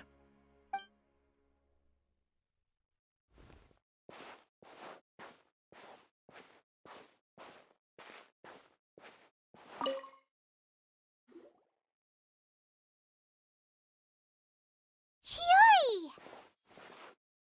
Hey, you two. Are you not really into these kinds of big social occasions? Not particularly. But this is still better than Fontaine Fashion Week. But if this film becomes a big hit, people will definitely come flocking to your shop. Yes, that's highly likely. As long as the film can premiere as planned. Are you still worried about the case? That and all the obstacles we had to face today. You're right. It's as if all our bad luck just manifested at once. But why today of all days?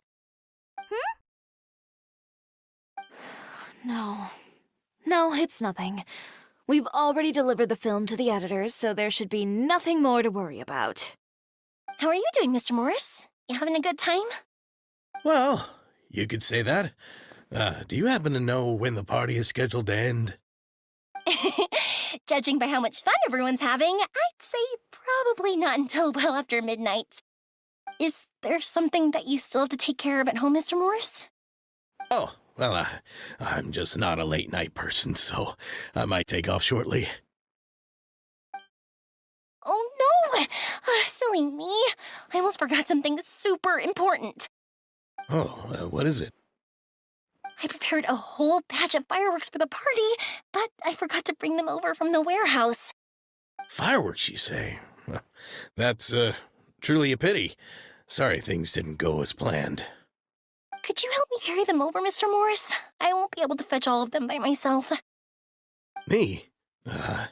Are you sure that you can't find anyone else? I just wanted to make this a surprise for everyone.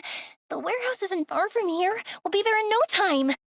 Pretty please, Mr. Morris. These are some of the best fireworks I've ever made. So I also want you to see them before you leave. They're stunning. I promise that they'll be a once-in-a-lifetime experience that you'll never forget. But... It's okay. Just come with me. If we're sneaky enough, nobody else will see us leaving. All right.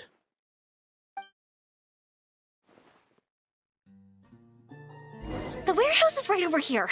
I moved the fireworks there in advance, so it shouldn't be too much work bringing them back. It's still a ways away from the party. Sorry about that, Mr. Morris. It's probably because I'm used to carrying fireworks all the time, so it doesn't feel like a lot of work to me.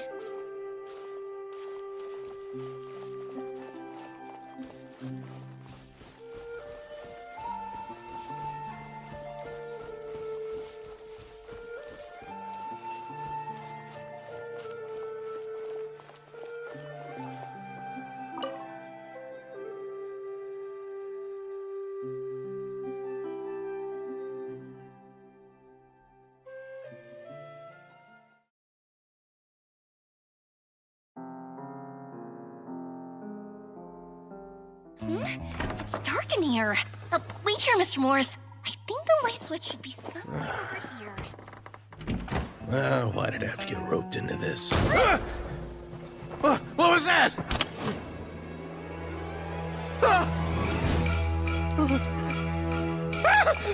Who's there? Get me out! Get me out of here! Did you really think you'd get away, Morris?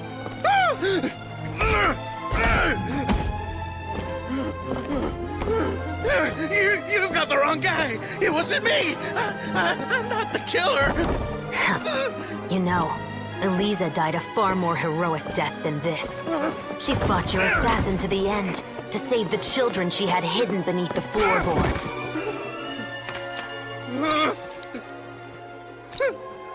That is Eliza's pendant. The one with a photo of you two inside. The one you gave her. Ring any bells? It's a fake! It has to be! There's no way! No way your assassin didn't destroy it, you mean?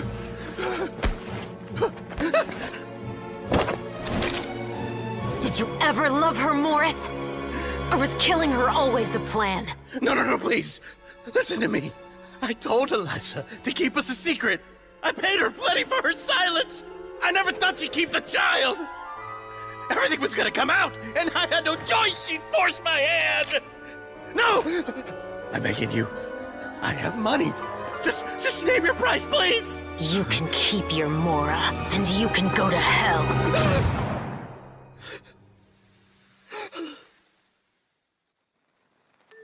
I'm Captain Shovraz of the Special Patrol.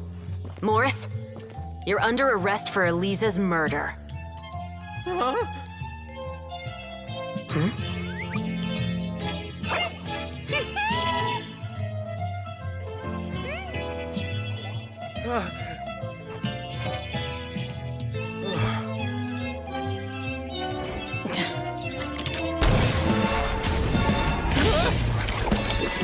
You're under arrest too, Prop Manager Veronique.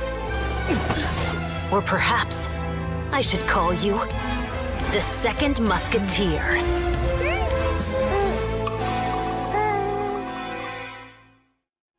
Wait, what's going on? This wasn't in the script. Drop the gun, Veronique. Why? Why would you keep me from exacting revenge on this heartless monster? Drop your weapon. This is my final warning.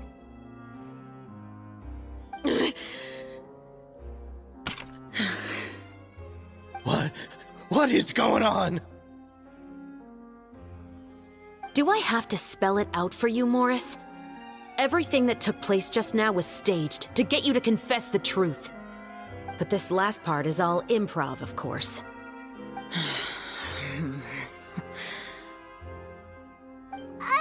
Chevraz, you told us you wanted us to help you stage a play. You never said anything about the Second Musketeer. It's because even I had no way to confirm my theory until now. Thank you for your performance, Yoimiya. Could I trouble you to go and bring in the other Special Patrol members? They should be on standby just outside. Oh, and please tell the other cast members not to worry about us. We'll be rejoining them shortly. On it.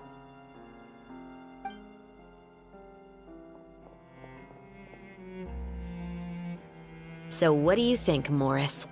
Care to talk about what happened 20 years ago?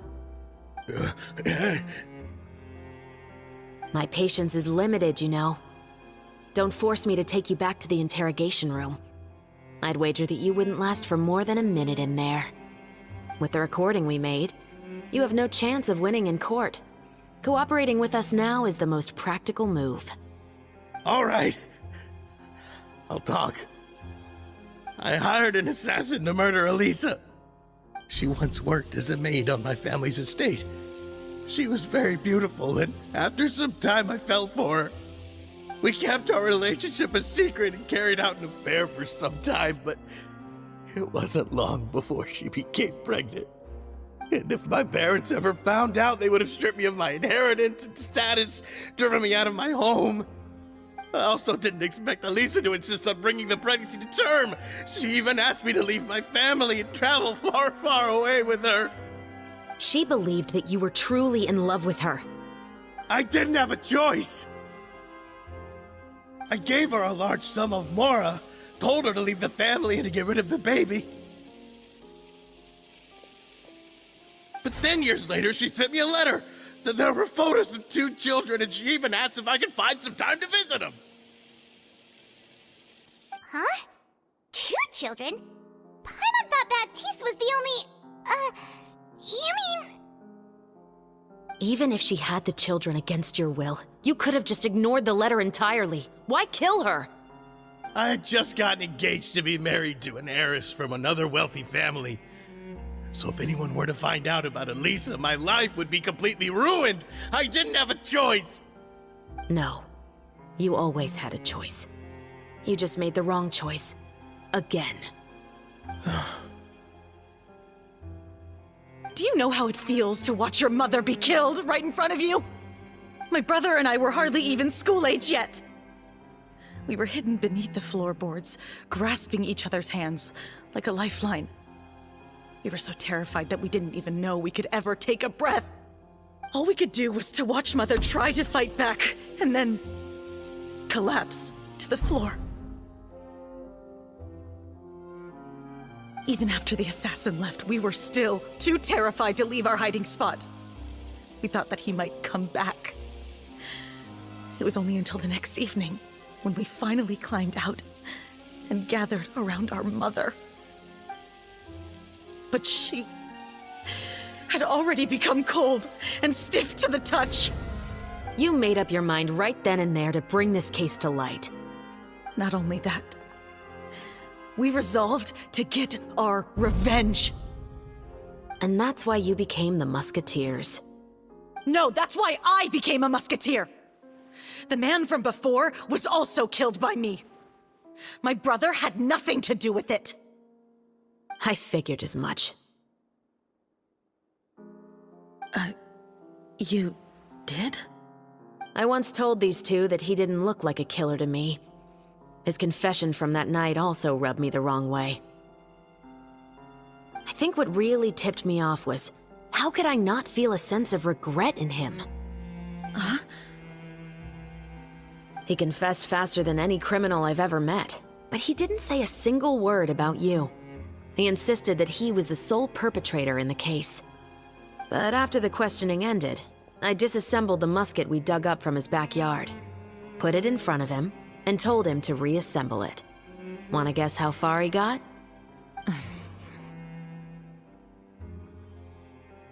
He had no idea where to even start. He's never touched a gun in his life. Based on that, I determined that he was not acting alone. He only surrendered himself to draw our attention and create a moment of opportunity for his partner. So, I decided to play along. And as expected, the second musketeer followed us without hesitation once she saw Morris get separated from the rest of the cast. Besides, why else would he call the novel The Two Musketeers? But how did you know it was Veronique? I figured it out the moment Baptiste told me his father's name. That so-called financial crisis was all just a ruse. He just wanted to sign up as the investor and then leave the film without any source of funding. After all, he has a vested interest in minimizing the reach of this story. It's really just the same thing as what he did to Eliza all those years ago. Human scum. But then Xavier pulled out all the stops and got the film made against all odds. Morris couldn't have that. With the killer in custody, he figured it was safe to act. And so he came to visit the set today, just as I expected. Wait, so you were behind all those mishaps today?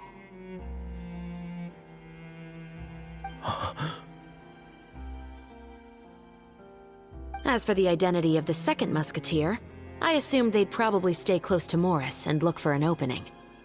And if they already knew that Morris was the film's investor, then that narrowed the list of potential suspects as well. Furthermore, being the props manager would allow the culprit to avoid scrutiny by purchasing mechanical parts in the name of the crew. With that hypothesis in mind, I went back to check Baptiste's orphanage adoption records. Guess whose name I saw on the same page, just a few lines from his. My brother. He trusted you. As in, he trusted me to perform the deed on his behalf? He trusted you to stand on the side of justice. I am. I thought you could do it as well. Oh, the look on your face when you told him to go to hell. I really thought you'd put a bullet in his brain. You know what he has done.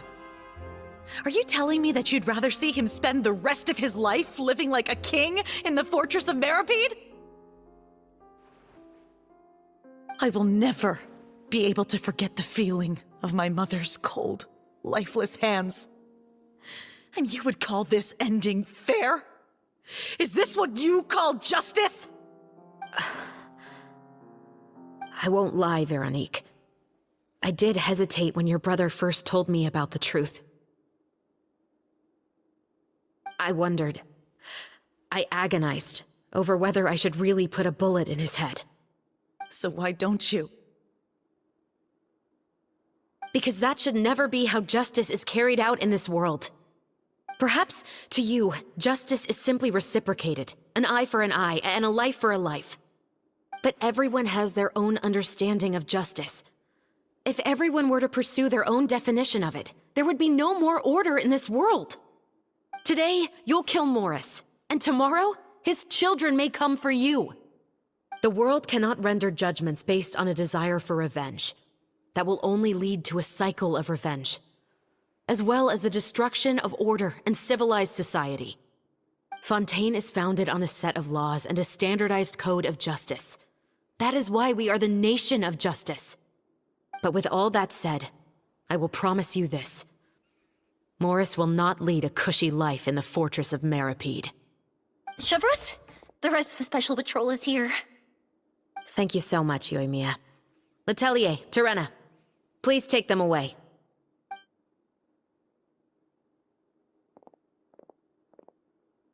I still can't agree with your reasoning. I know. Justice has not been delivered. At least, not today.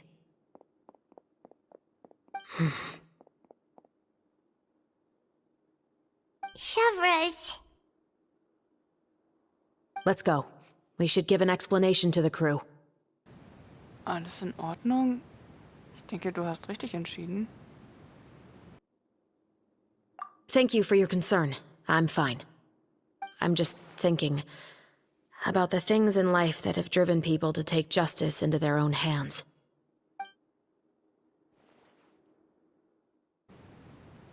Du berichtest dem Filmteam alle Vorkommnisse.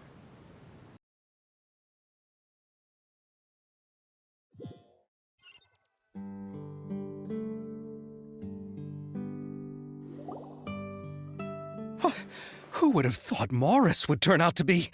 I'm at a loss of words. How could he have done something like this? I'm just glad that you're all safe and sound. Who knew that such a labyrinth of cases would be behind this story? Well, what should we do now? We have a finished film, of course, but should we still go ahead with the premiere? What do you mean? Shouldn't you be even more motivated to spread the word now that you've learned the truth? Chiori is right. I'd also like more people to see this story for themselves. But the real ending of the story seems to have deviated somewhat from the one in the script. Is that still acceptable to you, Miss Chevros? The call is yours. We still have time to reshoot an ending if that's what you'd like. No, it's fine as is. I like what we have for the catharsis. Romanticism is what gives works of art their appeal. Fiction is able to explore means of restitution that could never work in real life. Just like the real world, the world of stories also has its own set of rules and justice.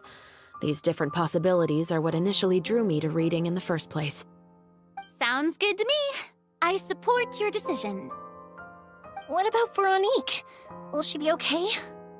She will soon face her judgment alongside her brother and Morris. If I had to guess, they'll probably all be sent to the fortress of Meripede. I'll make sure to give Risley a heads up about it. Oh, you mean that kind of heads up? Exactly. Ahem. All right, then the matter's settled. Now that everything's been taken care of, there's no reason for us to keep looking all gloomy and grumpy.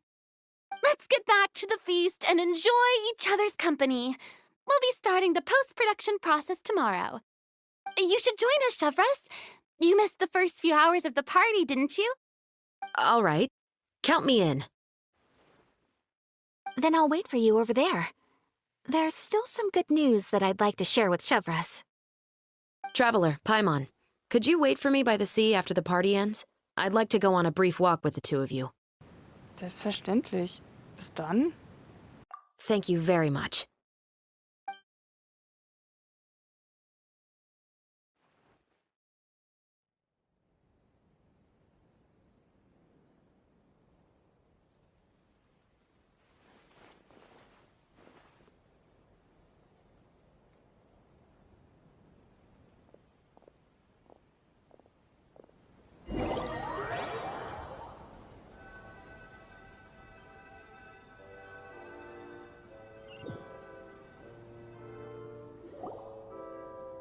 Sorry for the wait. Oh, we weren't waiting long at all. Is there something else you wanted to tell us? No, I don't have anything new to share. I just felt that since you were my investigation partners, I should have another conversation with the two of you.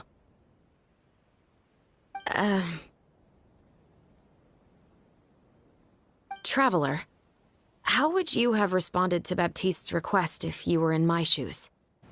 Ich hätte genauso gehandelt wie du. Hätte seinen Rachefeldzug unterstützt. Quatsch, weiß ich doch nicht. When I was young, my father often took me here to swim. We'd come rain or shine, even when it was freezing cold. He told me that swimming was the best activity to train one's strength of will. You could never give up before reaching the shore, especially when the water was cold. Oh? Why's that? Because the moment you give up would be the moment you die. At that point, I still hadn't received my vision. One winter, the chilly wind felt almost like knives on my skin, and the seawater was so frigid that it numbed my toes the moment I stepped in. I cried and begged my father to spare me from having to swim across, but he wouldn't listen. He used to be a member of the Special Patrol as well.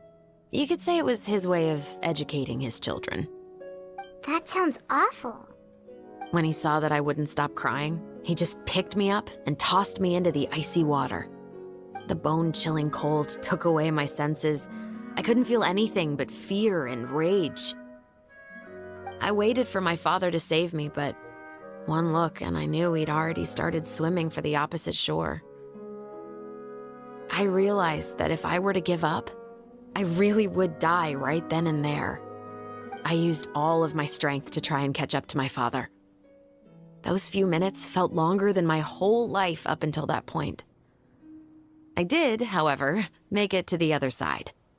I've never felt afraid about anything in my life after that, nor have I ever cried again. That way of teaching would have never worked on Paimon. Yeah, I don't think that was the right method for anyone. It's just that, working now as I am in the pursuit of justice, I still sometimes feel like I've been tossed into that winter sea all over again. The anger and the helplessness. Chevreuse.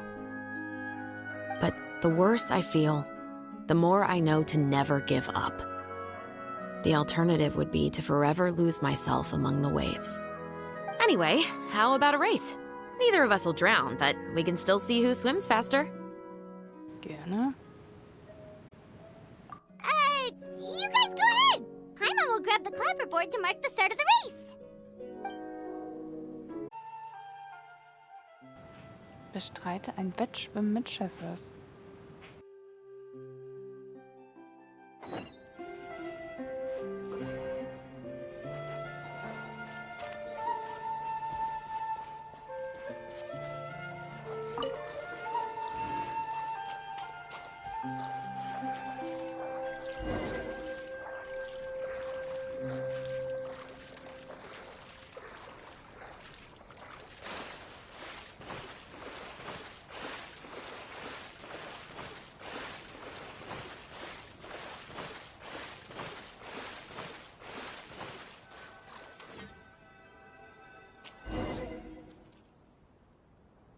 Oh, that felt good.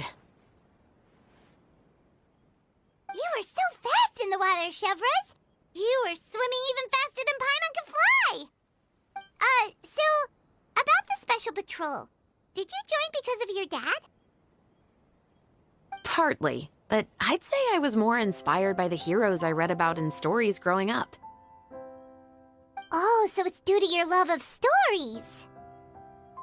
Of course, it was only after I joined the Special Patrol that I learned that truth is often stranger than fiction. Come on, let's walk a bit more.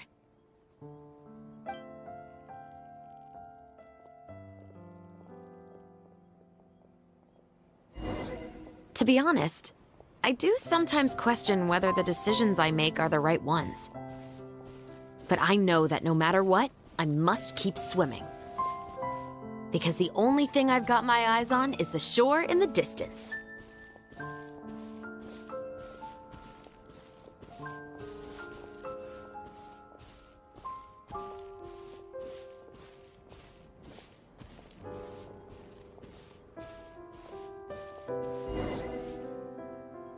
Thank you for coming on this walk with me. I feel a lot better after getting all that off my chest. Gern geschehen. Jederzeit wieder. Huh. We're nearly back at Baptiste's house. Huh. You're right. I didn't realize we were so close. He really did plant a lot of flowers. It's just like how he described it in the story. Huh? Wait. Paimon, Traveler, look! The rainbow roses in the garden. They're in full bloom now.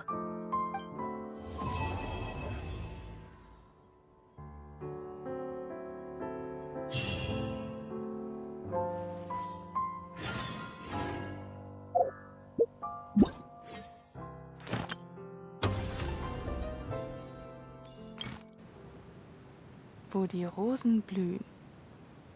Abgeschlossen. Triumphzug der 2 Musketiere. Heute ist der Tag, an dem der Furina-Preis auf der Fontenale verliehen wird. Also los, auf zum Veranstaltungsort, bevor du noch zu spät kommst.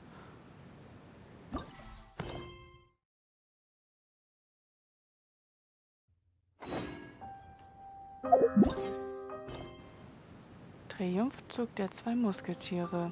Rosen und Musketen. Nach Bord. Warte 2 Tage.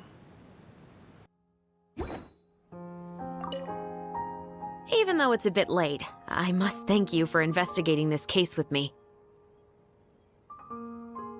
Not on behalf of the Special Patrol this time. It's a personal expression of gratitude from yours truly. Über deine Familie. Oh, you want to hear more about my father? To be honest, I didn't spend that much time with him. He was always busy with the Special Patrol, so he would often return home really late at night. Some nights, he didn't come home at all. Once, he didn't come home for a long time, maybe a whole week or so. When I went out to buy food, I learned that he had become a criminal, and by extension, that made me a criminal's daughter. But we can talk about that another day. Über den Fall? I actually have a lot of sympathy for Veronique and Baptiste. I can understand the hatred they feel for their father. But that doesn't mean I'll allow them to walk the path of evil, even if it might lead to another sense of justice. Über den Film. Films are different from the real world. They're a form of art and represent the wishes in people's hearts. I adore the 2 Musketeers, and I'm very happy to have had the opportunity to act the role as one. I can't wait to catch the film when it premieres in the Opera House. I'm looking forward to seeing the audience's reaction to the climactic ending. Pass auf dich auf. Thank you for looking out for me. I'll see you at the award ceremony. I'd be very surprised if we don't win.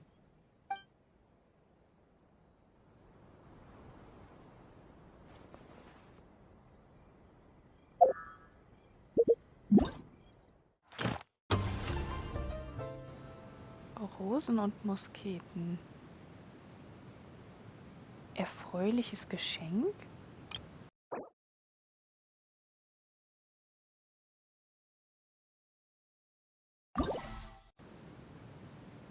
Mega magisches Schwert des ultimativen Oberherrn. Zweihänder. Melusin-Unterstützung?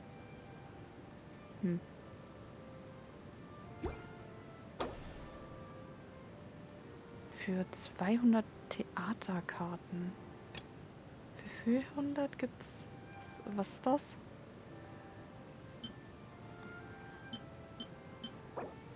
Mega magisch unbesiegbarer, hell glänzender Kristall.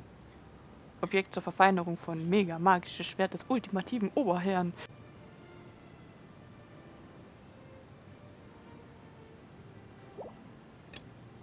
Was haben wir? 600 Theaterkarten. 800, 1000, 1200. Eine Krone der Weisheit.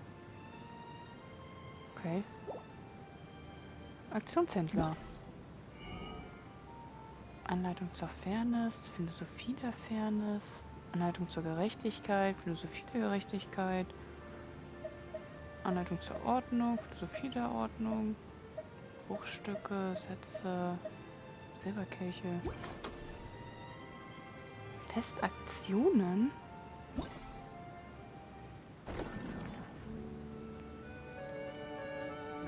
Auf 1000 Schritt ins Schwarze. Minimale Streuung. Sprich mit der Angestellten. Während der Fontenale habt du und Paimon eine besondere Gendarmen getroffen, die derzeit scheinbar nach Gästen sucht, die an einer Veranstaltung teilnehmen wollen.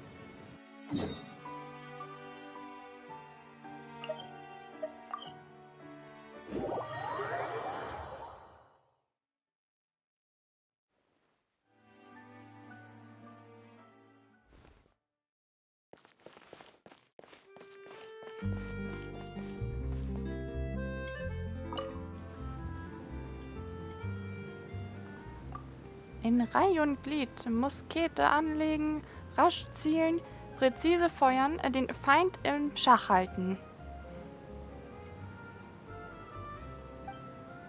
Willkommen zur Spezialaktion der Sonderpatrouille für Sicherheit und Überwachung. Hier könnt ihr die Erfahrung als Musketenschützen genießen. Musketenschützen? Wir sind nicht ganz vertraut mit dem, was du da sagst. Aber schau dir den Stand der Gendarmerie an. Könnte diese Aktion, von der sie da spricht, mit der Fontenale zu tun haben?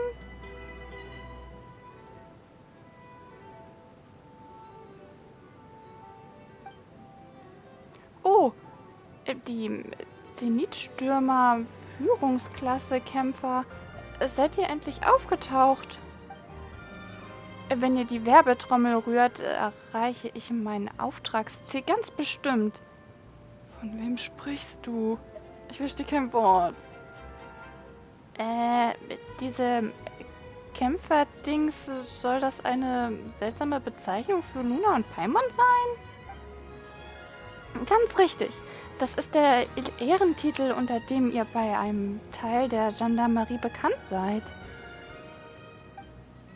Eigentlich habe ich euch schon einmal getroffen, aber eine ordinäre Schützin wie ich hinterlässt bei euch natürlich keinen bleibenden Eindruck. Das ist ja auch nicht verwunderlich. Aber wenn das als unsere erste Begegnung zählt, macht das auch nichts. Ich bin Turenna, neues Mitglied der Sonderpatrouille für Sicherheit und Überwachung und verantwortlich für die verschiedensten Nebentätigkeiten in der Patrouille. Die Sonderpatrouille für Sicherheit und Überwachung möchte die Popularität der Fontenale für eine Werbeaktion nutzen, um potenzielle Talente aus der Bevölkerung zu rekrutieren. Also, tada!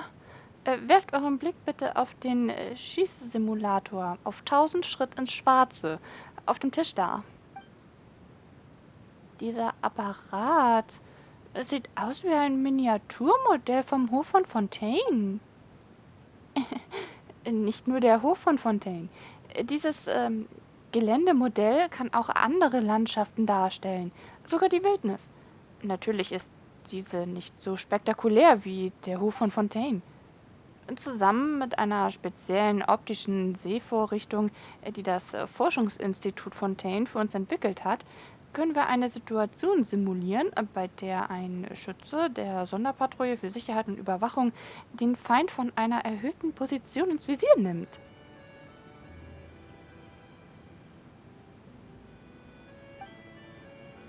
Das klingt also wie ein Spiel, bei dem man das Ziel mit einer Muskete anvisieren und schießt, richtig?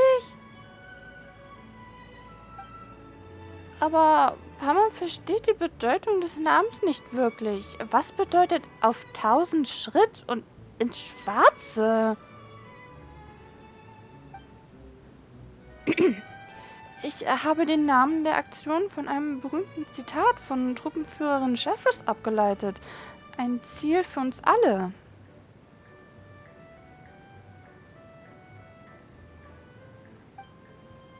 Als exzellenter Musketenschütze muss man in der Lage sein, auf 1000 Schritt Entfernung ins Schwarze zu treffen. Obwohl es bei der gegenwärtig erreichten Präzision durch die Massenproduktion der Musketen und das Sehvermögen unserer Schützen absolut unmöglich ist, auch nur auf 100 Schritt ins Schwarze zu treffen, ganz zu schweigen von den 1000 Schritten.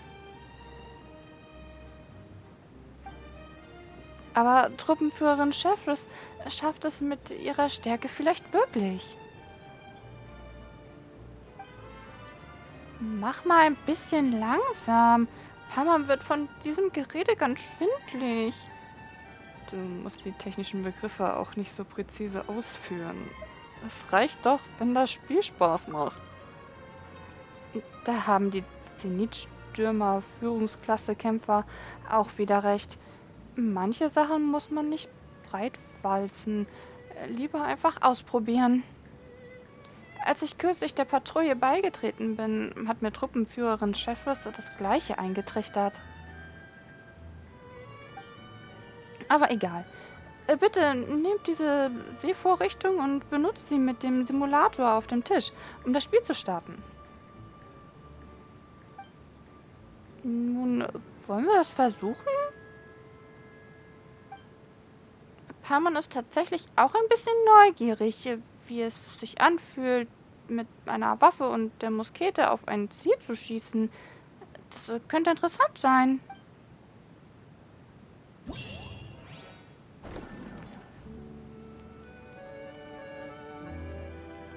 Auf 1000 Schritt ins Schwarze. Spezielle Verteidigung. Besiege alle Gegner. Habe mindestens 10 Schuss übrig. Habe mindestens 20 Schuss übrig. Okay. Was haben wir hier? Theaterkarten. Wunderschön gestaltete Andenkenkarten. Ein Souvenir, das du für die Teilnahme an den verschiedenen Aktionen der Fontenale erhältst. Das heißt, dass für diese Karten ein ganz spezielles Herstellungsverfahren verwendet wird, wodurch sie eine filmähnliche Textur aufweisen, die im Licht kristallklar erscheint, wie die dünne Scheibe eines Juwels. Bei der Aktion Rosen und Musketen kannst du mit ihnen zahlreiche Belohnungen freischalten.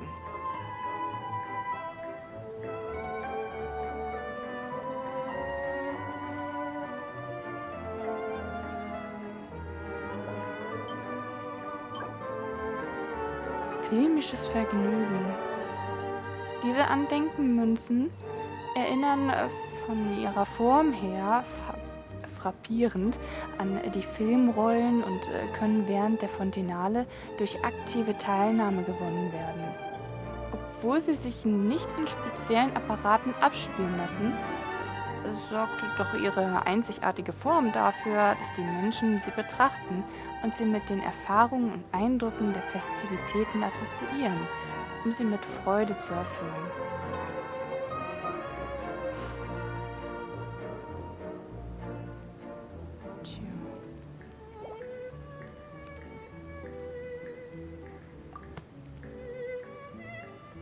Zur Herausforderung.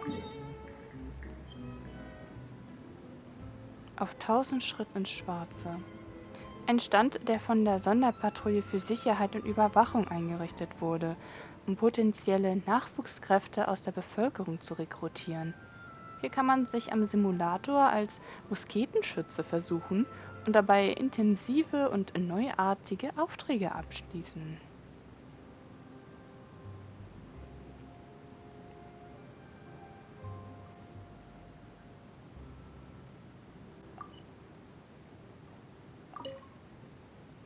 Zenitstürmer Führungsklasse-Kämpfer. Kann ich noch etwas für euch tun? Über die Muskete? Bist du auch an einer maßgefertigten Muskete interessiert?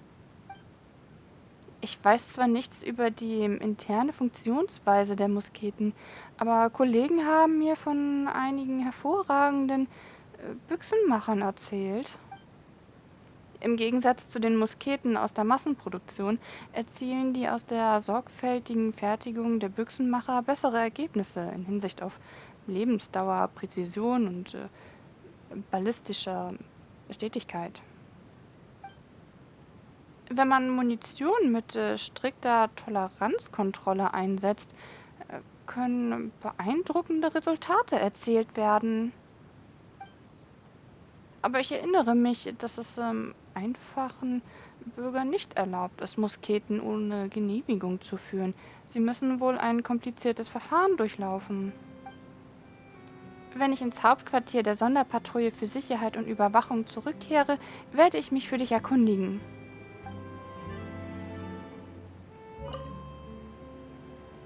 Auf zu einer neuen Runde auf 1000 Schritt ins Schwarze? Kein Problem. Bei diesem Spiel wird keine echte Munition verwendet und die Ziele müssen auch nicht gewartet werden. Du kannst auch ein paar tausend Runden auf einmal spielen und 10.000 Ziele erledigen.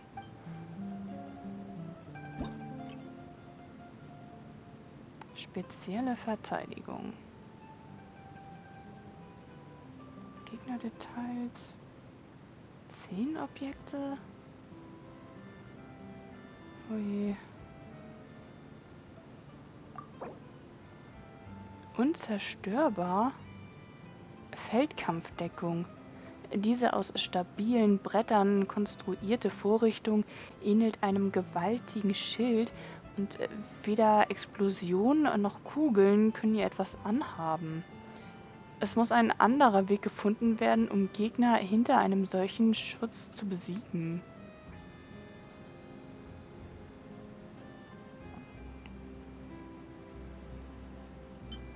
Das hier ist zerstörbar. Entzündliches Pulverfass. Ein fassförmiges Simulationsobjekt, das Gefahrengut in großen Mengen enthält. Erzeugt eine gewaltige Explosion, wenn es von Kugeln getroffen wird, die der Umgebung erheblichen Schaden zuzufügen vermag. Das Gute ist, dass es aufgrund der durch die Simulationsregeln bedingten Beschränkungen keinen Schaden an wertvollen Zielen verursacht. Nochmal zerstörbar, provisorische Deckung. Ein Simulationsobjekt, das die Form einer Holzkiste hat und relativ zerbrechlich ist. Explosionen und Kugeln können diese Art von Deckung zerstören. Willst du die sich dahinter verschanzten Gegner ausschalten, solltest du vielleicht erst einmal versuchen, diese Deckung zu zerstören.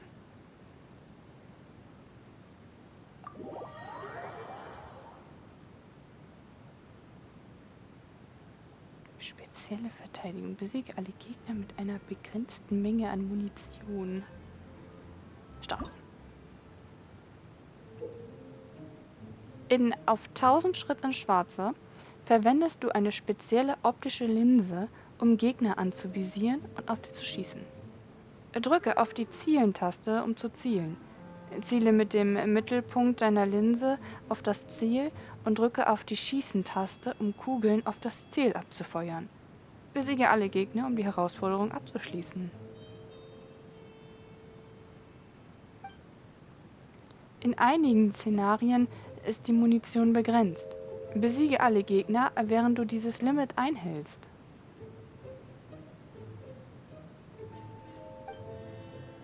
Die Empfindlichkeit des Schusses kann unter horizontale Kameraempfindlichkeit, Modus für gezielte Schüsse, und vertikale Kameraempfindlichkeit, Modus für gezielte Schüsse, in den Einstellungen unter Steuerung eingestellt werden. Achte auf deine Umgebung, anvisieren und schießen. Was sein muss.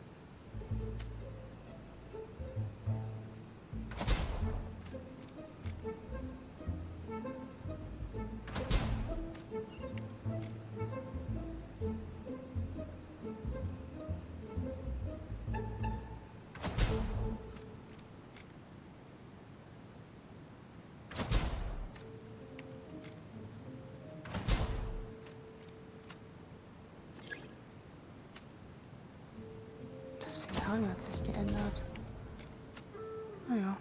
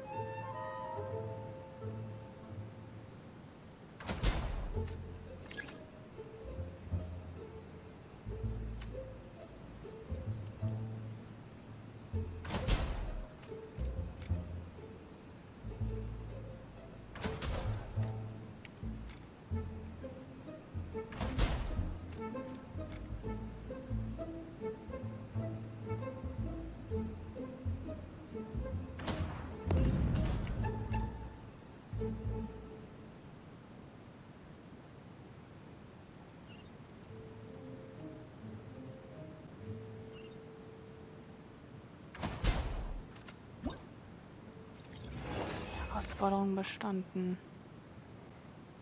Okay. Auf 1000 Schritt ins Schwarze. Okay.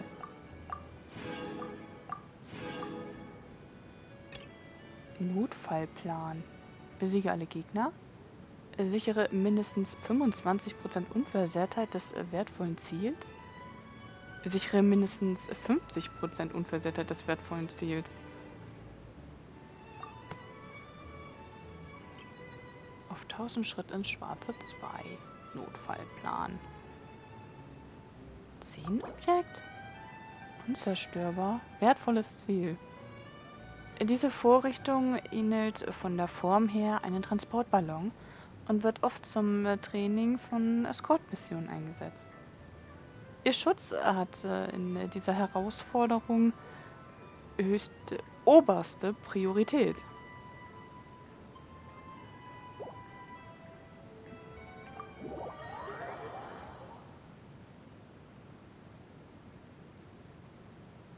Beschütze das wertvolle Ziel, während du alle Gegner besiegst. In bestimmten Szenarien kann ein wertvolles Ziel erscheinen. Besiege alle Gegner, während du dieses Ziel beschützt. Die Empfindlichkeit des Schusses kann eingestellt werden. Ja. Okay.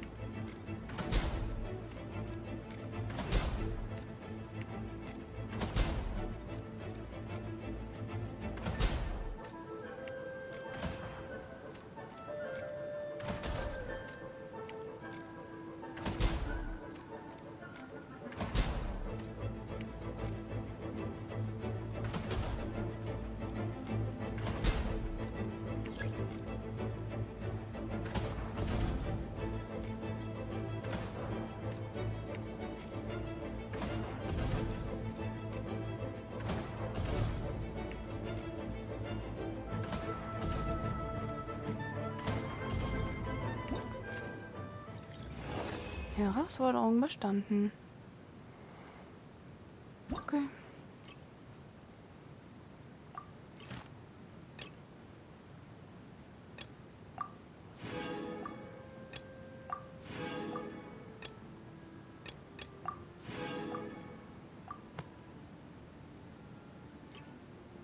Auf 1000 Schritt ins Schwarze 3. Unnütze Tarnung? Unzerstörbar urbane Deckung? Diese aus stabilen Brettern konstruierte Vorrichtung ähnelt einem gewaltigen Schild und weder Explosionen noch Kugeln können ihr etwas anhaben. Es muss einen anderen Weg gefunden werden, um Gegner hinter einem solchen Schutz zu besiegen. Okay. Das Pulverfass kennen wir schon. Hier, zerstörbar. Patrouillierendes Pulverfass? Ein von der Sonderpatrouille für Sicherheit und Überwachung vorbereitetes Simulationsobjekt, das Gefahrengut in großen Mengen enthält und einer festgelegten Route folgt, erzeugt eine gewaltige Explosion, wenn es von Kugeln getroffen wird, die der Umgebung erheblichen Schaden zuzufügen vermag. Das Gute ist, dass es aufgrund der durch die Simulationsregeln bedingten Beschränkungen keinen Schaden an wertvollen Zielen verursacht. Okay. Und Kisten. Hier sind Schatzräuber bei.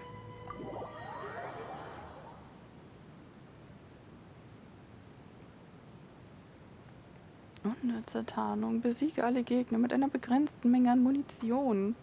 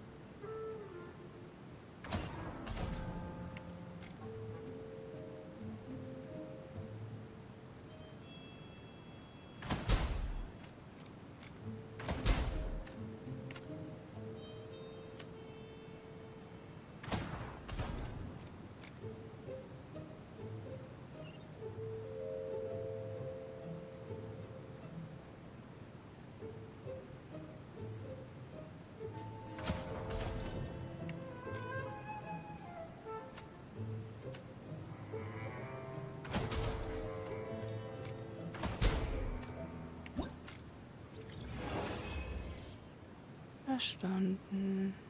Toll.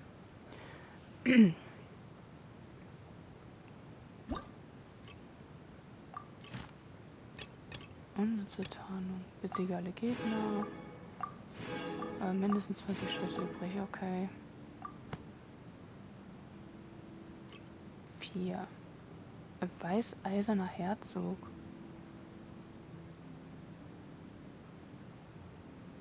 Ziel beschützen.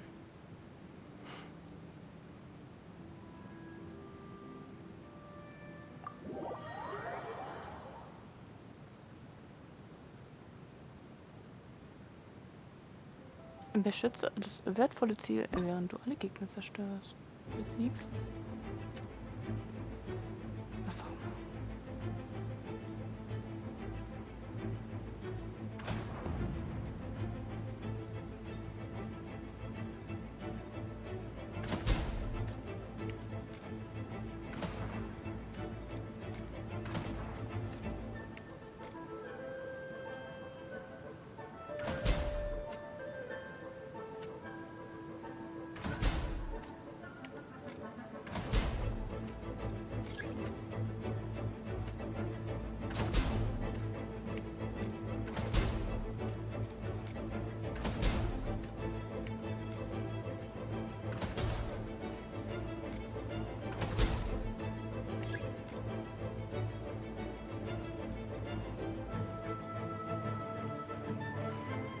Ich mag solche Herausforderungen nicht wirklich.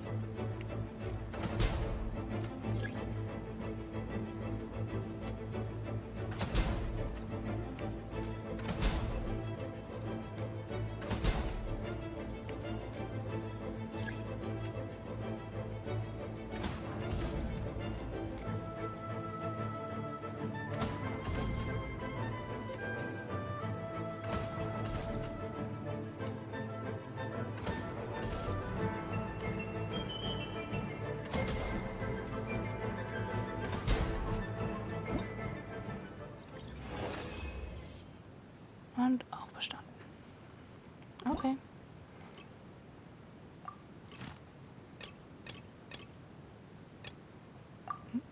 Was ist das?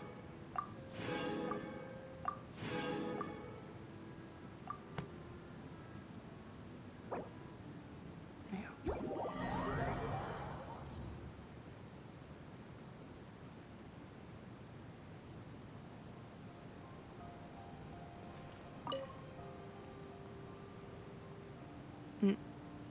Tschüss, Donna. Ihr seid immer willkommen, Zenitstürmer, Führungsklasse-Kämpfer. Ich werde hier die ganze Zeit auf euch warten.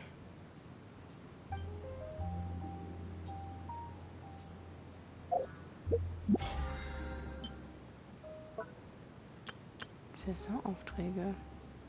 Stehe im Minispiel auf 1000 Schritt ins Schwarze der Aktion Rosen und Musketen. Spezielle Verteidigung.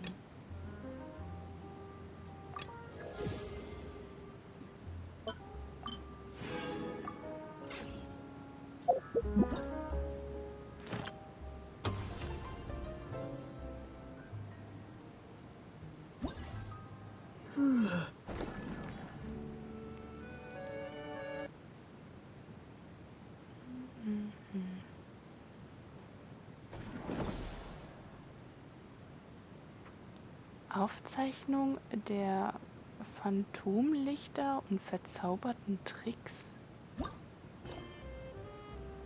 Lichteffekte und Sterne von morgen. Sprich mit der Angestellten. Auf dem Veranstaltungsgelände der Fontenale unterbreitet euch eine Experimentalfilmregisseurin in extravaganter Kleidung einen Vorschlag.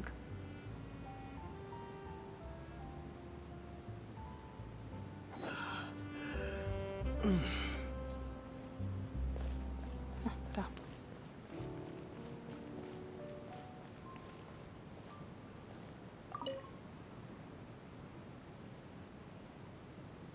Aha, aha, liebe Gäste, euer Licht überstrahlt alles. Endlich seid ihr gekommen.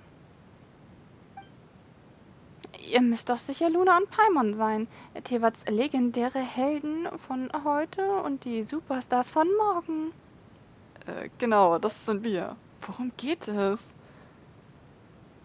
Deine Redeweise ist so übertrieben und du benutzt so sonderbare Adjektive. Paimon hat immer den Eindruck, dass Leute, die uns so überschwänglich loben, meistens wollen, dass wir etwas für sie tun. Sag einfach offen, was du von uns willst. Nein, nein, nein. Ich will rein gar nichts von euch beiden. Stattdessen will ich euch eine Gelegenheit beiderseitigem Nutzen bieten. Arbeitet mit mir, Milius, der talentiertesten Regisseurin für Experimentalfilme von Fontaine, zusammen und werdet zu den prominentesten Persönlichkeiten auf der Leinwand. Wenn es soweit ist, werdet ihr mehr Geld haben, als ihr ausgeben könnt, und alle Türen werden euch offen stehen. Egal an welchem Ort von Tewart ihr euch auch aufhaltet. Niemand wird es wagen, euch im Weg zu stehen. Und man wird sogar den roten Teppich für euch ausrollen. Manchmal muss man die Fäuste sprechen lassen, um seinen Weg zu gehen. Dann hält mich auch niemand mehr davon ab, an gefährliche Orte zu gehen. Aber wir haben nicht viel Erfahrung, wenn es um die Schauspielerei in Filmen geht. Wenn wir einfach durch eine Zusammenarbeit mit dir berühmt werden könnten.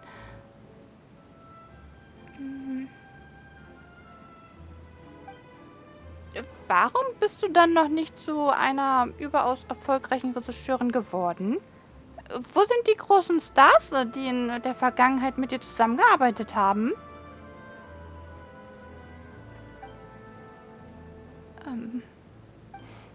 Herrje, ihr habt mich durchschaut. Wenn jemand doch nur eine Schule für Schauspieler gründen würde. Ich brauche unbedingt umfassend ausgebildete Schauspieler, die sowohl kämpfen als auch ihre Mimik gut beherrschen und ihren Text mit viel Gefühl zum Ausdruck bringen können. Doch derartige Talente gibt es einfach nicht. Für meine Experimentalfilme habe ich nur die Planung für die schauspielerischen Elemente abgeschlossen. Bei den Kampfszenen habe ich keinerlei Fortschritte gemacht.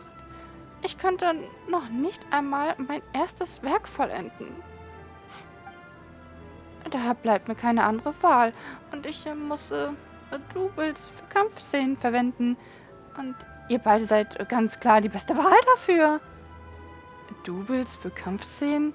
Ist das wortwörtlich zu verstehen? Du willst, dass wir Schauspielern bei Kampfszenen helfen? Ja.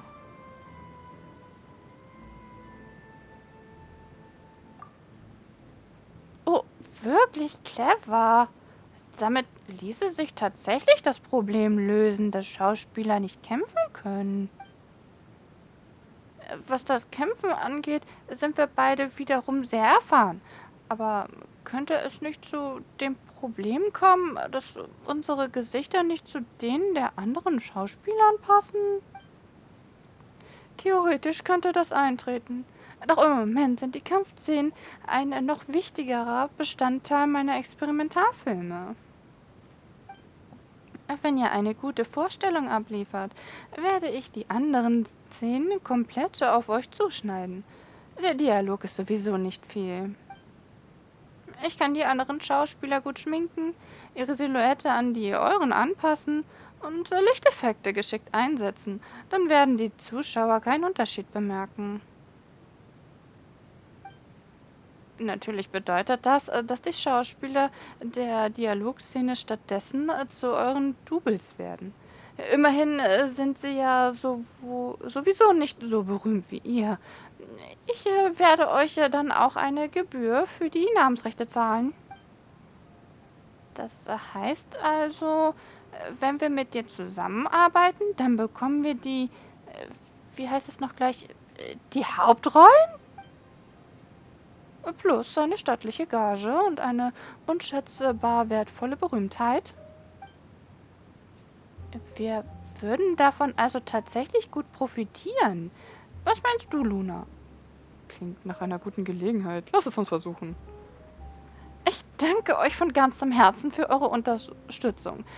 Das ist einfach perfekt. Dann lasst uns keine Zeit mehr verlieren. Darf ich euch direkt in mein Studio für Experimentalfilme bitten? In meinem aktuellen Experimentalfilm gibt es insgesamt 4 Kampfszenen mit einer jeweils völlig unterschiedlichen Atmosphäre. Und für jede Szene kommen auch andere Lichteffekte zum Einsatz. Wenn die Lichteffekte eingesetzt werden, dann werden die Kampfszenen aus dem Drehbuch noch atemberaubender. Mit eurer Erfahrung werdet ihr sicher sofort verstehen, worauf ihr hauptsächlich achten müsst, sodass wir alle Szenen reibungslos in den Kasten bekommen und die Dreharbeiten ohne Probleme abschließen können.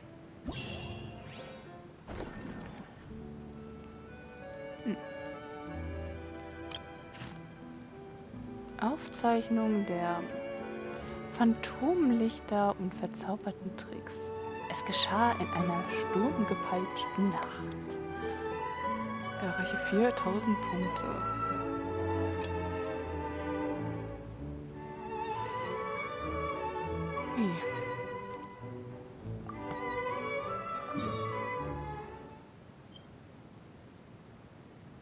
Ein Studio, das Milice speziell zum Dreh ihrer Experimentalfilme eingerichtet hat. In diesem finden sich allerhand Requisiten und Kulissen, die nur darauf warten, dass professionelle und zuverlässige Doubles für Kampfszenen in diesem auftreten.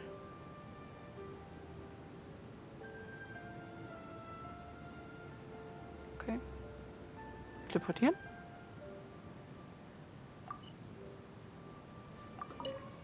Na. Was meint ihr? Sind mein Experimentalfilm und meine Lichteffekte nicht wirklich umwerfend? Wann? Auf bald? Auf Wiedersehen. Und nicht vergessen, wenn ihr Zeit habt, könnt ihr jederzeit in mein Filmstudio kommen, um einige Szenen zu drehen. Warte mal. Ich will noch mehr Szenen mitspielen. Das lobe ich mir. Meine Einschätzung war also richtig. Und dass du dieses Gefühl hast, beweist, dass dir das Filmen von Action-Szenen wirklich gut gefällt. Während der Fontenale wird dir mein Filmstudio jederzeit offen stehen. Lass dich von der Welt des Films mitreißen. Ich habe mehr als genug Filmrollen vorbereitet. Egal, wie viele zusätzliche Szenen du auch drehen möchtest. Du kannst dich nach vollen Zügen austoben. Wann wird der Film offiziell aufgeführt werden? Das ist schwer vorherzusagen. Selbst wenn du und deine Dialogdoubles alle Szenen reibungslos fertigstellen können, werden der Schnitt, die Farbkorrektur und die Toneffekte viel Zeit in Anspruch nehmen. Und selbst wenn der Zeitpunkt für die offizielle Werbung und die Filmvorschau gekommen ist, ist es immer noch nicht sicher, dass diese Arbeiten abgeschlossen sein werden.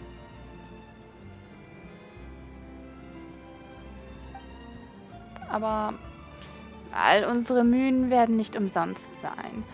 Auch wenn der Feinschliff 1 oder 2 Tage länger dauert, am Ende wird der Film zum Zeitpunkt der Aufführung eine gesteigerte Qualität aufweisen.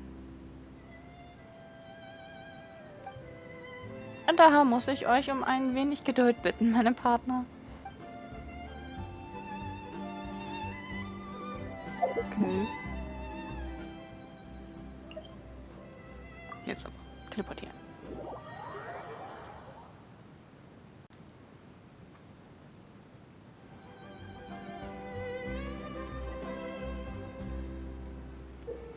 In der Aufzeichnung der Phantomlichter und verzauberten Tricks musst du Gegner besiegen, die innerhalb der vorgegebenen Zeit ununterbrochen auftauchen, um Punkte zu erhalten.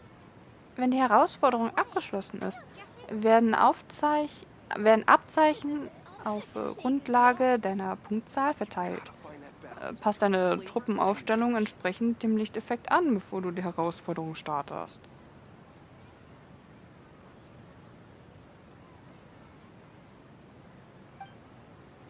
Durch das Besiegen von Gegnern während der Herausforderung wird dein Lichteffekt weiter aufgeladen. Setze ihn nach dem Aufladen zum richtigen Zeitpunkt ein, um einen temporären, aber starken Bonus zu erhalten. Nutze die Lichteffekte geschickt, um die Herausforderung effizienter abzuschließen.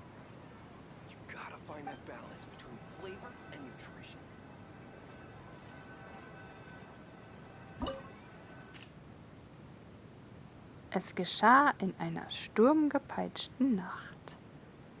Ein plötzlich einsetzender Regen ist der perfekte Vorbote auf den bevorstehenden Konflikt und bildet den perfekten Auftakt zu diesem Film.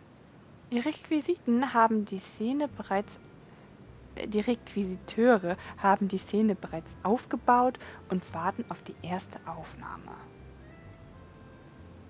Gegnerliste, Mieterchen mit Feueraxt, mit Blitzaxt, Elektroabgrundmagier, laufender Hydropilz, laufender Geopilz, Kämpfer, Berserker. Oh je. Und wirbelnde Pilzbestien.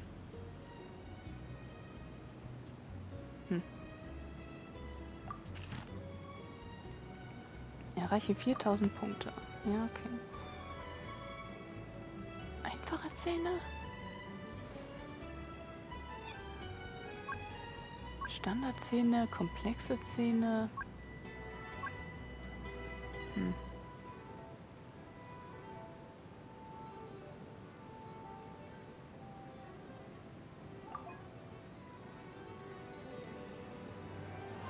Figuren zum Probieren. Ayaka und Barbara. Lichteffekt. Beißend kaltes Licht. Löst innerhalb von 12 Sekunden nach dem Auslösen alle 4 Sekunden eine Hydrodruckwelle mit der aktuellen Figur im Zentrum aus, die getroffenen Gegnern Hydroschaden zufügt.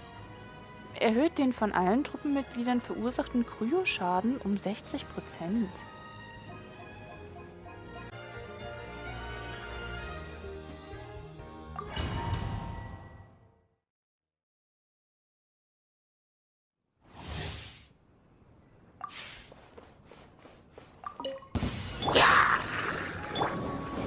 The night is cold. Embrace the ice! My apology! Behold!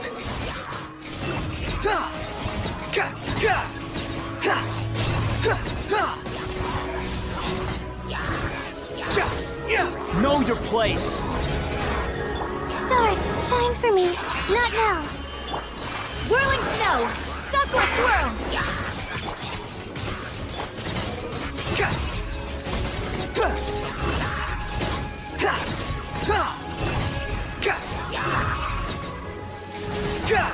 Upon the gale, bow your head! Cold, mine to command. My guiding Kamisato art! Sumetsu! The wind rises.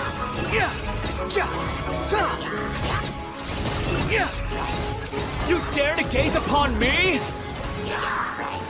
Stars, shine for me. Not now.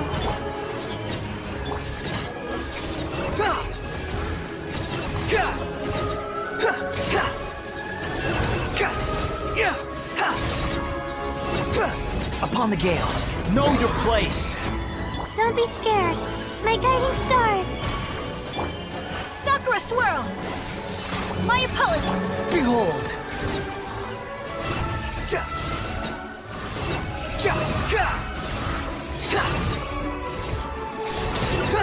You dare to gaze upon me? Cold, mine to command. The night is cold.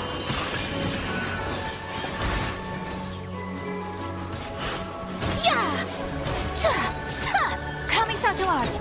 Sumetsu! The wind rises.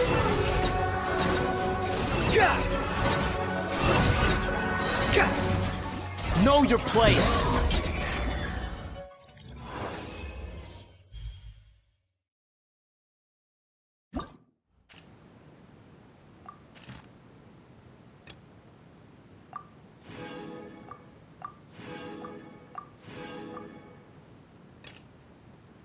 Ein Duell wutentbrannter Herzen? Okay. Das reicht noch nicht. Das ist nicht genug. Ich will Wut. Wut, als würde sie gleich explodieren.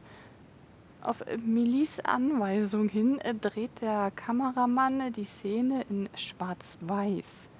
Vielleicht kann ja nur ein stilisiertes Bild diese talentierteste Regisseurin zufriedenstellen. Gegnerliste Ruinenwächter, Ruinendrache, Erdwächter. 2 Mechas. Geodrachen-Ex und Helicula-Nemo-Läufer. Okay.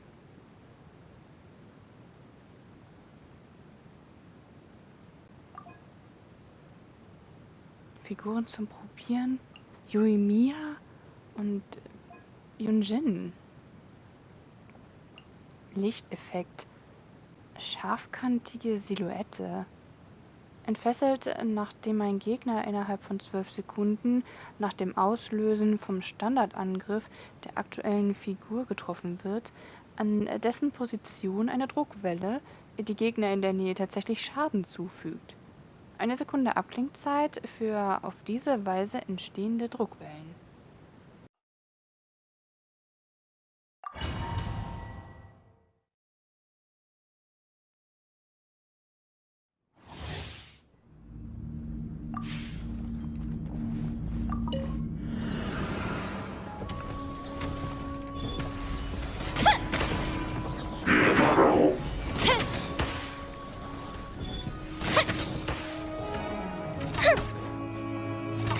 Fire hazard! Your grand finale! Rally! Here come the fireworks!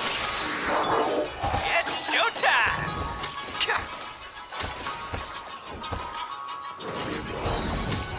Cha! Attaboy!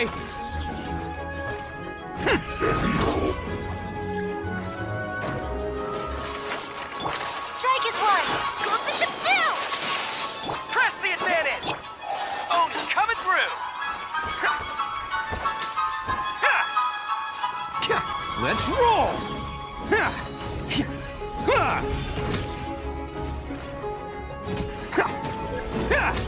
Break a leg!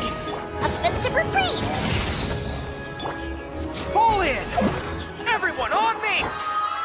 Who wants some of this? Bam!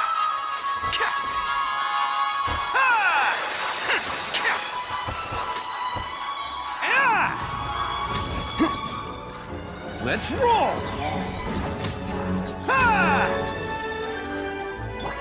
Your grand finale! And step! Rally!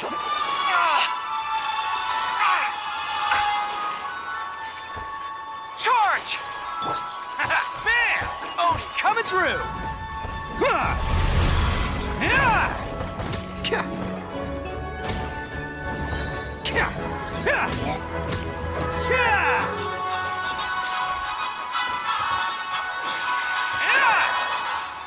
Go Bishop 2!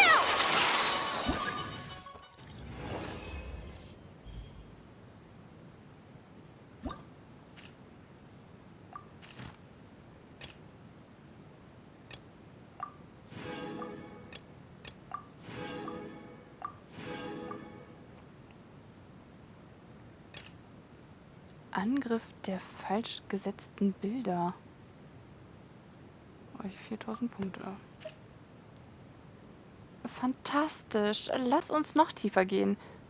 Die chaotischen Lichteffekte führen die Geschichte in still und leise ihrem Höhepunkt entgegen. Aber es ist nie einfach, einen Kampf in einem so komplexen Szenario zu inszenieren.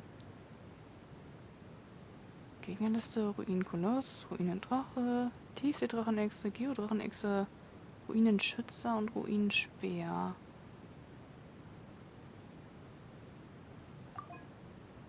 Figuren zum Probieren: Shogun Raiden und Xiangling. Lichteffekt: verzehrendes Flackern. Erhöht innerhalb von 12 Sekunden nach dem Auslösen den mit Spezialeffekten verursachten Schaden aller Truppenmitglieder um 80%. Erhöht die Aufladerate um 50%, wenn die Figur weniger als 70% Elementarenergie hat.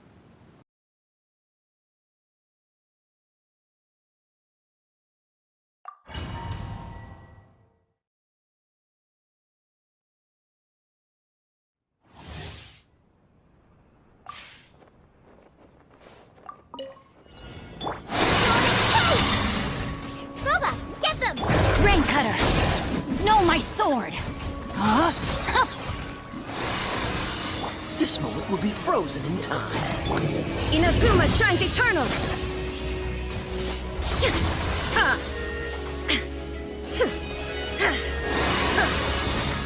Shine down! Let me weave you a verse. Eat this! Nice and spicy. Dodge this! Oh, so sorry. Torn to oblivion! Illusion shattered!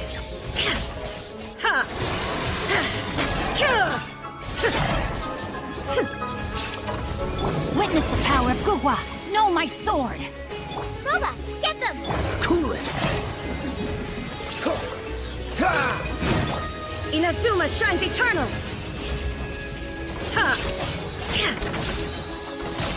There is no escape! Don't get frostbite. Dodge this! Let me weave you a verse. Huh? Shine down! Now you shall perish!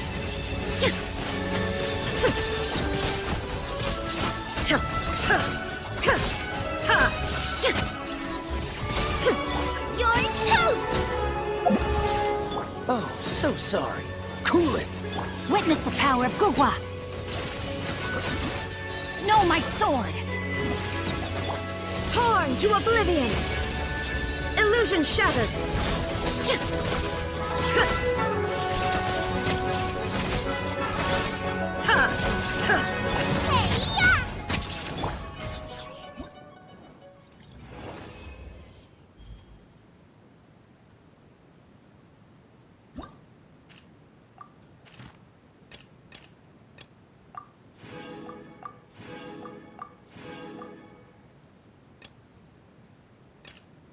Finale in rauer Dämmerung. Dies ist die finale Action-Szene. Gebt jetzt alle euer Bestes. Die Bühne steht offen für den finalen Kampf und die Kamera ist bereit. Die einzigartigste Szene dieses Experimentalfilms wird gleich auf Film gebannt. Gegnerliste: wasserspeiender Okeanospuk, großer Hydroschleim, großer Pyroschleim, großer Elektroschleim, mutierter Elektroschleim und Hydromimenschwein. Figuren zum Probieren: Navia und Goro.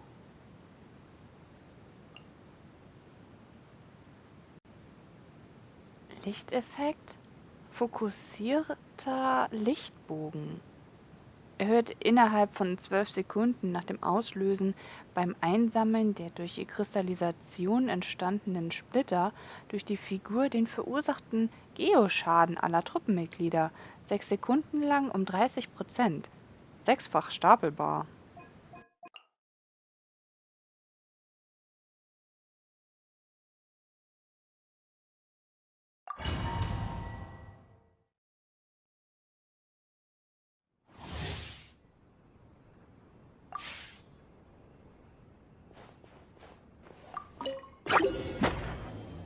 Proper send-off!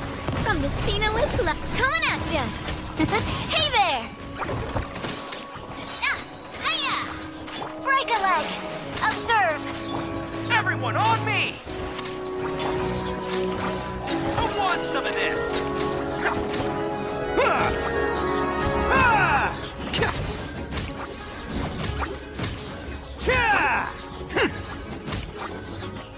A proper send-off! From the Spina with coming at ya! Coming at ya! Rally! Strike is one! And step! Let's roll! It's showtime!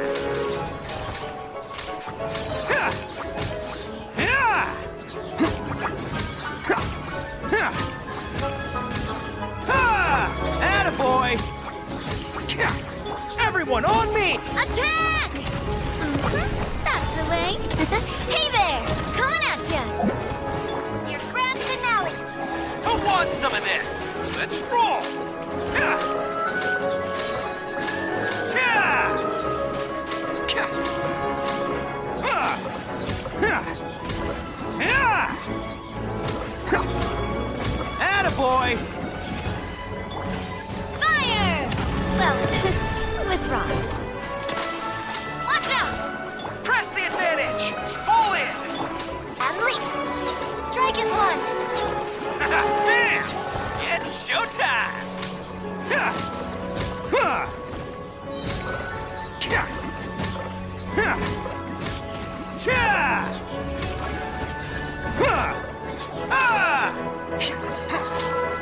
Break a leg and leap.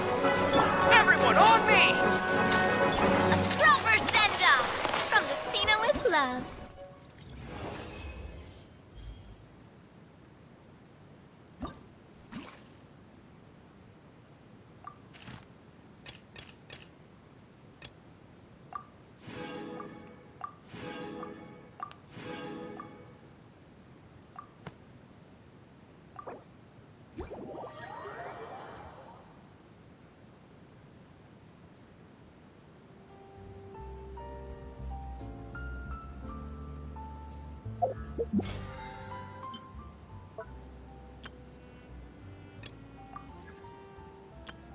Saisonaufträge.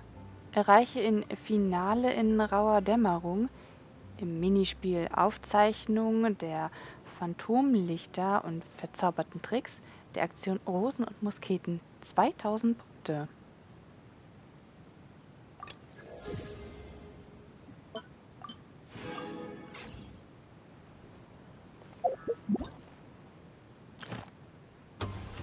Rosen und Musketen.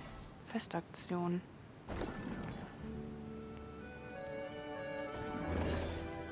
Rennen Extreme? Rette die arme Vertragsmitarbeiterin. Sprich mit der Angestellten. Während des fröhlichen Festes gibt es auch Mitarbeiter der Filmbranche, die Probleme haben. Du und Paimon trefft in der Nähe des Veranstaltungsgeländes auf eine Auftragnehmerin, die in einer Zwickmühle steckt.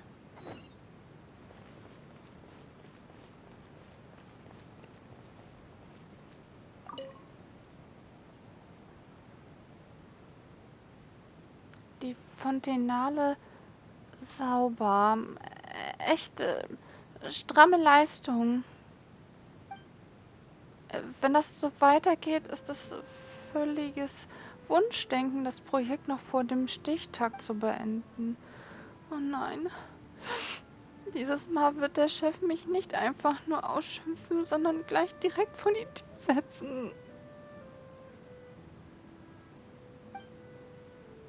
Warum weint dieses Fräulein da so allein für sich? Sollten wir ihr einen Arzt suchen? Ob es wohl in Fontaine Ärzte gibt, die sich auf die Behandlung von Gefühlen spezialisiert haben? Oh, wann seid ihr denn gekommen? Danke für eure Fürsorge, doch was ich derzeit noch mehr benötige, ist ein Arzt, der meine kurz vor dem Tode stehende Karriere wiederbeleben kann. Etwas derartiges dürfte wohl nicht in den Aufgabenbereich eines Arztes fallen. Es ist doch nur eine Arbeitsstelle. Schlimmstenfalls suchst du dir eben eine andere. Eine Arbeitsstelle ist sehr wichtig. Sollen wir vielleicht helfen? Was sie da so sagt, klingt sehr dramatisch. Da können wir doch nicht tatenlos daneben stehen. Aber hier weiter zu plaudern wird uns nicht weiterbringen. Am besten du erzählst uns erst einmal, was für Probleme du hast. Das ist etwas kompliziert. Immerhin handelt es sich ja um ein technisches Problem. Wie soll ich das am besten zusammenfassen? Kurz gesagt, ich bin Helene, eine Ingenieurin bei einem Ausrüstungslieferanten für die Fontenale.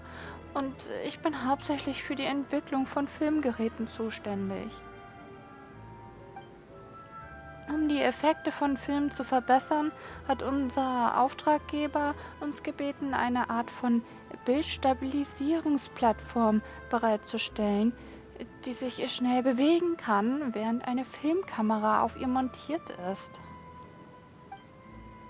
Gleichzeitig muss diese Bildstabilisierungsplattform auch Puppen, die die Rolle von Statisten übernehmen, oder Tiermodelle tragen können, die Gruppen in der Ferne darstellen sollen.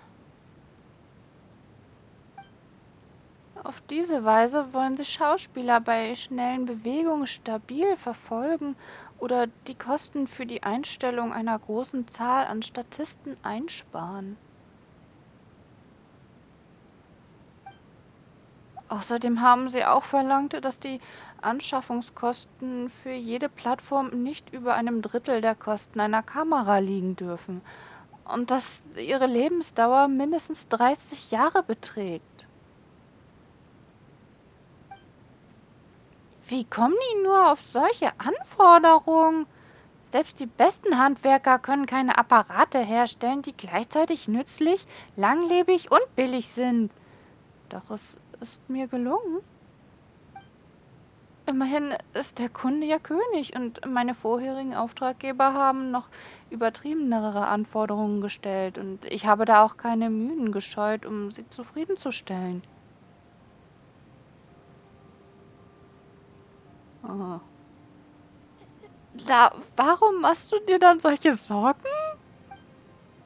Das Problem ist, dass ich kein Testpersonal habe. Es hat mich viel Mühe gekostet, das Produkt zu entwickeln, aber wenn es nicht auf Herz und Nieren geprüft wird, dann kann man das Projekt nicht als abgeschlossen ansehen.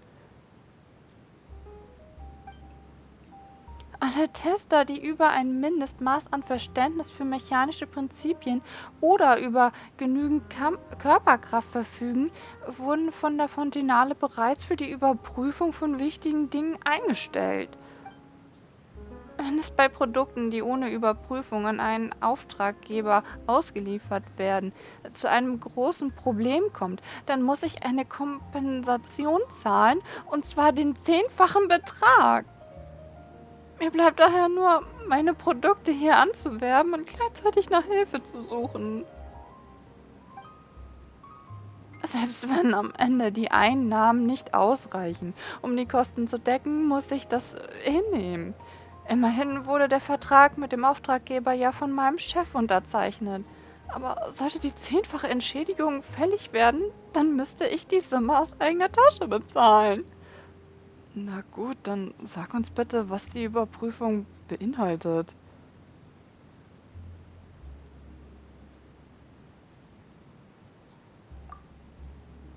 Genau. Wenn die Sache nicht allzu kompliziert ist, dann können Paimon und Luna dir vielleicht bei einigen einfachen Aufgaben helfen. Es klingt zwar simpel, aber in der Praxis ist das alles gar nicht so einfach. Um zu gewährleisten, dass die Bildstabilisierungsplattform bei Höchstgeschwindigkeit wie vorgesehen funktionieren, habe ich sie auf einen passiven Sportmodus eingestellt, bei dem sie alle sich annähernden Objekte vermeiden. Die Tester müssen die Bildstabilisierungsplattform in einem speziellen Testgebiet verfolgen und innerhalb kürzester Zeit so viele von ihnen wie möglich in den Zielbereich treiben. Jemanden wie mir, der nicht sonderlich fit ist, würde schon nach kürzester Zeit des Hinterherjagens die Puste ausgehen. Was soll denn daran schwer sein? Man muss also nur ein wenig laufen? Wenn du das so sagst, sind wir beruhigt. Das sind ja nur ein paar Maschinen. Wir werden sie vor uns hertreiben und vielleicht sogar noch überholen. Da wird das Testen der Höchstgeschwindigkeit zu einem Kinderspiel. Echt? Wirklich? Meint ihr das ernst? Ich würde euch dafür auch bezahlen. Also eine Vergütung würden wir nicht ablehnen, aber wenn wir unter diesen Umständen zu viel Geld verlangen würden, dann würde unser gutes Gewissen protestieren. Bezahl uns einfach dieselbe Summe an Mora, die du auch einen normalen Testern bezahlen würdest. Wunderärzte. Ihr seid die Wunderärzte, die meine kurz vor dem Tod stehende Karriere wiederbeleben können. Der Testbereich befindet sich in einer menschenleeren Sphäre in der Nähe der Stadt. Also dann überlasse ich euch die Sache. Ich bin euch unendlich dankbar. Nach so vielen Jahren in diesem Geschäft habe ich endlich einmal Glück. Und morgen werde ich nicht von meinem Chef rausgeworfen werden. Je. Nachdem du mit diesem Projekt fertig bist, solltest du dir besser einen neuen Chef suchen. Testgelände der Bildstabilisierungsplattform. Dieses geheime, unbewohnte Gebiet wurde von Helene ausgesucht. Es ist stadtnah gelegen, leer und eben. Hier soll ein Extremtest für die Stabilitätsmechabälle auf Basis der Bildstabilisierungsplattform stattfinden.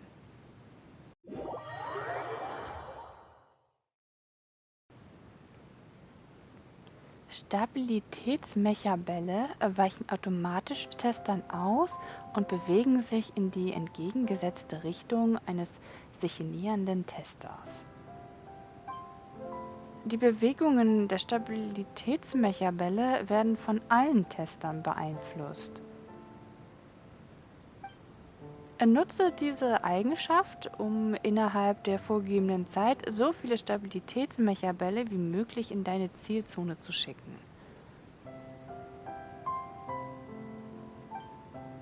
Zusätzlich zu den Standardbällen werden auch Prachtbälle auf dem Testgelände erscheinen. Standardbälle sind jeweils 1 Punkt wert und Prachtbälle jeweils 7. Sprungkraftverstärker können auf dem Testgelände gefunden werden. Nimm einen, um einen Extremsprung auszuführen, der höher und weiter geht. Er ist perfekt, um schneller zur anderen Seite eines Stabilitätsmechaballs zu gelangen.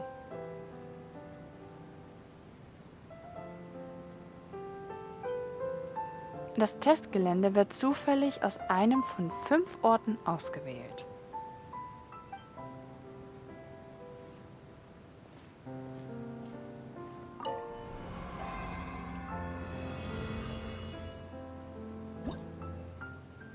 Rennen extrem.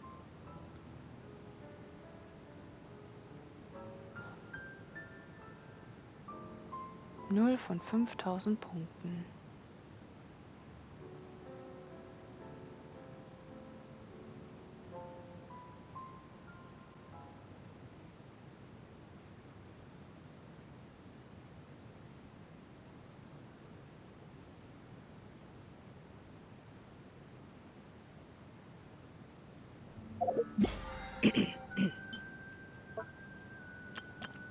Saisonaufträge. Erreiche im Minispiel Rennen extrem der Aktion Rosen und Musketen insgesamt 5000 Punkte.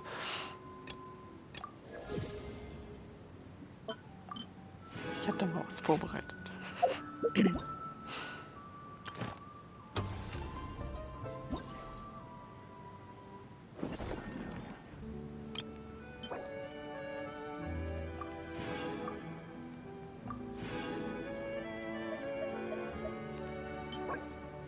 Bildstabilisierungsmaschine, weinende Kugel.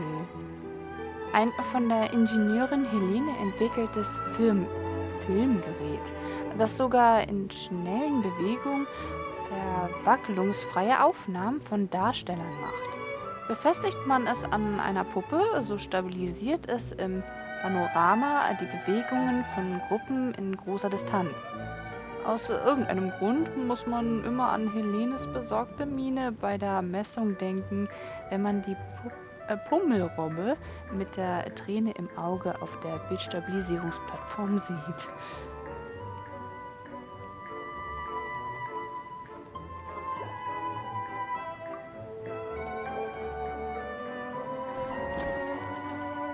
Eintauchen in den Rahmen? Sprich mit dem Angestellten. Einfahrt eines Aquabusses. Herr Petit Lumiere scheint ganz besondere Ansichten zu Filmen zu haben.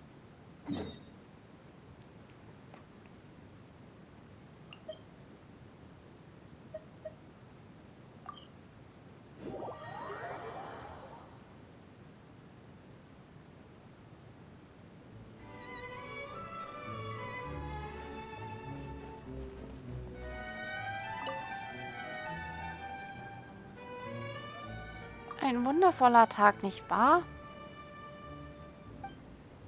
So berühmt wie ihr beide seid, muss euch doch ständig jemand sein Namenskärtchen zustecken. Du kennst uns? Oh, Luna, dieses Kind redet wirklich wie ein Erwachsener. Es ist ein gängiger Irrtum oberflächlicher Leute, andere aufgrund ihrer Jugend zu unterschätzen. Ich halte euch nicht für so oberflächlich. Ich möchte mich ja nicht aufspielen, aber mein älterer Bruder und ich sind wohlbekannte Filmregisseure in dieser Gegend. Die Leute nennen mich gewöhnlich Herr Petit Lumiere. Schön, dich kennenzulernen. Möchtest du uns auch dein Namenskärtchen geben? Ganz richtig. Ich bin sehr an eurer Abenteuererfahrung interessiert. In unserer Branche sind wir stets ganz wild auf außergewöhnliche Geschichten. Da ihr mich noch nicht kennt, möchte ich mich zunächst einmal vorstellen. Mein älterer Bruder und ich drehen schon lange zusammen Filme. Wir haben auch schon einige relativ bekannte Filme gemacht. Vielleicht habt ihr ja Arbeiter verlassen die Werke gesehen? Nö. Oh, na macht nichts. Und was ist mit Einfahrt eines Aquabusses? Auch nicht.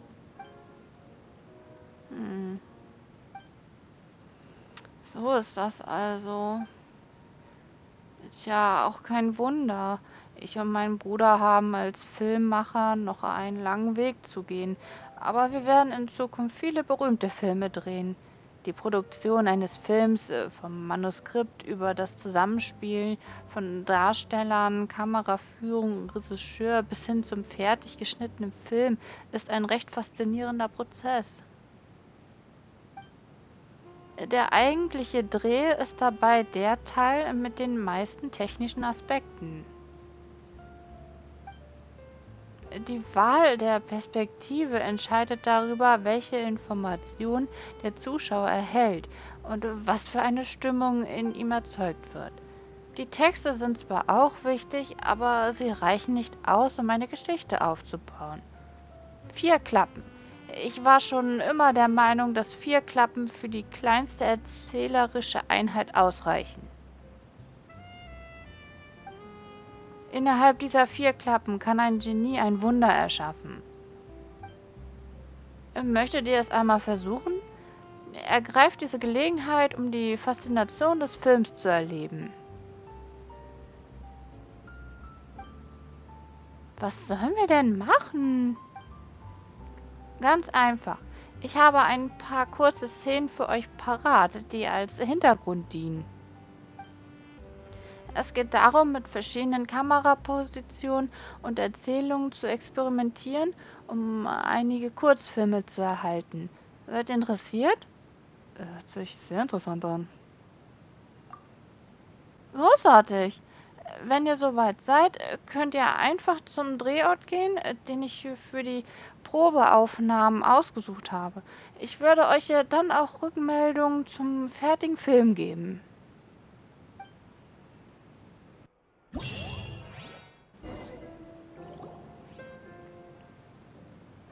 Danach vergeht wieder etwas Zeit.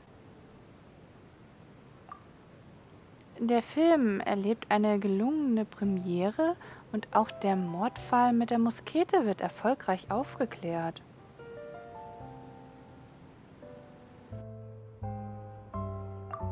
Xavier, it's been a while. Hey there, you two!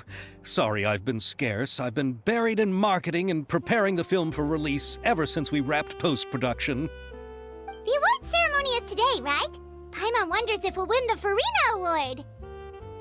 I'd give it a 90% chance. Farina! Oh, Paimon didn't know you were already here. You're earlier than everyone else. I'm sure the others will also be here in no time. Xavier, if we end up getting called on stage, shouldn't you come up with a name for our crew? What?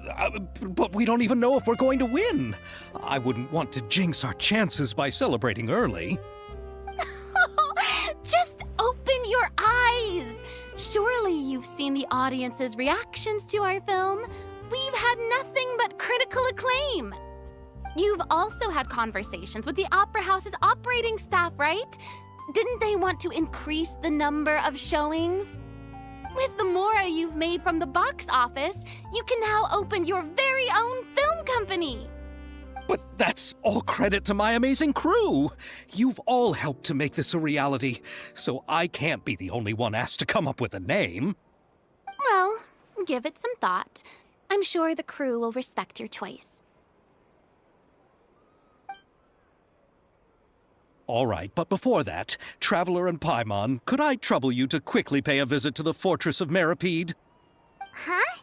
But shouldn't we stay for the award ceremony? I wanted to ask you two to invite Shavraz to join us at the ceremony. She's one of the lead roles, after all. I haven't been able to find her recently, so I haven't had the chance to invite her personally.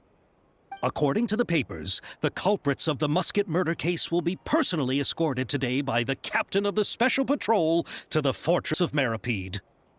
Oh, Paimon gets it now. Pillepalle. Für uns ist das keine große Sache. Yep, just wait here, Xavier, and maybe try to come up with a few snappy-sounding names. All right, then I'll leave you to it.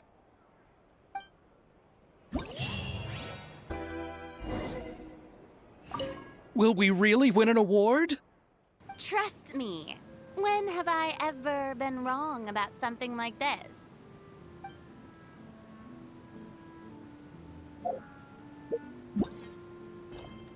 Triumphzug der zwei Musketiere, Rosen und Musketen Nachwort. Begib dich zum Fort Meripede, um nach Shavraz zu suchen. Heute ist der Tag, an dem der Forina-Preis auf der Fontenale verliehen wird. Also los, auf zum Veranstaltungsort, bevor du noch zu spät kommst.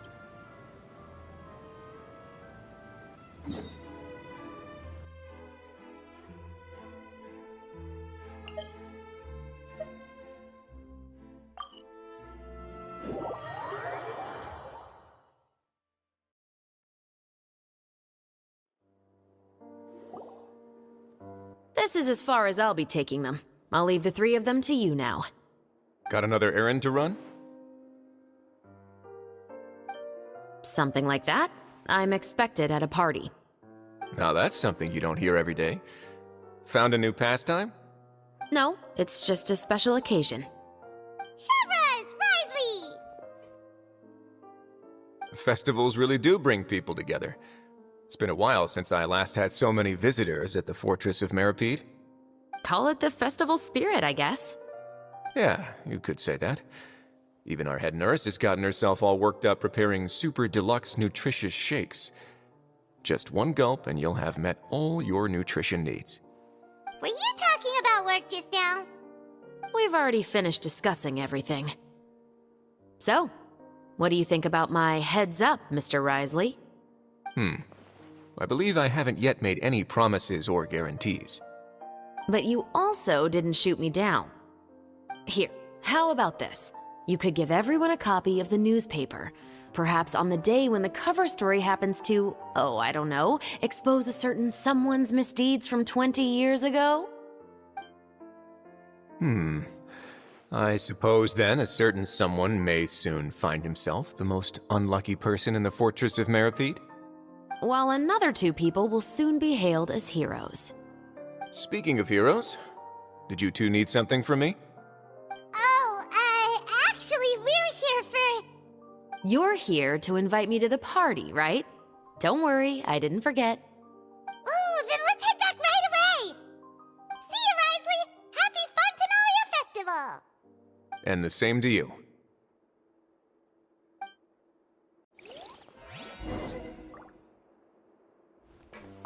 Please, go and enjoy the festival.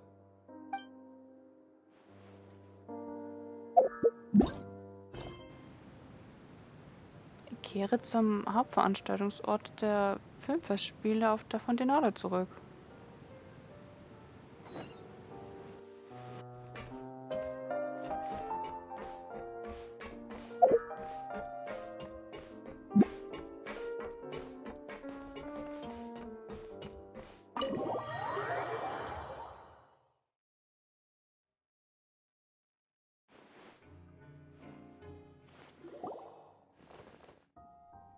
And the winner of the Farina Award for the first Fontanalia Film Festival is...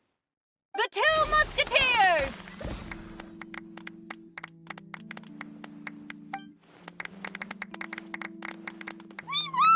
We really won!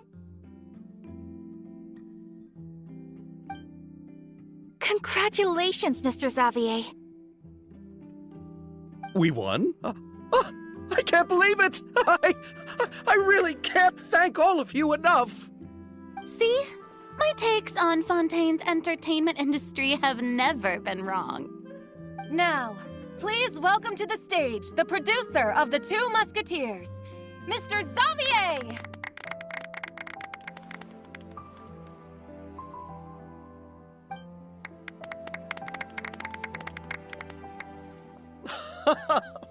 Thank you! Thank you all so much for your recognition and support. While I'm up here, I would love to give special thanks to... Time really flies, huh? It certainly feels that way. It feels like it was only yesterday when you were teaching me to hold a musket. Will you come back to Fontaine again? Of course! I'm very fond of this city. There are so many novel and interesting things that it's been hard to keep track of them all. But how about you? Would you be interested in visiting Inazuma? I can't say the thought has crossed my mind before, but I'd be willing to consider it now. I will be eagerly awaiting your visit. It would be wonderful if you could visit my home and enjoy a taste of our tea and desserts. Yeah, let's keep in touch. Did you accomplish all you came here for? Yes. And you should visit Inazuma again sometime. How has Ogura and her business been? To my knowledge, she's doing quite well. Tell her I said hi. I certainly will. I heard the thunderstorm has stopped. Yes, and the war has also been brought to an end. Peace and prosperity has returned to the islands. I quite like the sound of that. Perfect for hanging textiles out to dry. I'd like to offer my thanks again to the entire cast and crew. Without you, I would have never completed this film, much less had the opportunity to be standing on this stage. With the support of my entire crew, I would like to officially announce our film company, Musketeer Pictures! Oh, that has a really nice ring to it. Then in that case, let's please welcome all the members of Musketeer Pictures onto the stage for a commemorative photo. Oh, Paimon didn't know we'd also be taking pictures. Director Farina, I believe you are the most deserving person to raise this trophy. Huh? No. There's no need. It's so embarrassing. It's an honor the director deserves. Yes, I agree. Niemand sonst kommt noch mehr für diese Ehrung in Frage. Just accept that you're not getting out of this. Ready, everyone? 3, 2, 1!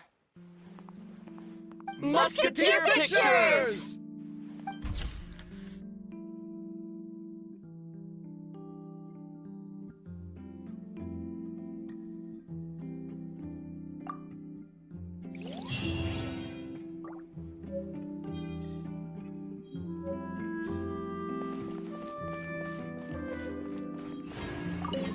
Miss Yoimiya, we haven't had the chance to talk, but please accept my thanks for everything you've done over the past few days.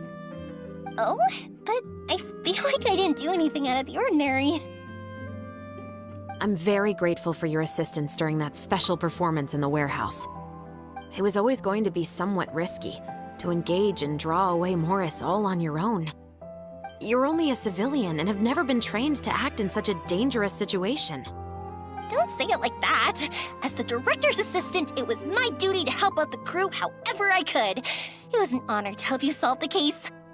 I have to admit, though, my heart was thumping super hard the entire time I was laying on the ground. I was scared that everyone would notice. You did great. Oh, and before I forget, if you ever visit Inazuma, please come and pay a visit to Naganohara Fireworks. I'll make some fireworks for you. I even know what shape we'd make. I'm guessing a musket. Telling you now would ruin the surprise. If you really want to see it, just come and visit me.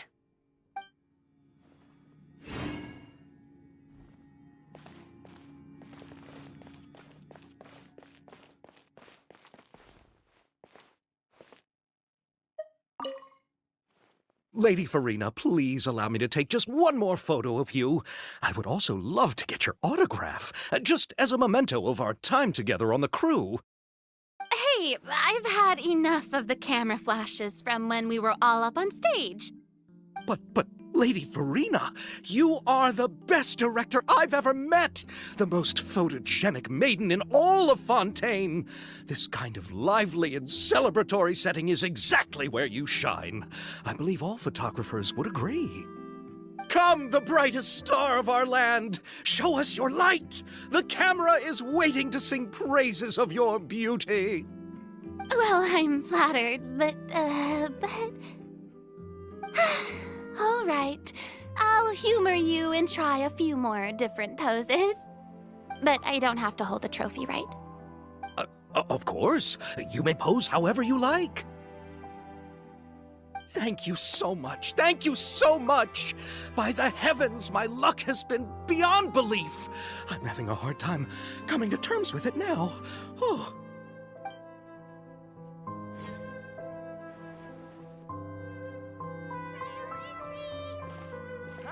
Fontenalia Festival.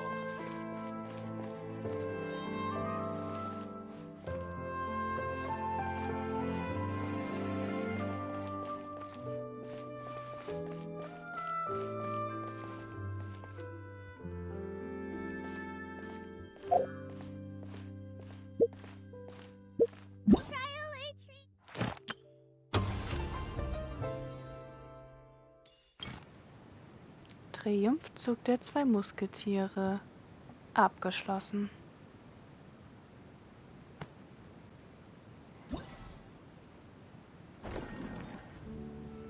Eintauchen in den Rahmen. 10 wählen. Die Richtung der Sonne.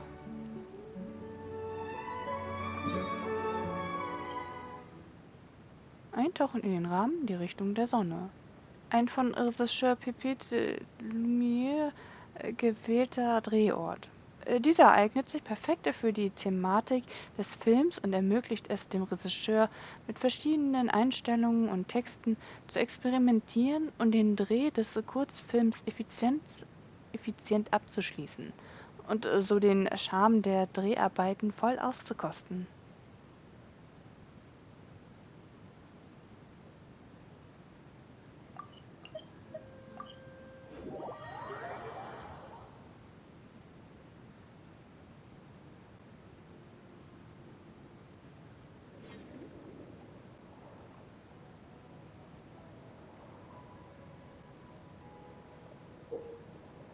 Im Minispiel Eintauchen in den Rahmen musst du mehrere Aufnahmen nach den Anforderungen des Regisseurs machen und sie zu einem Film zusammenstellen.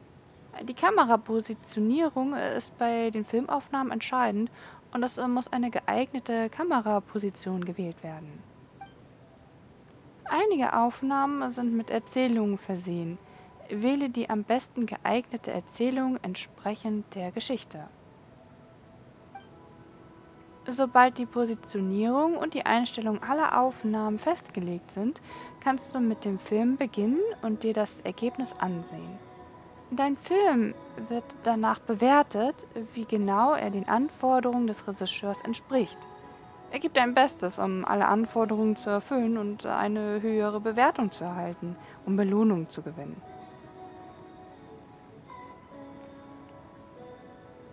Okay.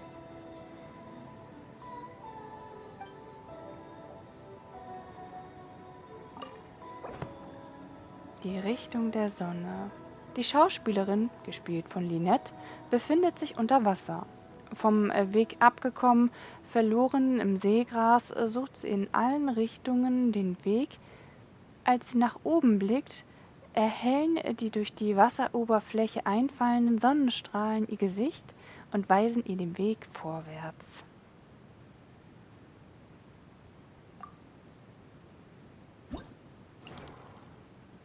Aufnahme 1. Anforderungen an Kameraposition. Zeige die Szenerie unter Wasser, in der die Schauspielerin, gespielt von Lynette, verloren ist.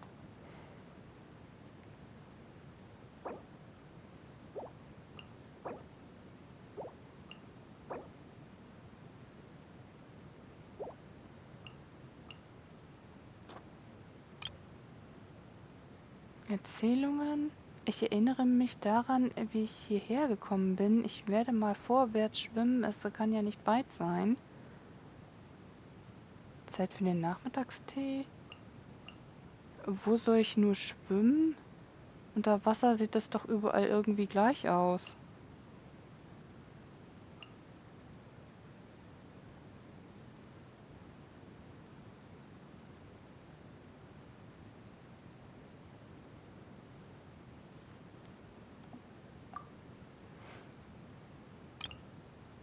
Aufnahme 2. Filme, wie die Schauspielerin, gespielt von Lynette, durch das Seegras schwimmt.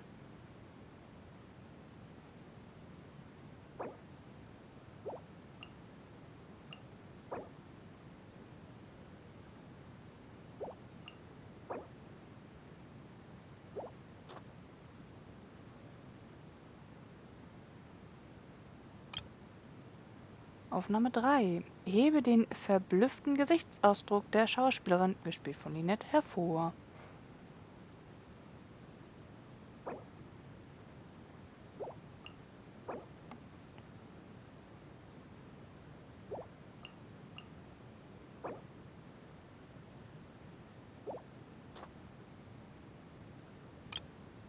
Aufnahme 4.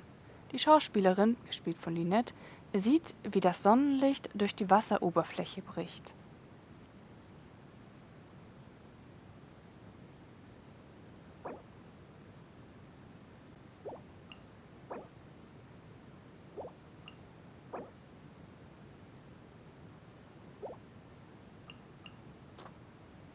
Erzählung? Ich hab's. Folge der Richtung der Sonne. Nach einem Imbiss ist es Zeit, sich für die Aufführung des Abends vorzubereiten. Ach, egal. Erstmal nach Hause. Okay.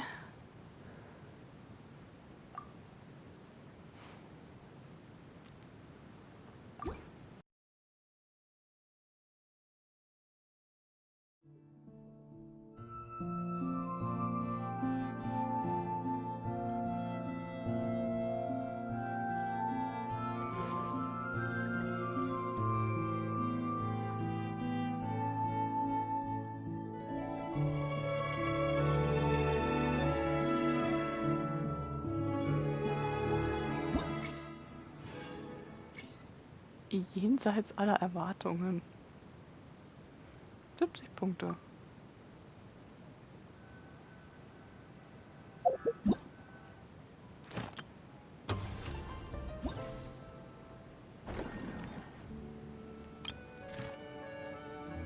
Die Richtung der Sonne. Erreiche eine Bewertung von einzigartiges Meisterwerk? Ach, naja. Mäßige Reaktion und jenseits aller Erwartungen. Das reicht doch.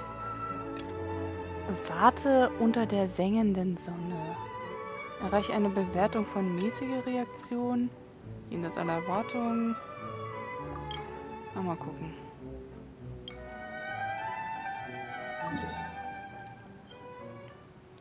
Warten unter der Sonne. Okay.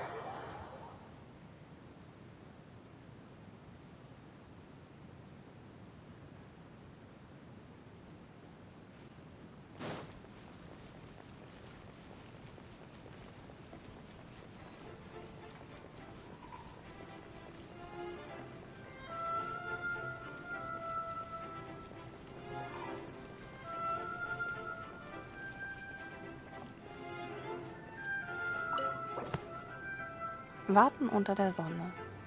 In der sengenden Hitze der Sonne wartet die Hauptfigur, gespielt von Navia, auf ihre Freundin, gespielt von Paimon. Letztere hält die Hitze kaum aus und erscheint lustlos im Blickfeld der Hauptfigur. Die Hauptfigur zieht einen vorbereiteten Sonnenschirm und eine Sonnenbrille hervor und deutet ihrer Freundin an, mit ihr Schutz vor der Sonne zu suchen. Ah ja. Aufnahme 1. Hebe das strahlend sonnige Wetter hervor.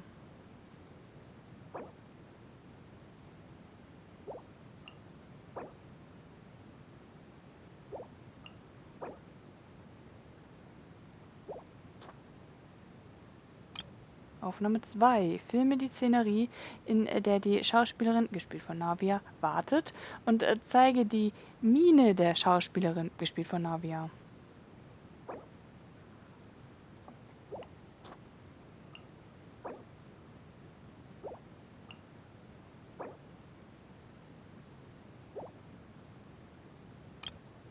Aufnahme 3. Filme die Szenerie, in der sich die beiden Schauspielerinnen treffen.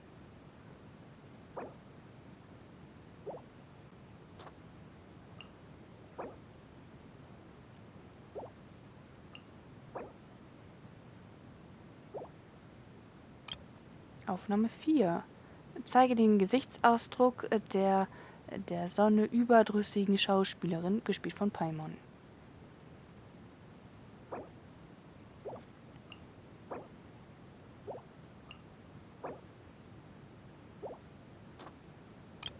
Erzählung? Wollen wir irgendwo hingehen? Es ist viel zu sonnig. Paimon will unbedingt die Macarons vom Hotel de Bois essen. Aufnahme 5. Filme, wie die Schauspielerin, gespielt von Navia, ihren Sonnenschirm aufspannt und ihre Sonnenbrille aufsetzt.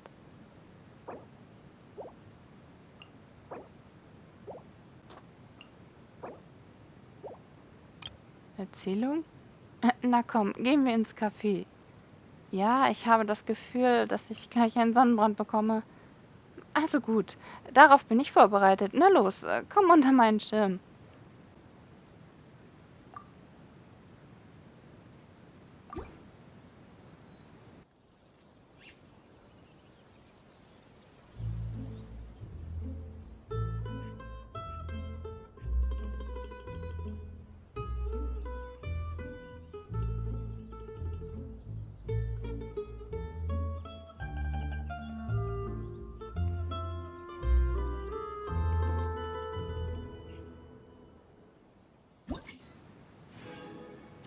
Einzigartiges Meisterwerk, 120 Punkte.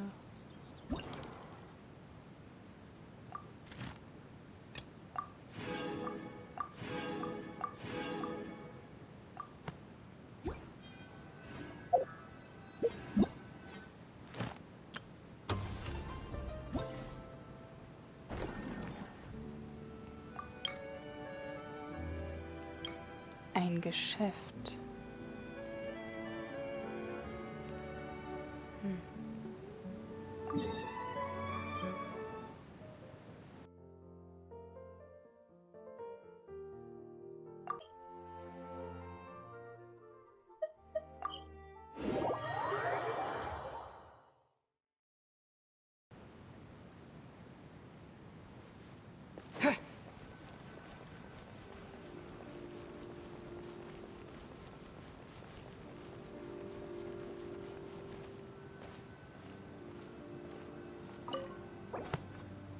Ein Geschäft.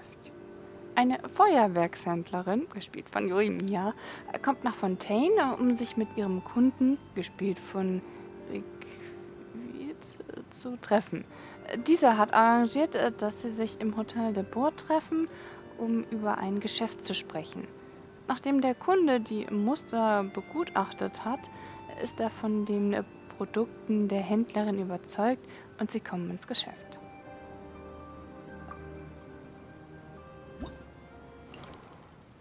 Aufnahme 1. Filme wie der Kunde, gespielt von Requit, die Muster auf dem Tisch in Augenschein nimmt.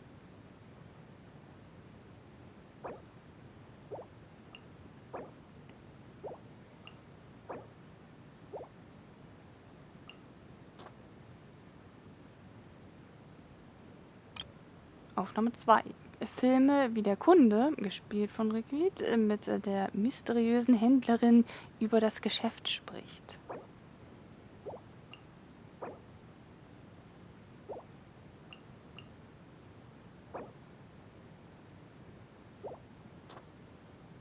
Erzählung. Es tut mir leid, aber die Qualität dieser Kleiderproben erfüllt nicht die Ansprüche unserer Händlergilde. Kellner! Kannst du die Wirksamkeit dieser Waren garantieren?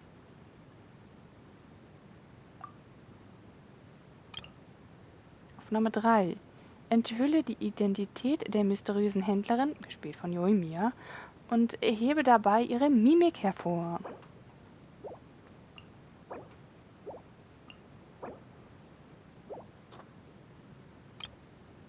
Aufnahme 4. Die Verkäuferin, gespielt von Yoimiya, präsentiert dem Kunden ihre Produkte mit Markierungen.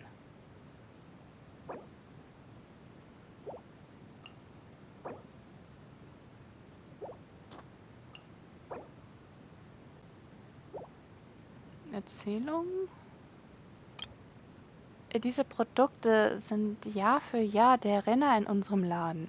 Mit ihnen lässt du die schönsten und eindrucksvollsten Feuerwerke zünden. Ich glaube, das ist genug. Es muss nicht noch mehr geordert werden. Es könnte nicht besser sein.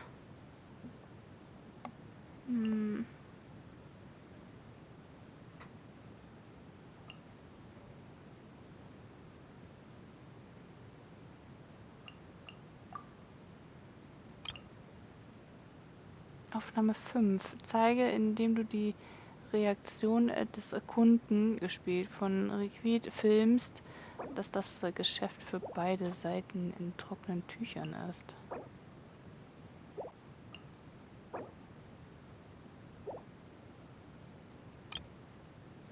Erzählung. Da du nun einmal hier in Fontaine bist, solltest du unbedingt unsere kulinarische Kultur genießen. Gut, abgemacht. Nein, das ist nicht genug. Lass mich noch ein wenig überlegen.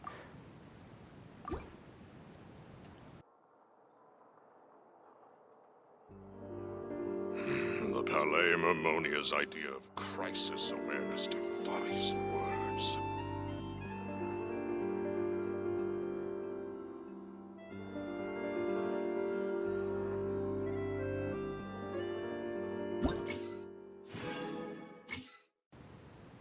Einzigartiges Meisterwerk.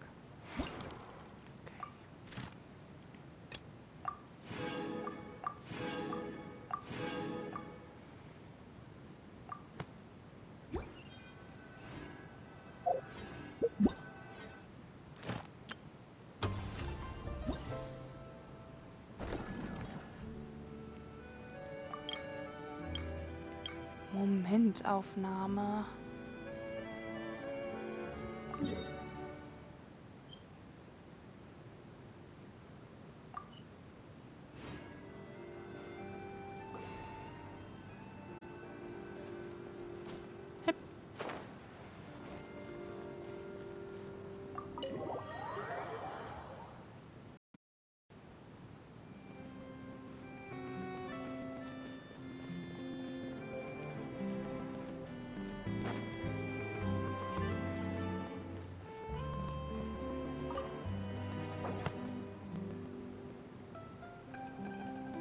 Momentaufnahme. An einer Straßenecke des Hofs von Fontaine hat eine Schauspielerin, gespielt von Charlotte, eine Kamera aufgestellt und ist gerade dabei, den richtigen Winkel zu finden, die ganze Schönheit des Hofs von Fontaine auf Film zu bannen. Nachdem sie verschiedene Perspektiven miteinander verglichen hat, steht ihre Entscheidung fest.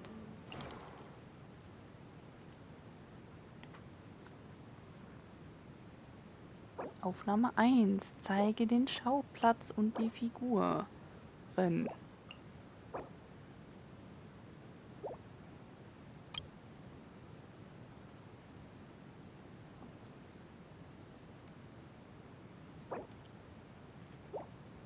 Aufnahme 2. Hebe hervor, dass die Schauspielerin, gespielt von Charlotte, nachdenkt.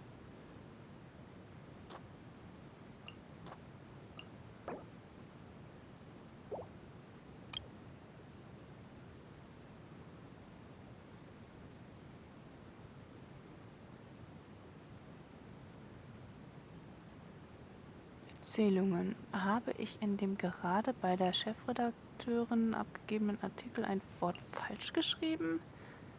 Aus welchem Winkel abgelichtet? Sollte ich mir nach dem Zahltag ein besseres Objektiv kaufen?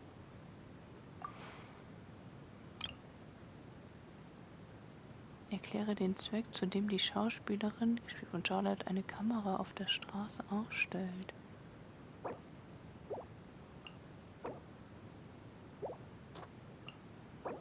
Aufnahme 3.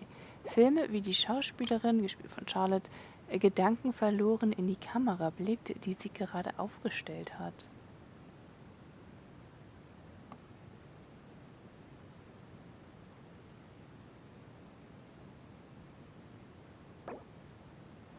Aufnahme 4. Vermittle, wie die Schauspielerin, gespielt von Charlotte, über die Inhalte des Filmemachens nachsinnt, während du gleichzeitig die Szenerie des Hofs von Fontaine einfängst.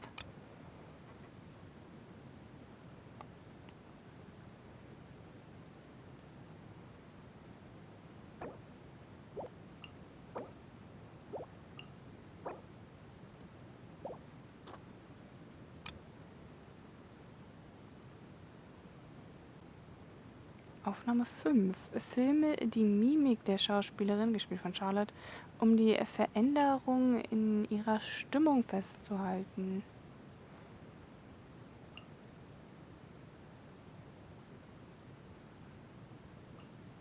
Erzählungen? Ja, ich sollte jetzt den Hof von Fontaine von seiner besten Seite ablichten können. Das muss eine Illusion sein. Ja, eine Illusion. Nur noch ein kleines bisschen aushalten, bis das Geld kommt. Vermittle, wie die Schauspielerin, gespielt von Charlotte, denkt, wenn sie den Kamerawinkel wählt.